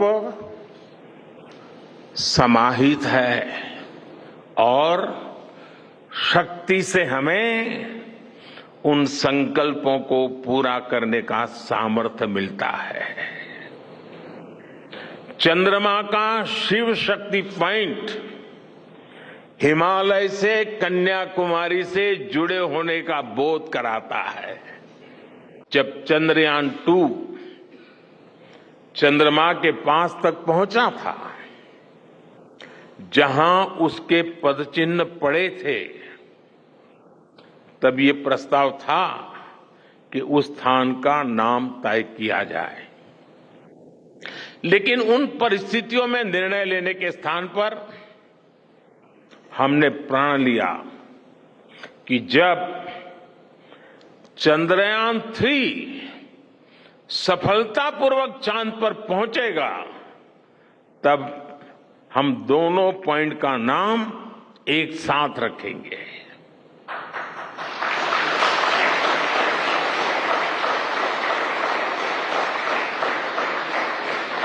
और आज मुझे लगता है कि जब हर घर तिरंगा है, जब हर मन तिरंगा है और चांद पर भी तिरंगा है, तो तिरंगा के सिवाय चंद्रयान-2 से जुड़े उस स्थान को और क्या नाम दिया जा सकता है।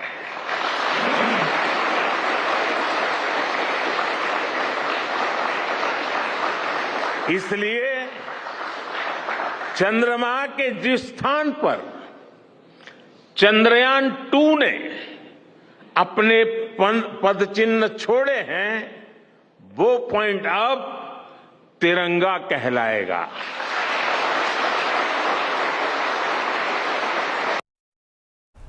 ISRO released first video after the successful landing of the rover Pragyan on the moon. The stunning video shows the rover Pragyan ramping down from the lander Vikram on the moon.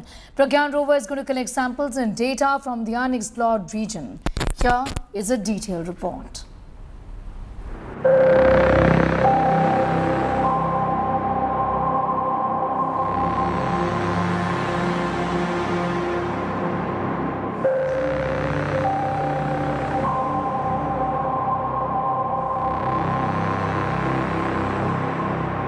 Like a trailblazer forging a path through uncharted territory.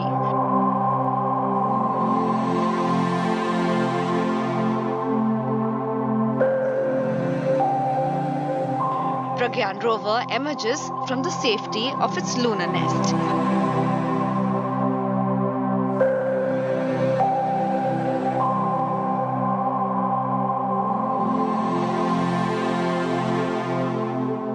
Ramps down from the Vikram lander and sets out on an unprecedented journey.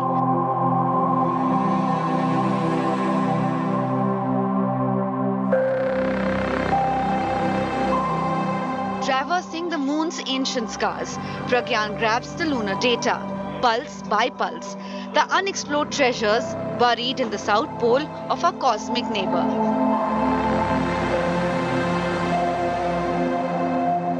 Armed with the primary mission to unlock the mysteries of the moon's geology, its composition and history.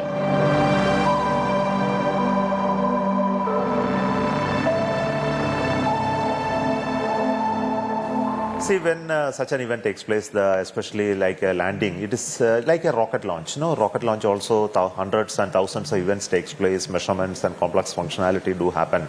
So it is similar to that. So we were all waiting for the things to happen as nominally planned, but excited. Pragyan and Vikram to complete their mission in 2 weeks. The amount of time for which sunlight will be available near the moon's south pole.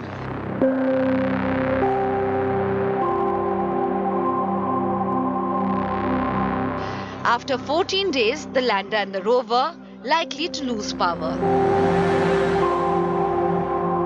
As Earth watches from afar, Chandrayaan-3's Pragyan climbs lunar hills, its rocky valleys. The Indian lens on the moon's surface proves that challenges are but stepping stones to scientific triumph. Bureau Report, India Today.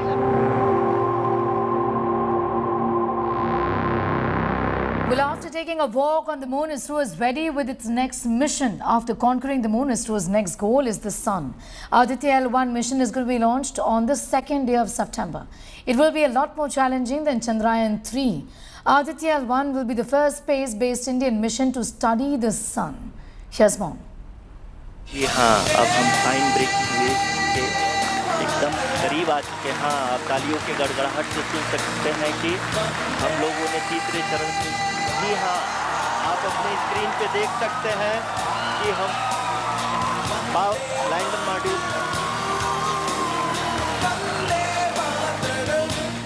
India conquered moon and became the first country to explore moon's south pole.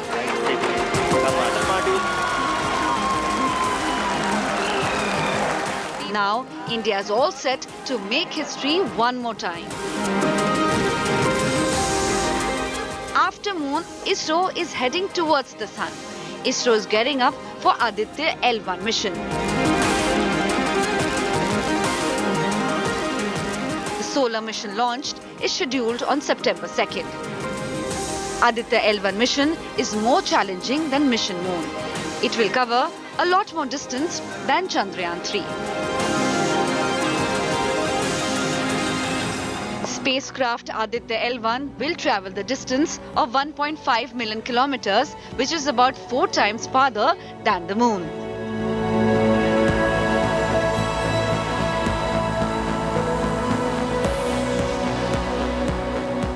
Aditya L1 will be placed into a halo orbit. Aditya L1 will be able to view the sun without any eclipses.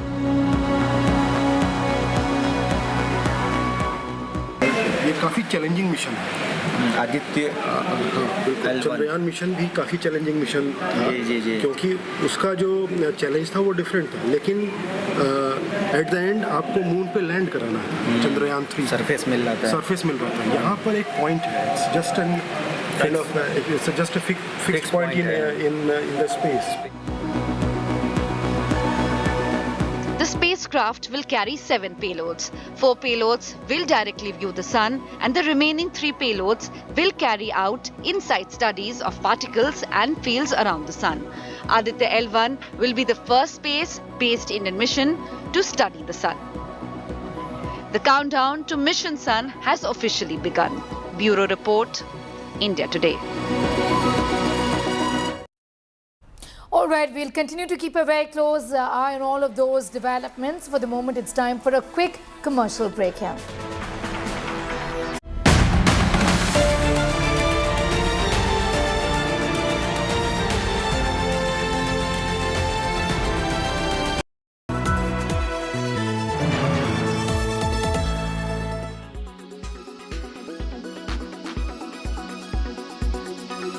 What really should be your alternatives to white refined sugar, which clearly is something that you must avoid? Let's talk about what you can use instead of this white sugar. Number 1, organic brown sugar.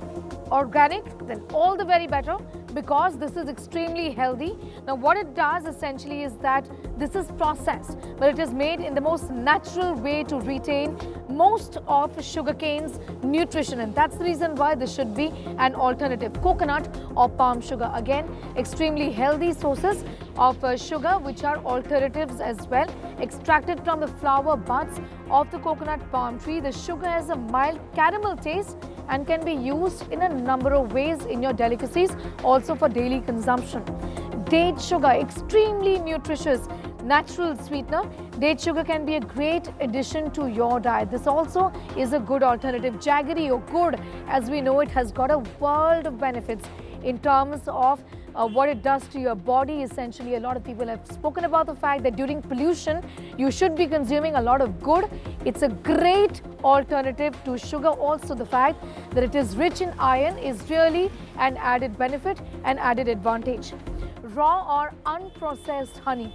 This too is a great alternative. You can use it in various forms, like you use white refined sugar. It tastes extremely good as well.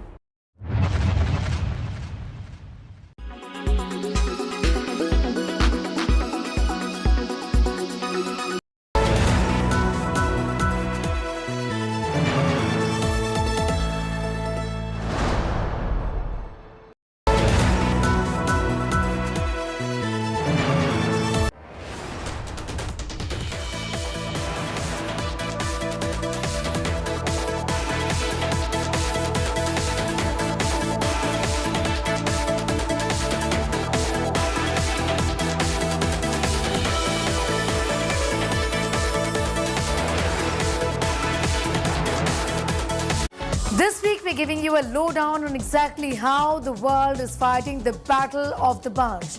Obesity and weight problems is driving an entire industry of weight loss pills and shaping our diets.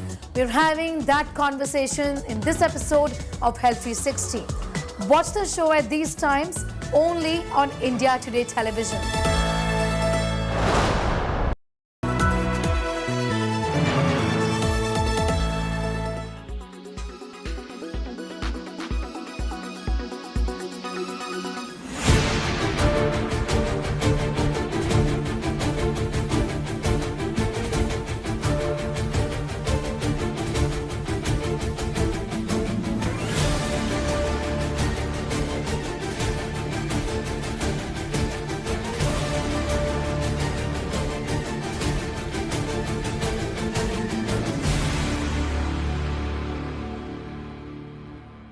Air quality today. In Delhi, 112. In Mumbai, 24. In Kolkata, 71. In Bengaluru, 37. In Chennai, 37. In Hyderabad, 73.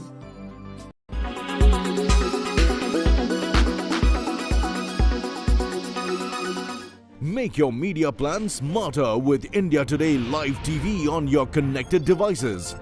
Amplify your brand with 100 million smart internet viewers. To advertise, mail us at sales@aajtak.com.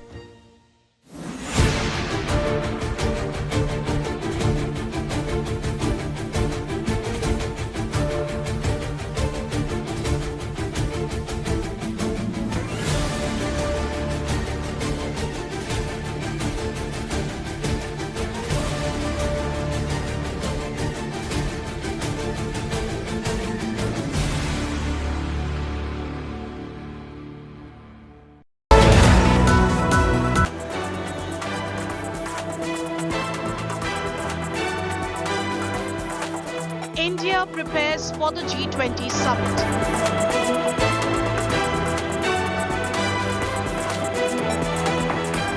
Xi, Biden to attend. Putin to skip the summit.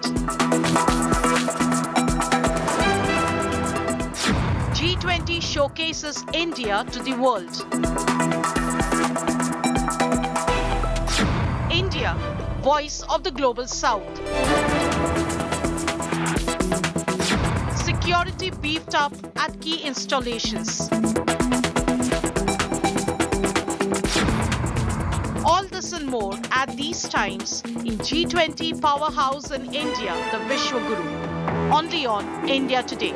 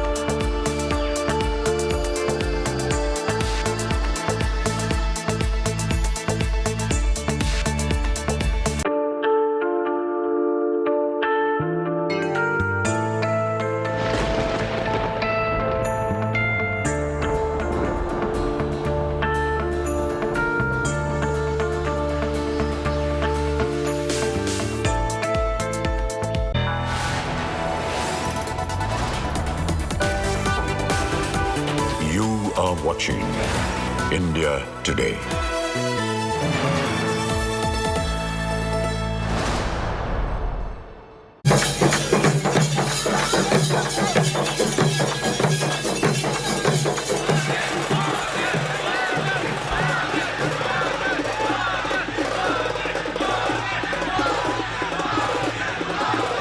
जय विज्ञान, जय विज्ञान, जय विज्ञान।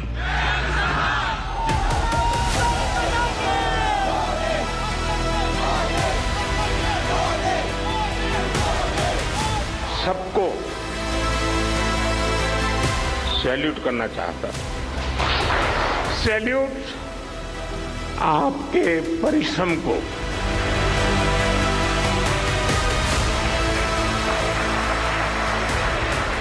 इस स्थान पर चंद्रयान-3 का मून लैंडर उतरा है। अब उस पॉइंट को शिव शक्ति के नाम से जाना जाएगा।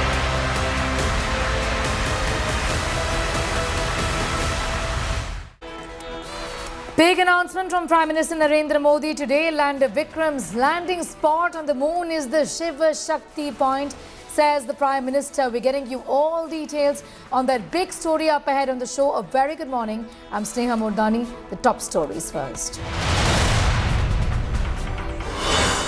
Prime Minister Modi names Lander Vikram's landing spot in the moon a Shiv Shakti point, says crash landing spot of Chandrayaan-3 to be called the Tiranga point.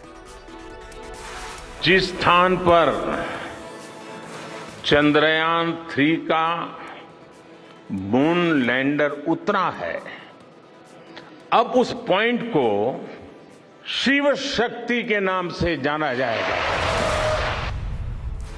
The Prime Minister gets emotional as he lauded the Isro heroes, chokes while praising monumental feat, says 23rd of August will now be the National Space Day. Salute करना चाहता था।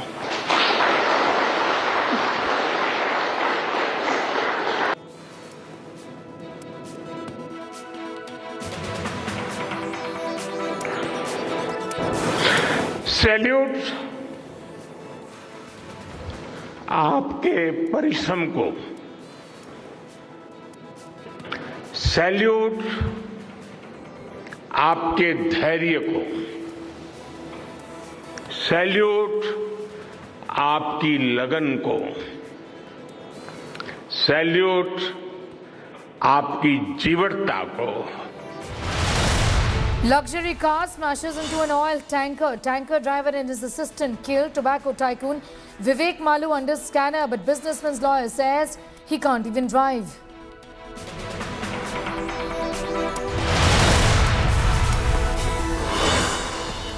Uttar Pradesh teacher gives a lesson in hate and bigotry, asking student to hit a Muslim classmate. Chorus wrote to sack the teacher, arrest her. Congress says seeds of hate have been sowed by the BJP.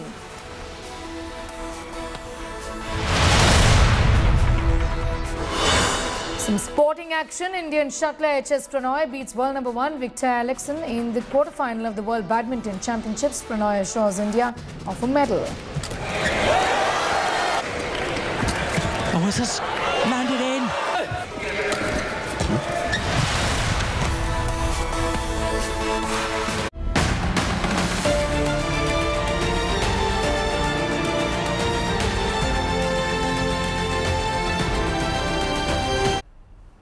Prime Minister Narendra Modi, who was in Bengaluru to meet and greet Isro scientists, announced new names for Chandrayaan landing spots.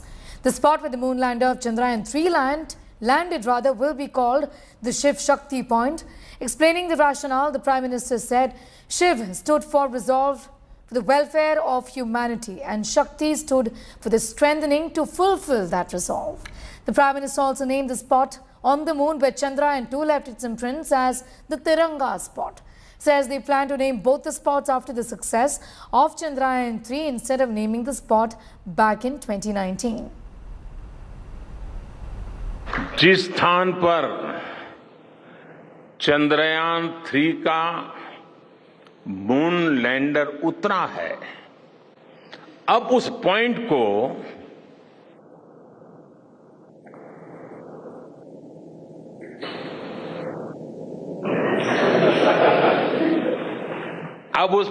को शिव शक्ति के नाम से जाना जाएगा। शिव में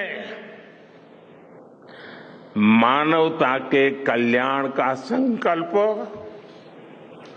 समाहित है और शक्ति से हमें उन संकल्पों को पूरा करने का सामर्थ्य मिलता है।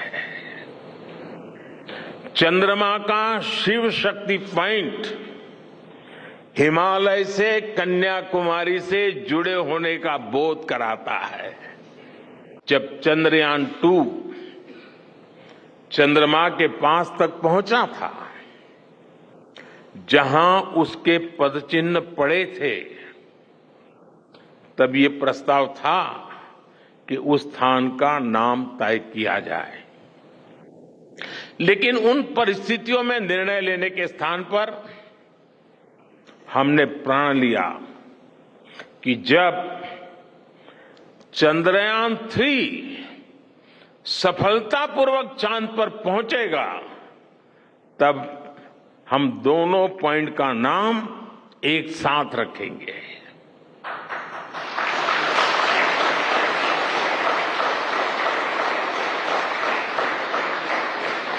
और आज मुझे लगता है कि जब हर घर तिरंगा है, जब हर मन तिरंगा है और चांद पर भी तिरंगा है, तो तिरंगा के सिवाय चंद्रयान-2 से जुड़े उस स्थान को और क्या नाम दिया जा सकता है।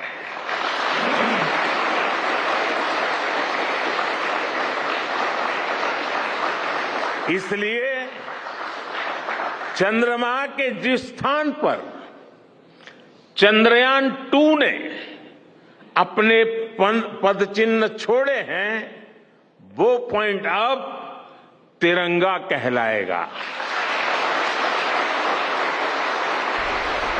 Sagai Raj is getting us more details on that story, joining us from Bengaluru right now. Important announcements, Sagai, made by the Prime Minister today. Give us a sense of the mood really in Isro, given that everybody is just so proud of what our scientists have achieved. The Prime Minister has declared 23rd of August as the National Space Day as well. He's made a couple of other important announcements too. Absolutely. Prime Minister was quite happy with the ISRO's performance when it comes to Chandrayaan-3. So he has named the point where the lander has landed as Shiv Shakti point, and he has also declared August 23rd, the day when it is landed, as a National Space Day. Apart from that, he has also spoke about the achievement of Isro in the past, especially in Chandrayaan-2, and when he had visited in 2019 to Bengaluru when it was supposed to land. And he has also said that he had decided to name the point, but at that point of time it was not successful, and probably this 4 years have made the scientists more robust and active to ensure that this particular landing happens. And even when he was in airport, he has categorically said that he is not here to address the public gathering. His heart is beating to meet the scientists over in Isro, and immediately left from airport. So this clearly shows that he was also excited to meet them, and he was also eagerly waiting to address them. And even the scientists as well as the employees at Isro were quite happy when he made these kind of announcement during his speech. No, Sagai, because everybody is excited as to what India really wants to achieve and do in the next few days as far as the space missions are concerned. A lot is being spoken about as far as Aditya L is also concerned. Our next mission is to the sun.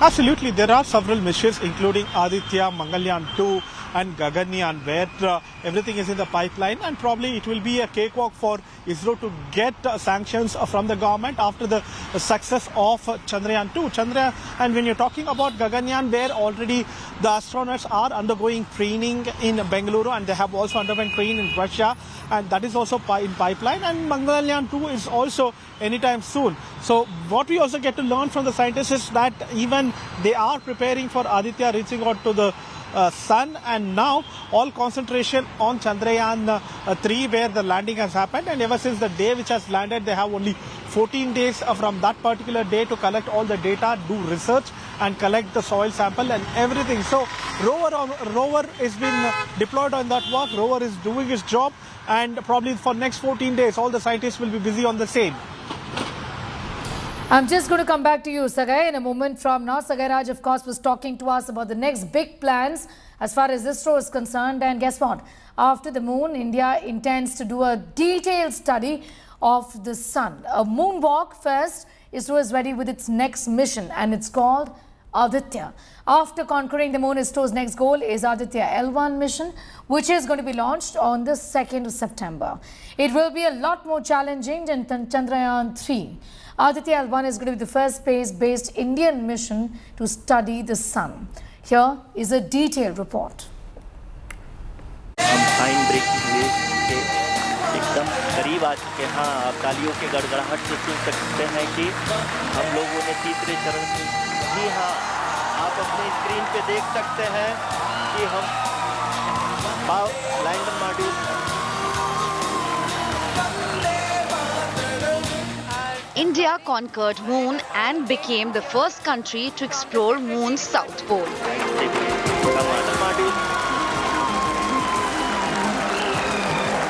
Now, India is all set to make history one more time. After moon, Isro is heading towards the sun. Isro is gearing up for Aditya L1 mission. Solar mission launched is scheduled on September 2nd. Aditya L1 mission is more challenging than mission moon. It will cover a lot more distance than Chandrayaan-3. Spacecraft Aditya L1 will travel the distance of 1.5 million kilometers, which is about 4 times farther than the moon.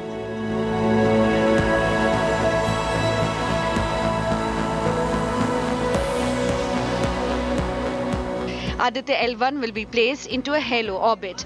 Aditya L1 will be able to view the sun without any eclipses.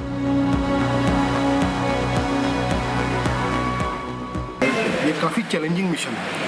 Aditya Chandrayaan mission भी काफ़ी challenging mission था, क्योंकि उसका जो challenge था वो different था, लेकिन एट द एंड आपको मून पे लैंड कराना है। चंद्रयान-3 सरफेस मिल रहा था। यहाँ पर एक पॉइंट है, it's just an kind of it's just a fixed point in the space. The space spacecraft will carry 7 payloads. 4 payloads will directly view the sun, and the remaining 3 payloads will carry out insight studies of particles and fields around the sun. Aditya L1 will be the first space-based Indian mission to study the sun. The countdown to Mission Sun has officially begun. Bureau Report, India Today. This morning, the Prime Minister felicitated ISRO scientists. Prime Minister Modi visited the ISRO Command Centre in Bengaluru. At this centre, while addressing the ISRO scientists, Prime Minister turned emotional. He congratulated ISRO scientists on the successful descent of the lander of Chandrayaan-3 on the surface of the moon. The Prime Minister announced the touchdown point of Chandrayaan-3. The moon lander will be known as Shiv Shakti, and the Chandrayaan-2 point is going to be called the Tiranga point. He also announced 23rd of August as the National Space Day. ISRO Chief S. Somnath briefed the Prime Minister about the details of the rover Pragyan and lander Vikram during their interaction in Bengaluru. The ISRO Chief also gifted the Prime Minister a Vikram lander miniature. The Vikram picture taken by Chandrayaan-2, the rover Pragyan rollout picture, and the rover Pragyan on the moon photo. आप सबको salute करना चाहता था।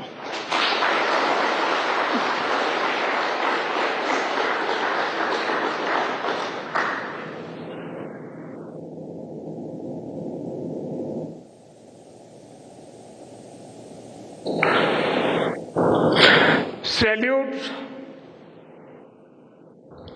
आपके परिश्रम को, salute आपके धैर्य को, सैल्यूट आपकी लगन को, सैल्यूट आपकी जीवटता को, सैल्यूट आपके जज्बे को।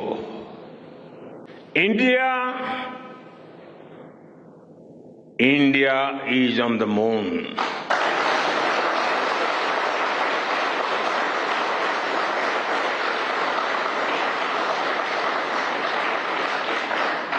We have our national pride placed on the moon.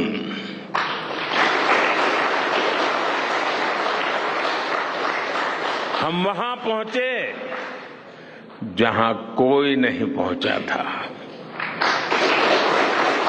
हमने वो किया जो पहले कभी किसी ने नहीं किया था। ये आज का भारत है, निर्भीक भारत, जुझारू भारत। चंद्रयान-3 में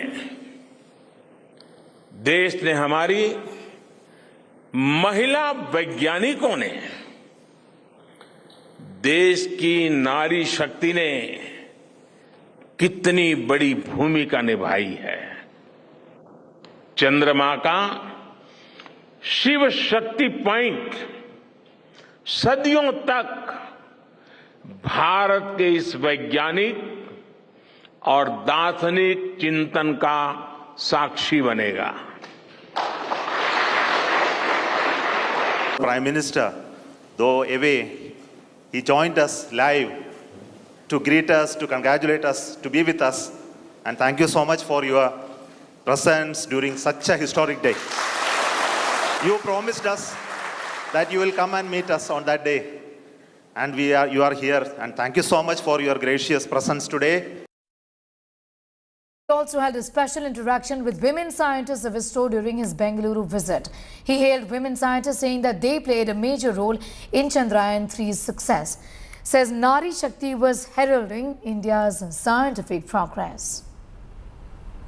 मन के इन शुभ संकल्पों को पूरा करने के लिए शक्ति का आशीर्वाद अनिवार्य है, और ये शक्ति हमारी नारी शक्ति है। हमारे यहां कहा गया है, सृष्टि स्थिति विनाशानां शक्ति भूते सनातनी, अर्थात निर्माण से प्रलय तक पूरी सृष्टि का आधार नारी शक्ति ही है। चंद्रयान-3 में देश ने, हमारी महिला वैज्ञानिकों ने, देश की नारी शक्ति ने कितनी बड़ी भूमिका निभाई है।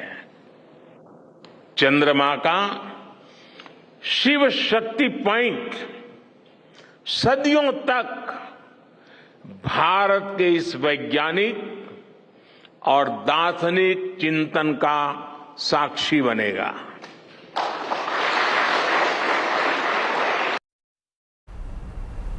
Getting in all the details as to what really transpired early morning when Prime Minister straight from Greece landed in Bengaluru to felicitate and greet Isro scientists who've done the country proud as far as space missions like Chandrayaan-3, for example, is concerned, has felicitated them and also today made special reference to Nari Shakti, or the strength that women scientists at Isro have brought to several of these projects that have done India just so proud.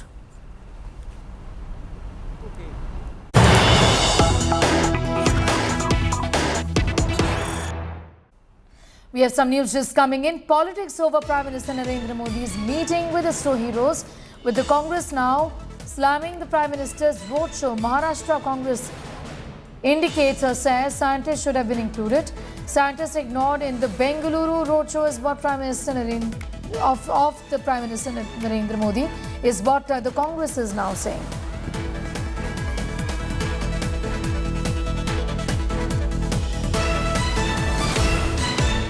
वैज्ञानिकों का तो अभिनंदन करना चाहिए। अगर पंतप्रधान वैज्ञानिकों के अभिनंदन करने के लिए जाते तो निश्चित रूप से हमें उसका अभिमान रहा। दूसरी बात, रोड शो में अगर वैज्ञानिकों को साथ में लेकर करते तो वैज्ञानिकों का योगदान इस देश में जो चंद्रयान-3 का यशस्वी प्रयोग हुआ, ये इसमें हम देश का मान और शान बढ़ी। इसमें हिस्सा जो लिया है, जो उनका योगदान है, जिसको हम कहेंगे कि जिनका अपार कष्ट है, उनको साथ में लेकर रोड शो होता तो बहुत खुशी की बात होती। Getting us more details on that story. Dev, the Prime Minister today, yes, held a roadshow, but the fact is that he spent time with Isro scientists, has felicitated them, has spoken about Nari Shakti, also announced that 23rd of August is going to be the National Space Day, named the point Shiv Shakti Point, and hailed the contribution of these brilliant men and women at Isro. But the Congress says not enough. He should have involved them in the roadshow as well. This was a political roadshow. Well, yes, Neha. It is indeed a very historic and a proud moment for the entire country because of the feat that we have achieved in the field of space. But however, politics seems to have erupted, and the controversy seems to have been lit up by none other than Congress leader of opposition in Maharashtra, a leader called Vijay Wadettiwar, who has questioned Prime Minister Narendra Modi's activity of wanting to do a road show in Bengaluru all the way till the Isro headquarters, minus the scientists, because he said, the Congress leader said that all of this is good, but at a time when the scientists have had a very key significant role to play, and because of their immense contribution we've been able to achieve this feat. What is the point of doing a road show full of pomp without really including the scientists? They are the one responsible, they are the backbone of the entire Chandrayaan-3 program. So they said that here also BJP and Narendra Modi are only trying to further their agenda, but at a time where due credit needs to be given to the scientists and the entire fraternity who was involved in the program to make it a success, they were not included. He also went on to say that Janta dekh rahi hai, which is what the audience is smart enough to understand and observe everything. And what he indirectly hinted at is that all of this will come in at a time when the voting season is just about to happen. So basically, the Indian audiences will actually remember whether Modi is doing all of this just for pomp and show, or he really cares about the people who were involved in the contribution of this wonderful space program. So once again, politics has erupted, and this Congress leader is under fire for his comments against the Indian Prime Minister, connecting to the Roadshow all the way to Isro, where he went to felicitate and congratulate the space scientists that were involved in the success of Chandrayaan-3, Sneha. All right, I'm just going to, in fact, come back to you in a moment from now. Dev Kotak is getting asked all of those details. Well, this is the Congress party saying that why not have ISRO scientists also on this particular roadshow? Why did the Prime Minister have this roadshow alone? Remember, we're talking about an entire morning with the Prime Minister spent time with the scientists at ISRO and felicitated them and hailed their contribution.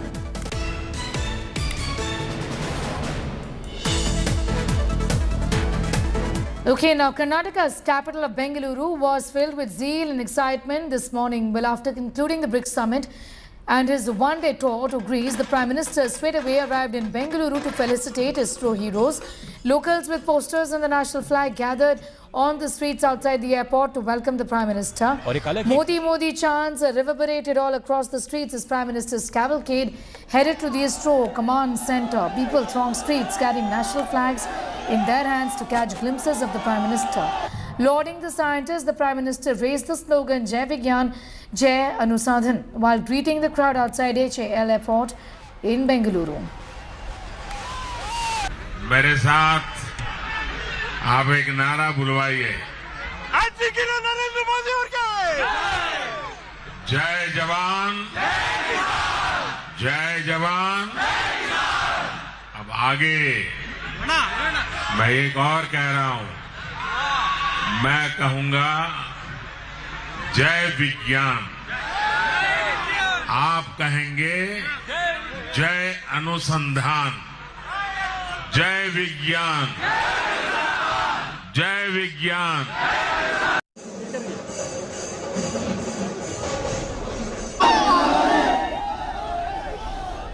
All right, top developments from Bangalore city today, where the Prime Minister was. First a roadshow and then his visit to the ISRO center, where he in fact met with the scientists and congratulated them and felicitated them. With that, it's time for a quick commercial break. News continues in just a few moments from now.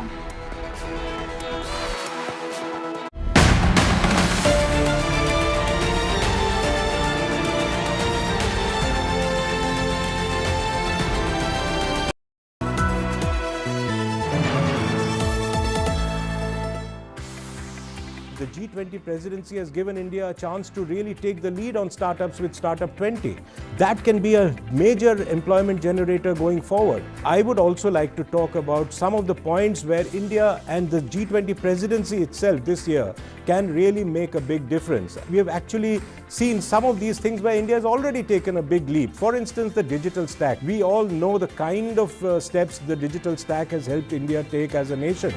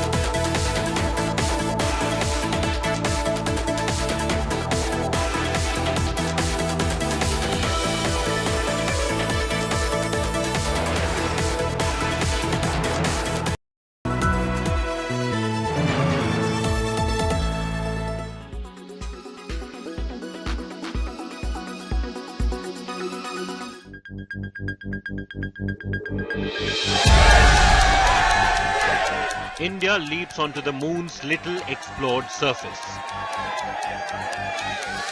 I would like to congratulate India on landing on the dark side of the moon. I would also like to now invite India to return the £2.3 billion foreign aid money that we sent them between 2016 and 2021. British far-right figures in the UK media dropped pounds and pence. We're also set to give them £57 million next year, but I think the British taxpayer should keep hold of that, don't you? We should not be giving money to countries with a space programme. As a rule...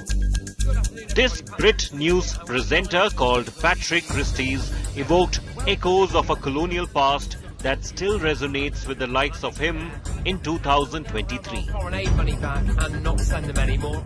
The crescendo of reactions from the same colonial school of thought hit a peak after the Vikram lander made its lunar touchdown. Indians did not suffer this colonial mentality gladly. They returned the favor, paying the far-right Brit nationalists in the same coin.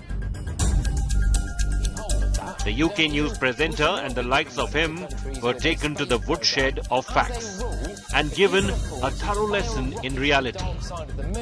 They were reminded that the so-called British aid is more aligned with strategic objectives, in a sense, an investment that serves Britain's own interests. Loans and equity within India's private sector reaping financial returns.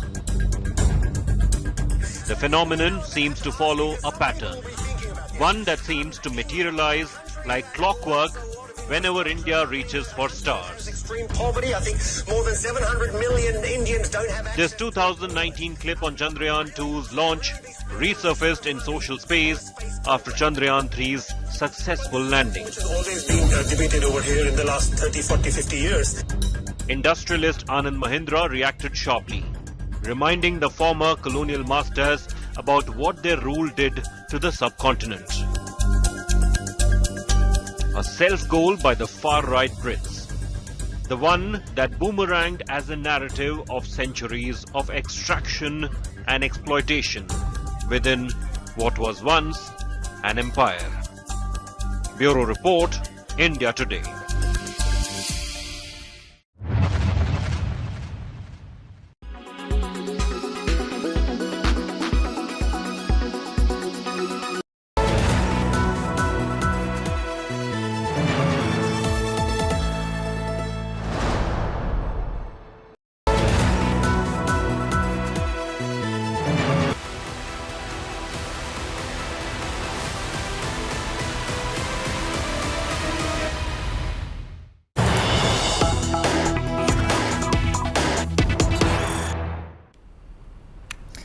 This is a very special issue of India's most trusted business publication, Business Today, which has gone on sale today. The issue has the only interview of the Prime Minister Narendra Modi, given to any publication this year. The issue was unveiled at the BT India at 100 event being held in the capital today by none other than the Union Minister for Road Transport and Highways, Nitin Gadkari, who was also the first speaker at this event. Others at the unveiling included the India Today Group Editor-in-Chief Arun Puri and Rahul Kanwal, the Executive Director, Business Today. The day is packed with some of the biggest names, only from India Inc., but also from around the world as well. Policy makers were setting the government's future agenda on stage as well.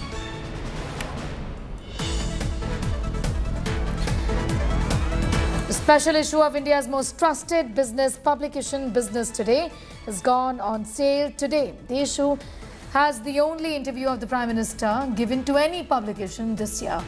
The issue was unveiled at the BT India at 100 event being held in the national capital today by none other than Union Minister for Road Transport and Highways, Nitin Gadkari, who was also the first speaker at the event. Others at the unveiling included the India Today Group Editor-in-Chief Arun Puri, Rahul Kanwal, Executive Director, Business Today. The day is packed with some of the biggest names only from India Inc., but also around the world. Policy makers were setting the government's future agenda out on stage as well.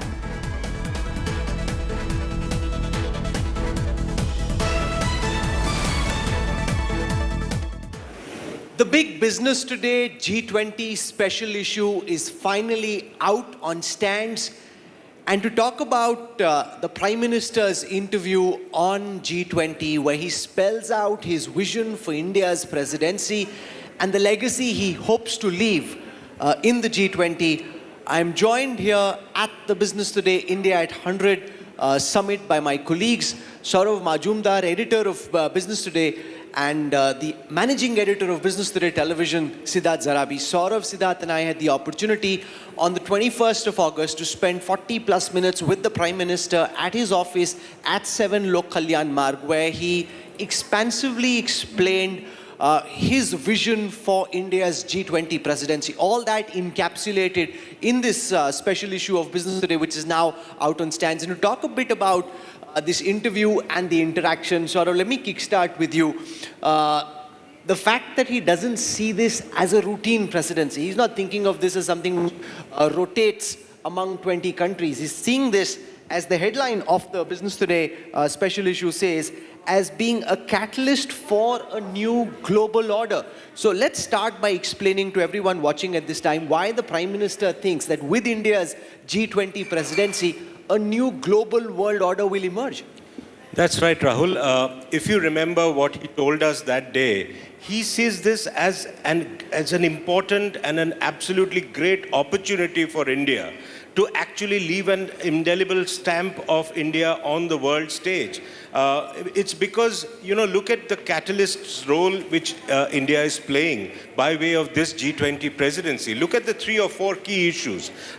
Reform of multilateral banks to be in line with the global priorities of today, climate change, and all of the other priorities which emerging challenges, the pandemic. That's one, the reform of multilateral banks. This whole point about inclusion of African Union, which he's passionately talking about as the voice and aspiration of the global South. He wants India to be at the forefront of being the bridge between the global South and the rest of the world. So these are the key things which will, in his hope, become the catalyst for a big new global order, which is an inclusive and prosperous new world.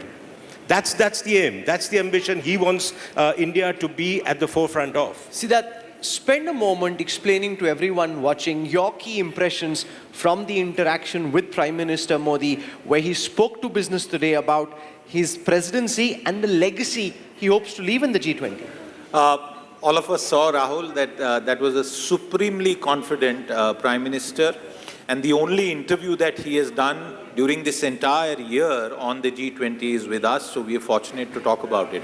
Let me draw a slightly longer arc to what the Prime Minister has said in this fantastic interview.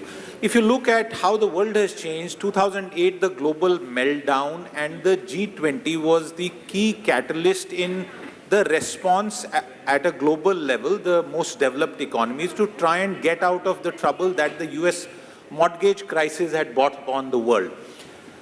And now come to 2023, well over 15 years later, I attended the first of those G20s post the global financial meltdown, and it was completely dominated by the developed world.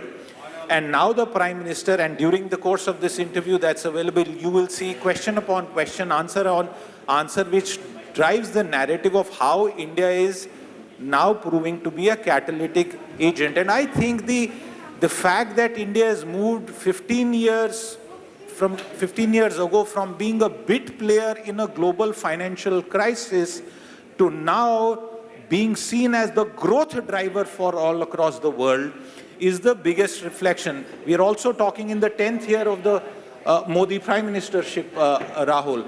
And the second biggest thing that we can see is the decline of China.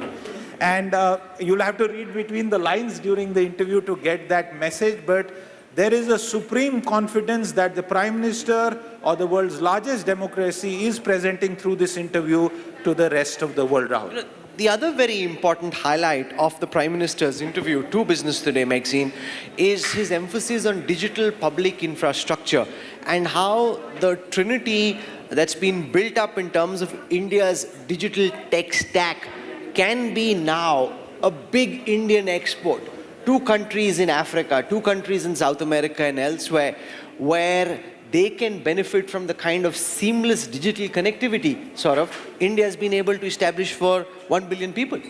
Absolutely, Rahul. I think the digital public infrastructure which India has actually rolled out, and I must say that this is one of my favorite topics as well. We discussed it with him in detail, and he was very, very excited about the kind of response the global leaders are, giving to the India stack. And this is truly an India stack. Look at it, the Aadhaar, Jan Dhan, UPI. I mean, you've had people coming from the outside all over the world and just marveling at the way UPI works in India. And UPI is now, the global world leaders are now trying to take a piece of that and trying to replicate it in their countries. So India is actually leading this whole digital transformation. Most importantly, Rahul, he sees this digital transformation and the India stack as being a key enabler to last mile delivery of benefits for the poor. You know, if you see the Jan Dhan accounts and the whole rollout of what has happened, it is the last mile delivery which this technology is going to allow and is allowing. And that's critical for a country like ours and for the world at large. You know, the shadow of the Russia-Ukraine war hovers over the leaders' summit, which will happen in early September. And when we asked the Prime Minister about the challenges in building a global consensus, when views on Russia-Ukraine are so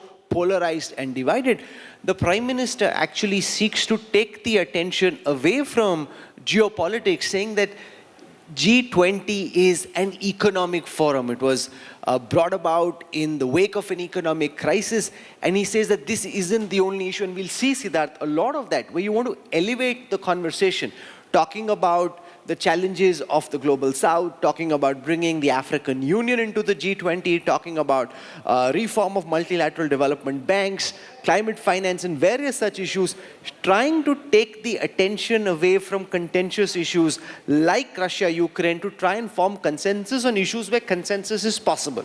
In fact, Russia-Ukraine, as far as the G20 concerned, is now an event in the past. You will see, while it may kind of impact a consensus statement, which is usually done for such multilateral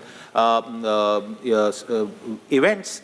But the broader point, and you mentioned the African Union, India drove the inclusion of the African Union member states in the BRICS. That's already happened. So even if the G20, you know, the caucus within the G20, there's a smaller caucus of states, even if they don't let things happen, it's already happening. The global south is together, and that's already been driven by India. I'll come back to a point to try and answer the question, Rahul, that you posed to me.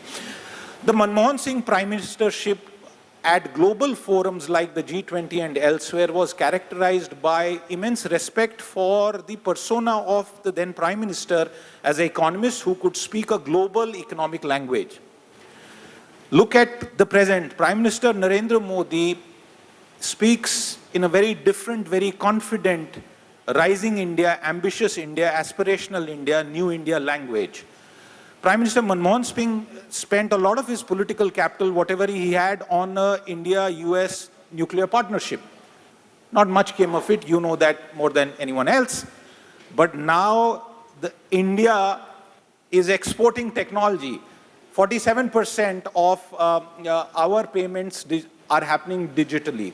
We are already exporting UPI to well over a dozen countries, and that number will go up exponentially. The fundamentals have changed, and I would say if you were to go back even further, the time when we joined the WTO, we were co-terminus with the developed world. China delayed that, it advanced its economy in a different format. Throughout the interview and the conversation, that I could sense was that the Prime Minister is preparing us for the next round beyond Atmanirbhar Bharat. What it will be, we'll have to wait for him to tell us some other time. The Prime Minister said he hopes that India becomes a Vishwamitra, a friend to the world. And he said he'll expand on his concept of Vishwamitra, which he highlighted during the Independence Day address, and build on it in time to come. And one of the key aspects of the G20 presidency is to try and give the African Union membership status in the G20. It's an idea that's already received in principle approval. He hopes to push it through during the Leaders Summit in September. And sort of when we spoke to the Prime Minister about the African Union, he links this to the idea of Vasudhaiva Kutumbakam, the world is one family. And in that sense, he's trying to provide leadership to the global south. And here's something that he thinks, if it goes through, is a tangible takeaway. Because when history looks back at when the African Union became a part of the G20, all of Africa will remember that it was India and Prime Minister Modi that made this happen. Very true, Rahul, and that is exactly what he's told us. You know, he's talking about Vasudhaiva Kutumbakam. He says if developing nations are not part of this whole journey towards prosperity, a prosperous global world, how can we talk about Vasudhaiva Kutumbakam? And he wants to leave that. That's where I say it is India's indelible mark this year as a G20 president that you need to take everybody along, leave no one behind in a broader sense beyond the SDGs. You're talking about every other country, developed nations, developing nations moving towards prosperity in harmony. That's what he wants to leave as the legacy of this G20 presidency, Rahul. You know, the other very interesting highlight from my perspective was the fact that Prime Minister Modi doesn't see India as being in competition with China. He doesn't see this as India versus China. While, of course, there is an ongoing border confrontation with China and some attempts to dial back have been made, he actually sees India and China as being able to coexist. Possibly not as best friends, but not necessarily as sworn enemies either. And in that construct, Siddharth, he's trying to ensure that India's position goes from a middle power, say the 9th biggest economy in the world, to within his tenure at least becoming the 3rd largest economy in the world, thereby signaling a once-in-a-lifetime shift in global realpolitik power equations.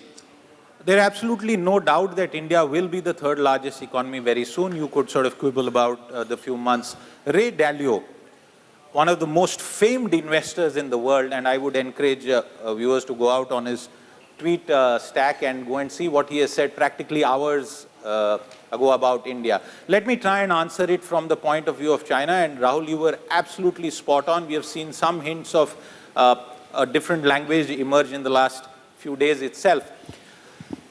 Chinese growth and the current economic model, one of the key things that really worked for them was the real estate sector. Go through the headlines and the fine print of what's happening in the Chinese economy and its real estate sector. And I'm not even drawing parallels, mind you, with 2008 US depression that also got triggered from real estate. So let's leave that aside. In India, all of our viewers will acknowledge what's happening to the real estate sector. Phenomenal increase in prices. In fact, at the upper end, houses are becoming unaffordable. The point is that we are clearly within grasp of number 3. There are issues about the quality of growth, the K-shaped growth curve that we are seeing right now, and what needs to be done to fix that. But at the macro level, it's very, very clear. India's growth story, God forbid anything else again like COVID, is completely on track. Is it a bullet train? Yeah, is it a Vande Bharat? That's a matter of debate, Rahul. The Prime Minister spoke in this interview about the need to reform multilateral development banks. Sort of spend a moment explaining to everyone watching what is the specific reform India is seeking. How do we hope to reform multilateral development banks and the existing global trade order? Rahul, if you remember what the Prime Minister said and what we already know from the G20 deliberations which have happened, the multilateral development banks need to really rethink themselves in terms of how they are able to increasingly finance a new, developing and challenging world order. For instance, if you look at the SDG requirements, if you look at the climate change requirements, there's trillions of dollars which are required in terms of lending abilities of the MDBs. Now, if you you do not understand, and if the MDBs do not, change their whole structure and their whole way of approaching finances. We also had earlier a conversation with KV Kamath, where he also stressed the need to do that. And there is already, remember, in this Indian presidency, we've also set up a working group, where Mr. N.K. Singh is the co-chairperson. So there they've submitted one report. The second report is coming. We will await what comes out of those reports. But it is a very important move, because that Mr. Modi himself said that needs to really, MDBs need to change themselves to look at new challenges like the pandemic and the climate financing and the rest of the lot. Okay, I don't want to go on because that would take the juice out of the Prime Minister's interview. There's a lot that he's spoken about in this special issue of Business Today, where we really try and give an intellectual framework to the G20 conversation. So many different events in different parts of the country. But the most important question, what is likely to emerge from them? What is the agenda that India is pushing? Where are we on different aspects of the G20 agendas? All that covered by the Business Today team in this special issue. And you can read the Prime Minister's analysis on what he hopes will be India's legacy as the president of the G20 in the special issue of Business Today, which is out across the Business Today multiverse right now. Well, it is the biggest interview of this year. Prime Minister Narendra Modi is sitting for an exclusive chat with top editorial team of Business Today. The conversation comes just days before the world's 20 most powerful leaders converge in Delhi to set the economic and political agenda for the Earth's future. And as president of a group which commands 85% of the world's economy, it is Prime Minister Narendra Modi setting this future agenda.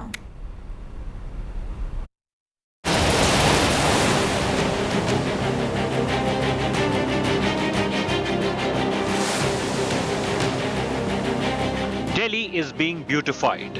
Renovation work is being carried out at a frenetic pace across the city in anticipation of the two-day G20 Global Summit next month.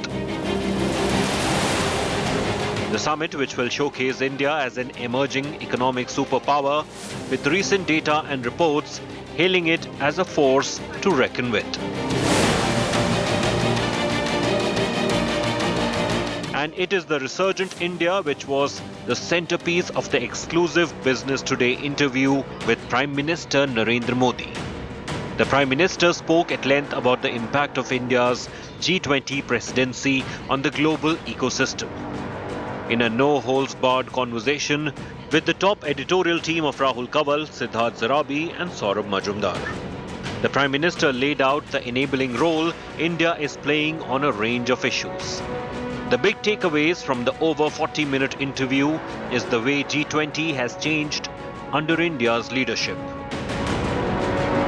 To emerge as the voice of often sidelined Global South, according to the Prime Minister, the summit will bring developed and developing countries together for the first time to find solutions to global problems.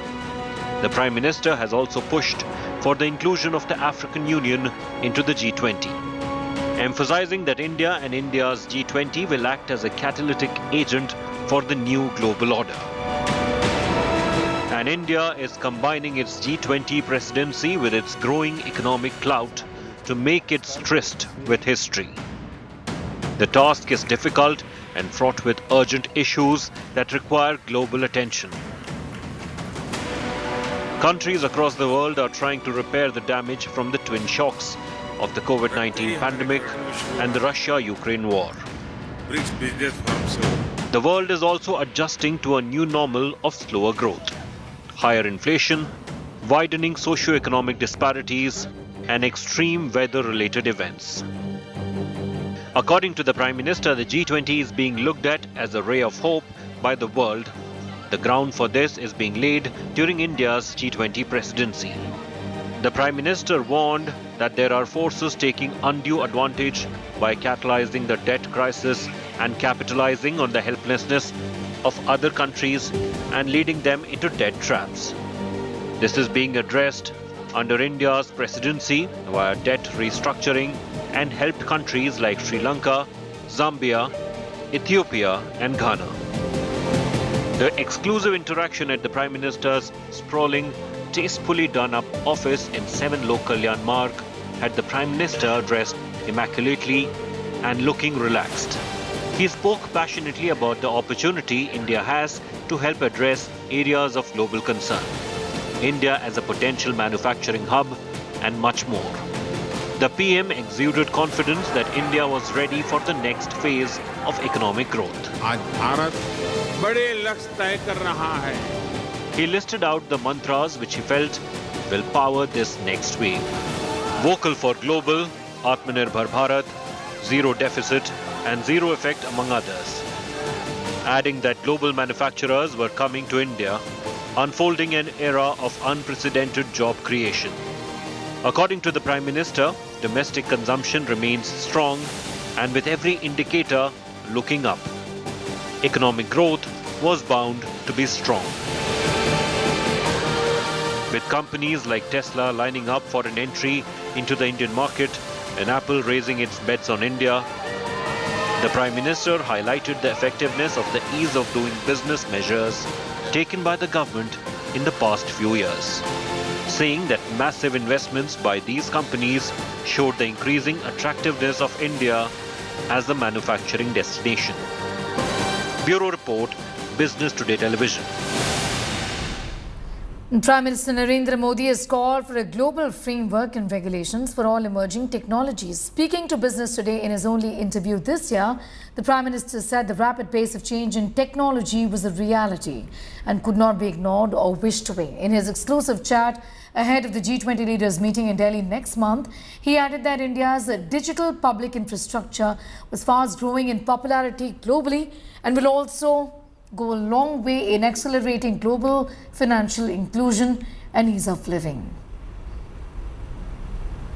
जी हाँ, आप अपने screen पे देख सकते हैं कि हम lander module Landing the Vikram on the dark side of the moon catapulted Isro into international headlines and made Prime Minister Narendra Modi the toast of the town at the BRICS summit in Johannesburg, South Africa. In the first and only conversation with a media house this year, the Prime Minister revealed to the Business Today team India's plans to use the G20 platform to achieve global targeted welfare delivery. These include the use of the so-called India Stack with services such as Aadhaar, UPI, CoWIN and Jan Dhan Yojana. According to the Prime Minister, India has shown to the world that technology can be a big enabler of ensuring last-mile delivery. Highlighting the fact that 46% of global digital payments were in India, the Prime Minister said that India is viewed by the world today as the incubator of innovation. He claimed that a lot of countries are interested in learning from India's digital public infrastructure experiences, and India has successfully initiated cooperation with at least a dozen nations. Prime Minister Modi also said India is working with G20 countries to accelerate global development by leveraging technology. Prime Minister Modi will be meeting the world's most powerful leaders during the G20 Leadership Summit on the 9th and 10th of September. This includes a second meeting with the US President Joe Biden in 4 months and a second meeting in 3 weeks with Chinese President Xi Jinping. The agenda, apart from politics, will also include talks on emerging technologies like AI and cryptocurrencies.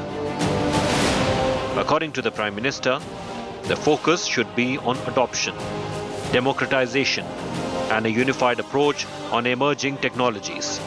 At the same time, he adds, regulations and the framework around technologies should not belong to one country or a group of countries.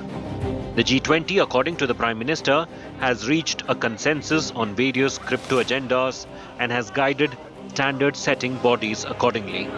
The Prime Minister in the exclusive chat also pointed out how the world has entered an era of disruptive innovations from an era of incremental change. Highlighting the success of India's startup ecosystem, the Prime Minister said, with around 100,000 startups and 100 unicorns, India is viewed as a hub of startups. India is taking this momentum global and has during its G20 presidency set up the Startup 20 Engagement Group. The grouping will act as the voice of the global startup ecosystem, bringing together varied stakeholders on a common platform. What makes G20 so important is that the 20-nation grouping represents around 85% of the global GDP, over 75% of the global trade, and about 2/3 of the world population. India's successful helming of this powerful group will only mean that the momentum of its influence continues even after the baton of presidency is handed to Brazil next. Bureau Report, Business Today Television. It's time for a quick commercial break here, getting you much more news on the other side.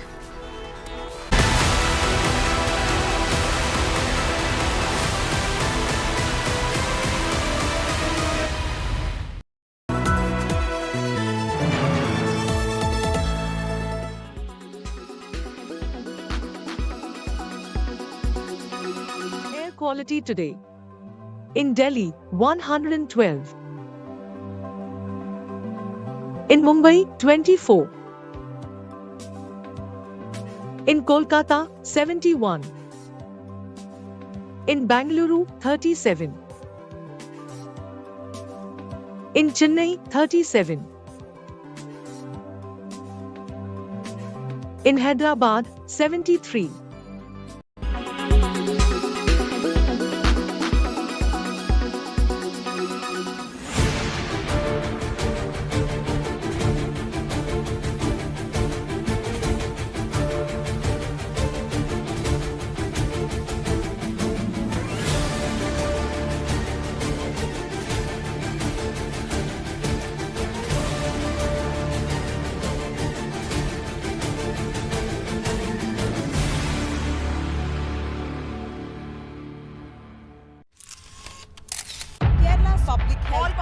Traveling from different parts. Armed with facts, Looking at political back. she takes the news by its horns. Do you think the future of these students are not hampered?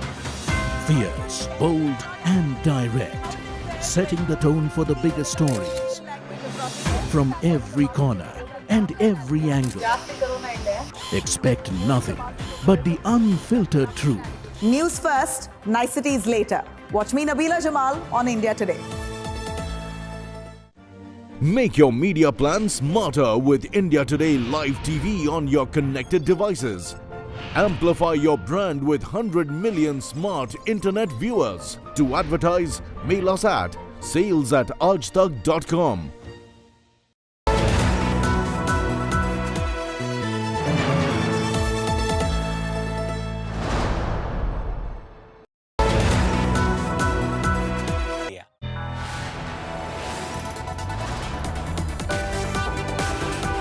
You are watching India Today.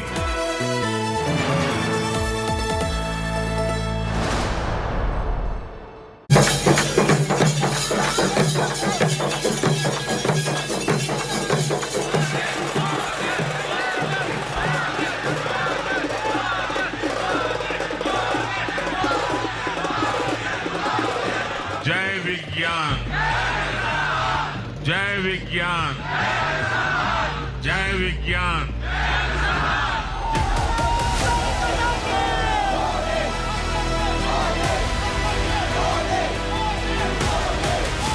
सबको salute करना चाहता हूं। Salute आपके परिश्रम को,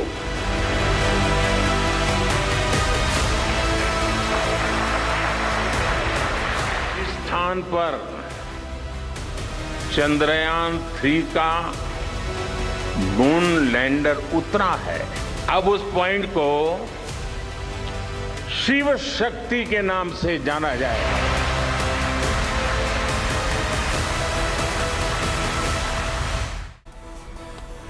Hello there, a very good morning. That story continues to be our top focus. The Prime Minister naming the lander Vikram's landing spot on the moon as the Shiv Shakti point. We're getting you all details up ahead on the show. First, a quick check of the headlines.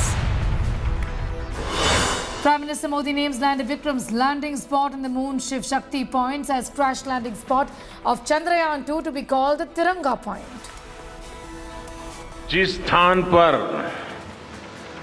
Chandrayaan-3 का moon lander उतरा है, अब उस point को शिव शक्ति के नाम से जाना जाएगा.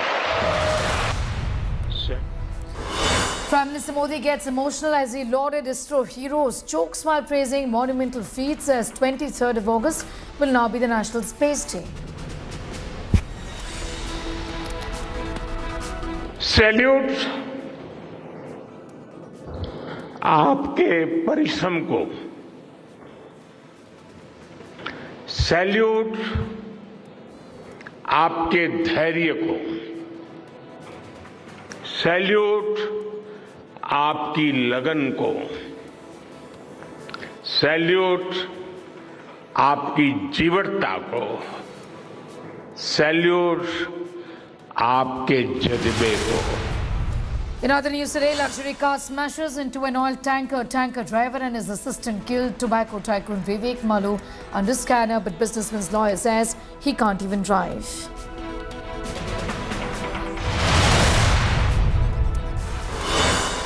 Uttar Pradesh teacher gives lesson in hate and bigotry. Asks student to hit Muslim classmate.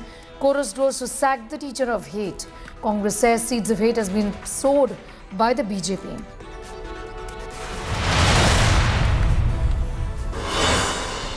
Indian shuttler HS Prannoy beats world number 1 Victor Axelsen in the quarterfinal of the World Badminton Championships. Prannoy assures India of a medal. Oh, this is landed in.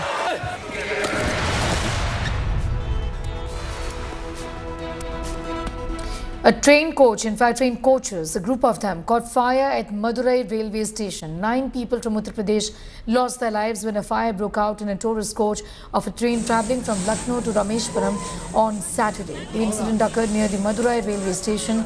A railways official said the reason for the fire was that a few passengers had sneaked in gas cylinders in the coach.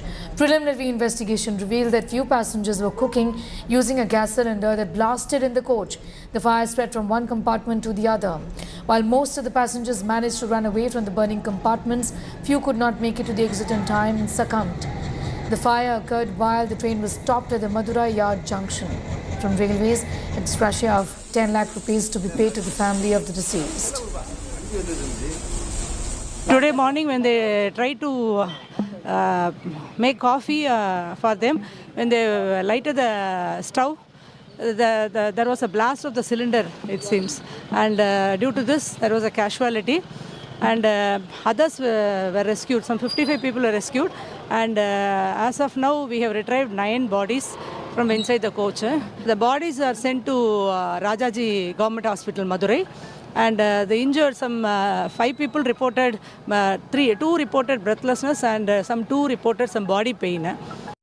Shilpa is getting asked more details on that story. Shilpa, this is horrific in fact, but the big question is that how were these cylinders even allowed inside the compartments? It's absolutely illegal. It's not allowed.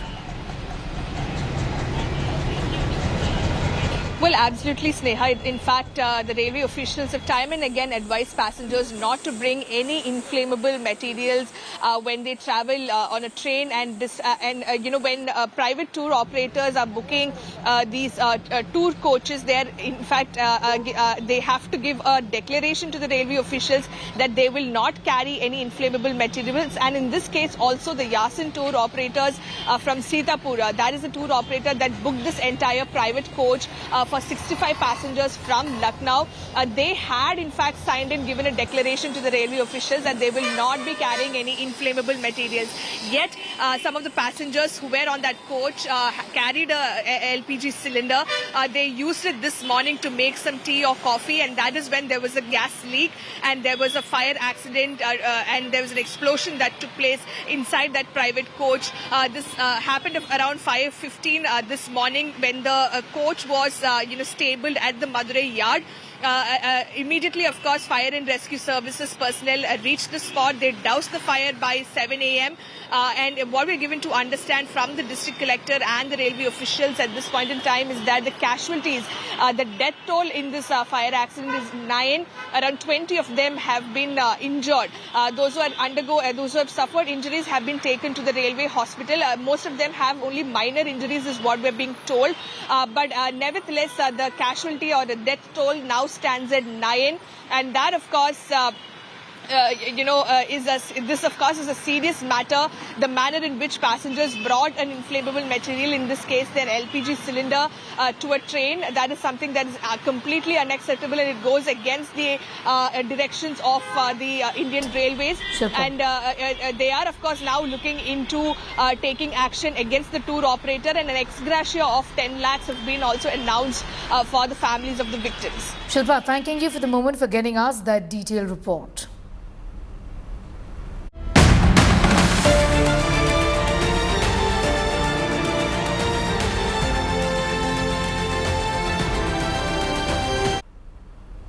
All right, the Prime Minister this morning met with the scientists of Isro, have done the entire country proud.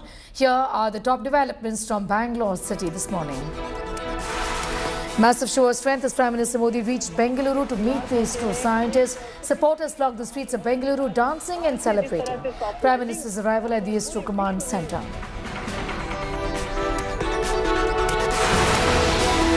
The Prime Minister was accorded a warm reception as he arrived at the Isro headquarters. The Prime Minister was received by Isro chairperson S. Somnath, whom the Prime Minister greeted with a warm hug.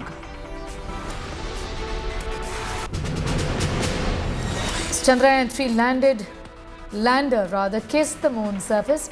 The Prime Minister, on his visit to Isro, felicitated scientists and met the team of scientists involved in the country's third lunar mission.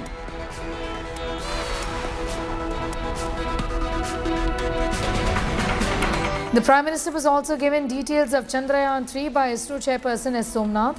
The Prime Minister was also briefed about rover Pragyan and the lander Vikram during their interaction at the Isro headquarters.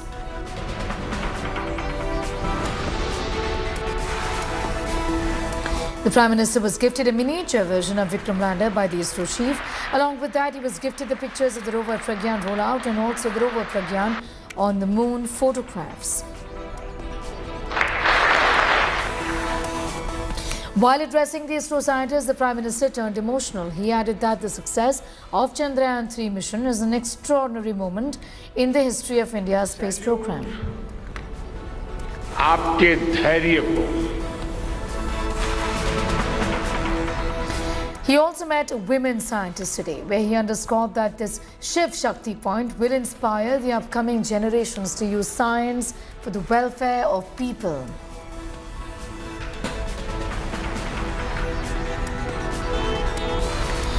Prime Minister Narendra Modi, who was in Bengaluru to meet and greet Isro scientists, announced new names for Chandrayaan landing spots.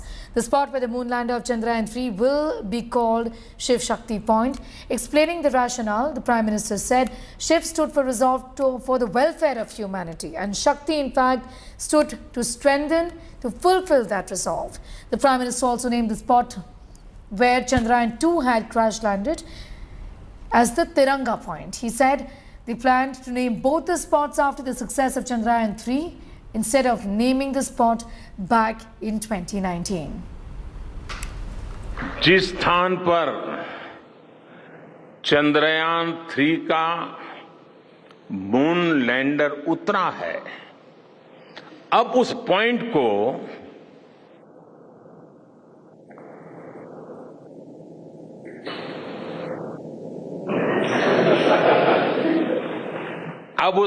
को शिव शक्ति के नाम से जाना जाएगा। शिव में मानवता के कल्याण का संकल्प समाहित है और शक्ति से हमें उन संकल्पों को पूरा करने का सामर्थ्य मिलता है। चंद्रमा का शिव शक्ति पॉइंट हिमालय से कन्याकुमारी से जुड़े होने का बोध कराता है। जब चंद्रयान-2 चंद्रमा के पास तक पहुंचा था, जहां उसके पदचिन्ह पड़े थे,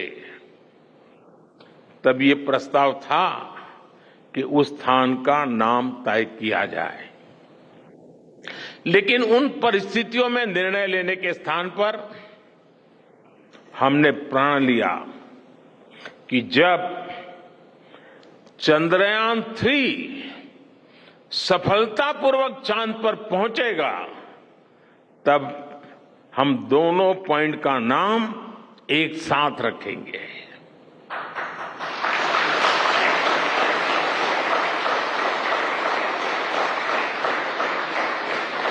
और आज मुझे लगता है कि जब हर घर तिरंगा है, जब हर मन तिरंगा है और चांद पर भी तिरंगा है, तो तिरंगा के सिवाय चंद्रयान-2 से जुड़े उस स्थान को और क्या नाम दिया जा सकता है।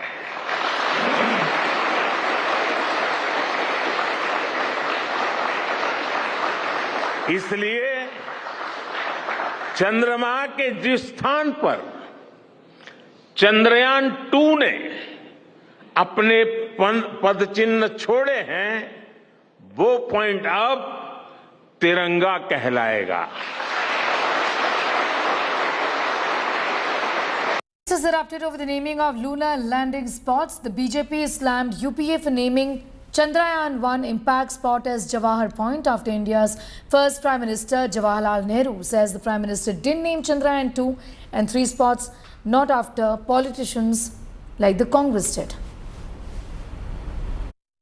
This is the difference between Congress and Prime Minister Modi. Congress puts family first, Prime Minister puts India first. And therefore today, we have all learned with great pride that the impact point, the touch point of Chandrayaan-2 and Chandrayaan-3 on the moon would be called Tiranga Point, and where the Vikram lander landed on the south side of the moon for the first time via Chandrayaan-3 will be called as a Shiv Shakti Point. Both represent India's great cultural values and heritage. But what did the UPA at the time of Congress party-led government name the point as? They named it as Jawahar Point.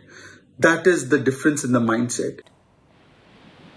You know, it is laughable. How can, who has given this right to Narendra Modi ji to make any namikaran at the surface of a moon?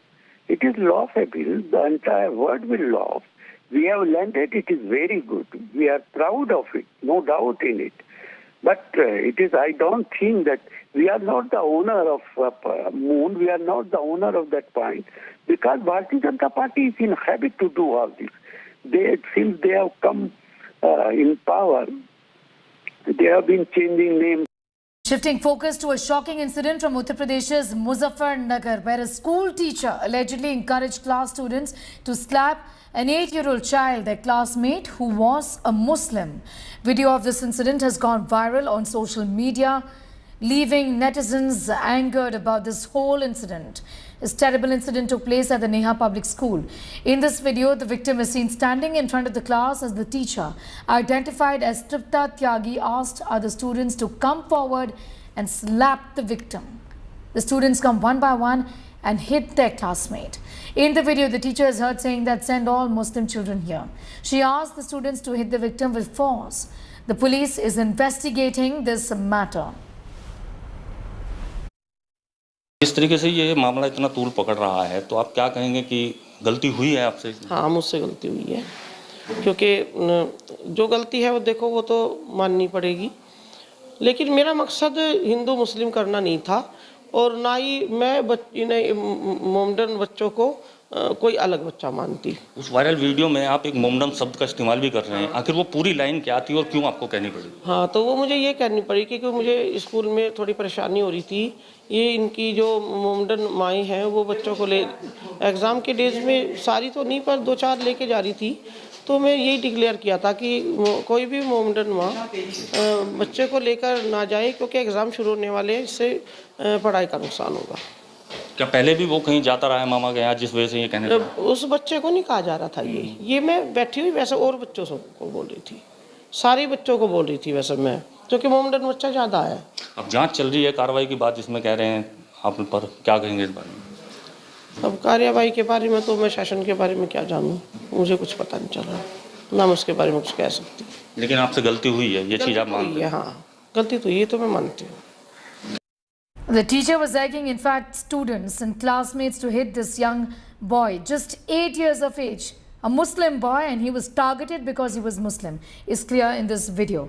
The Muzaffarnagar teacher says that I made a mistake. However, to tell our viewers, no action whatsoever has been taken against this woman. On your screens, who is spewing venom really in a classroom, encouraging young children to beat their classmate, to slap the classmate who happened to be Muslim, and that's the reason why she in fact wanted to target this child, because he was a Muslim. This is a hate crime, it's a hate video, but guess what, no action has been taken against this woman. Tripti Tyagi, that you see on your screens right now.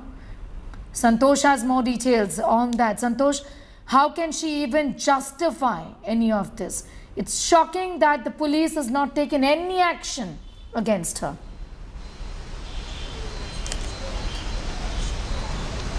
There's an update in this whole incident of Muzaffarnagar. We can say the FIR has been lodged in Mansoorpur police station against that teacher who slapped that 8-year boy in front of whole class, and his classmates slapped him, and only on the discrimination of that he was a Muslim boy.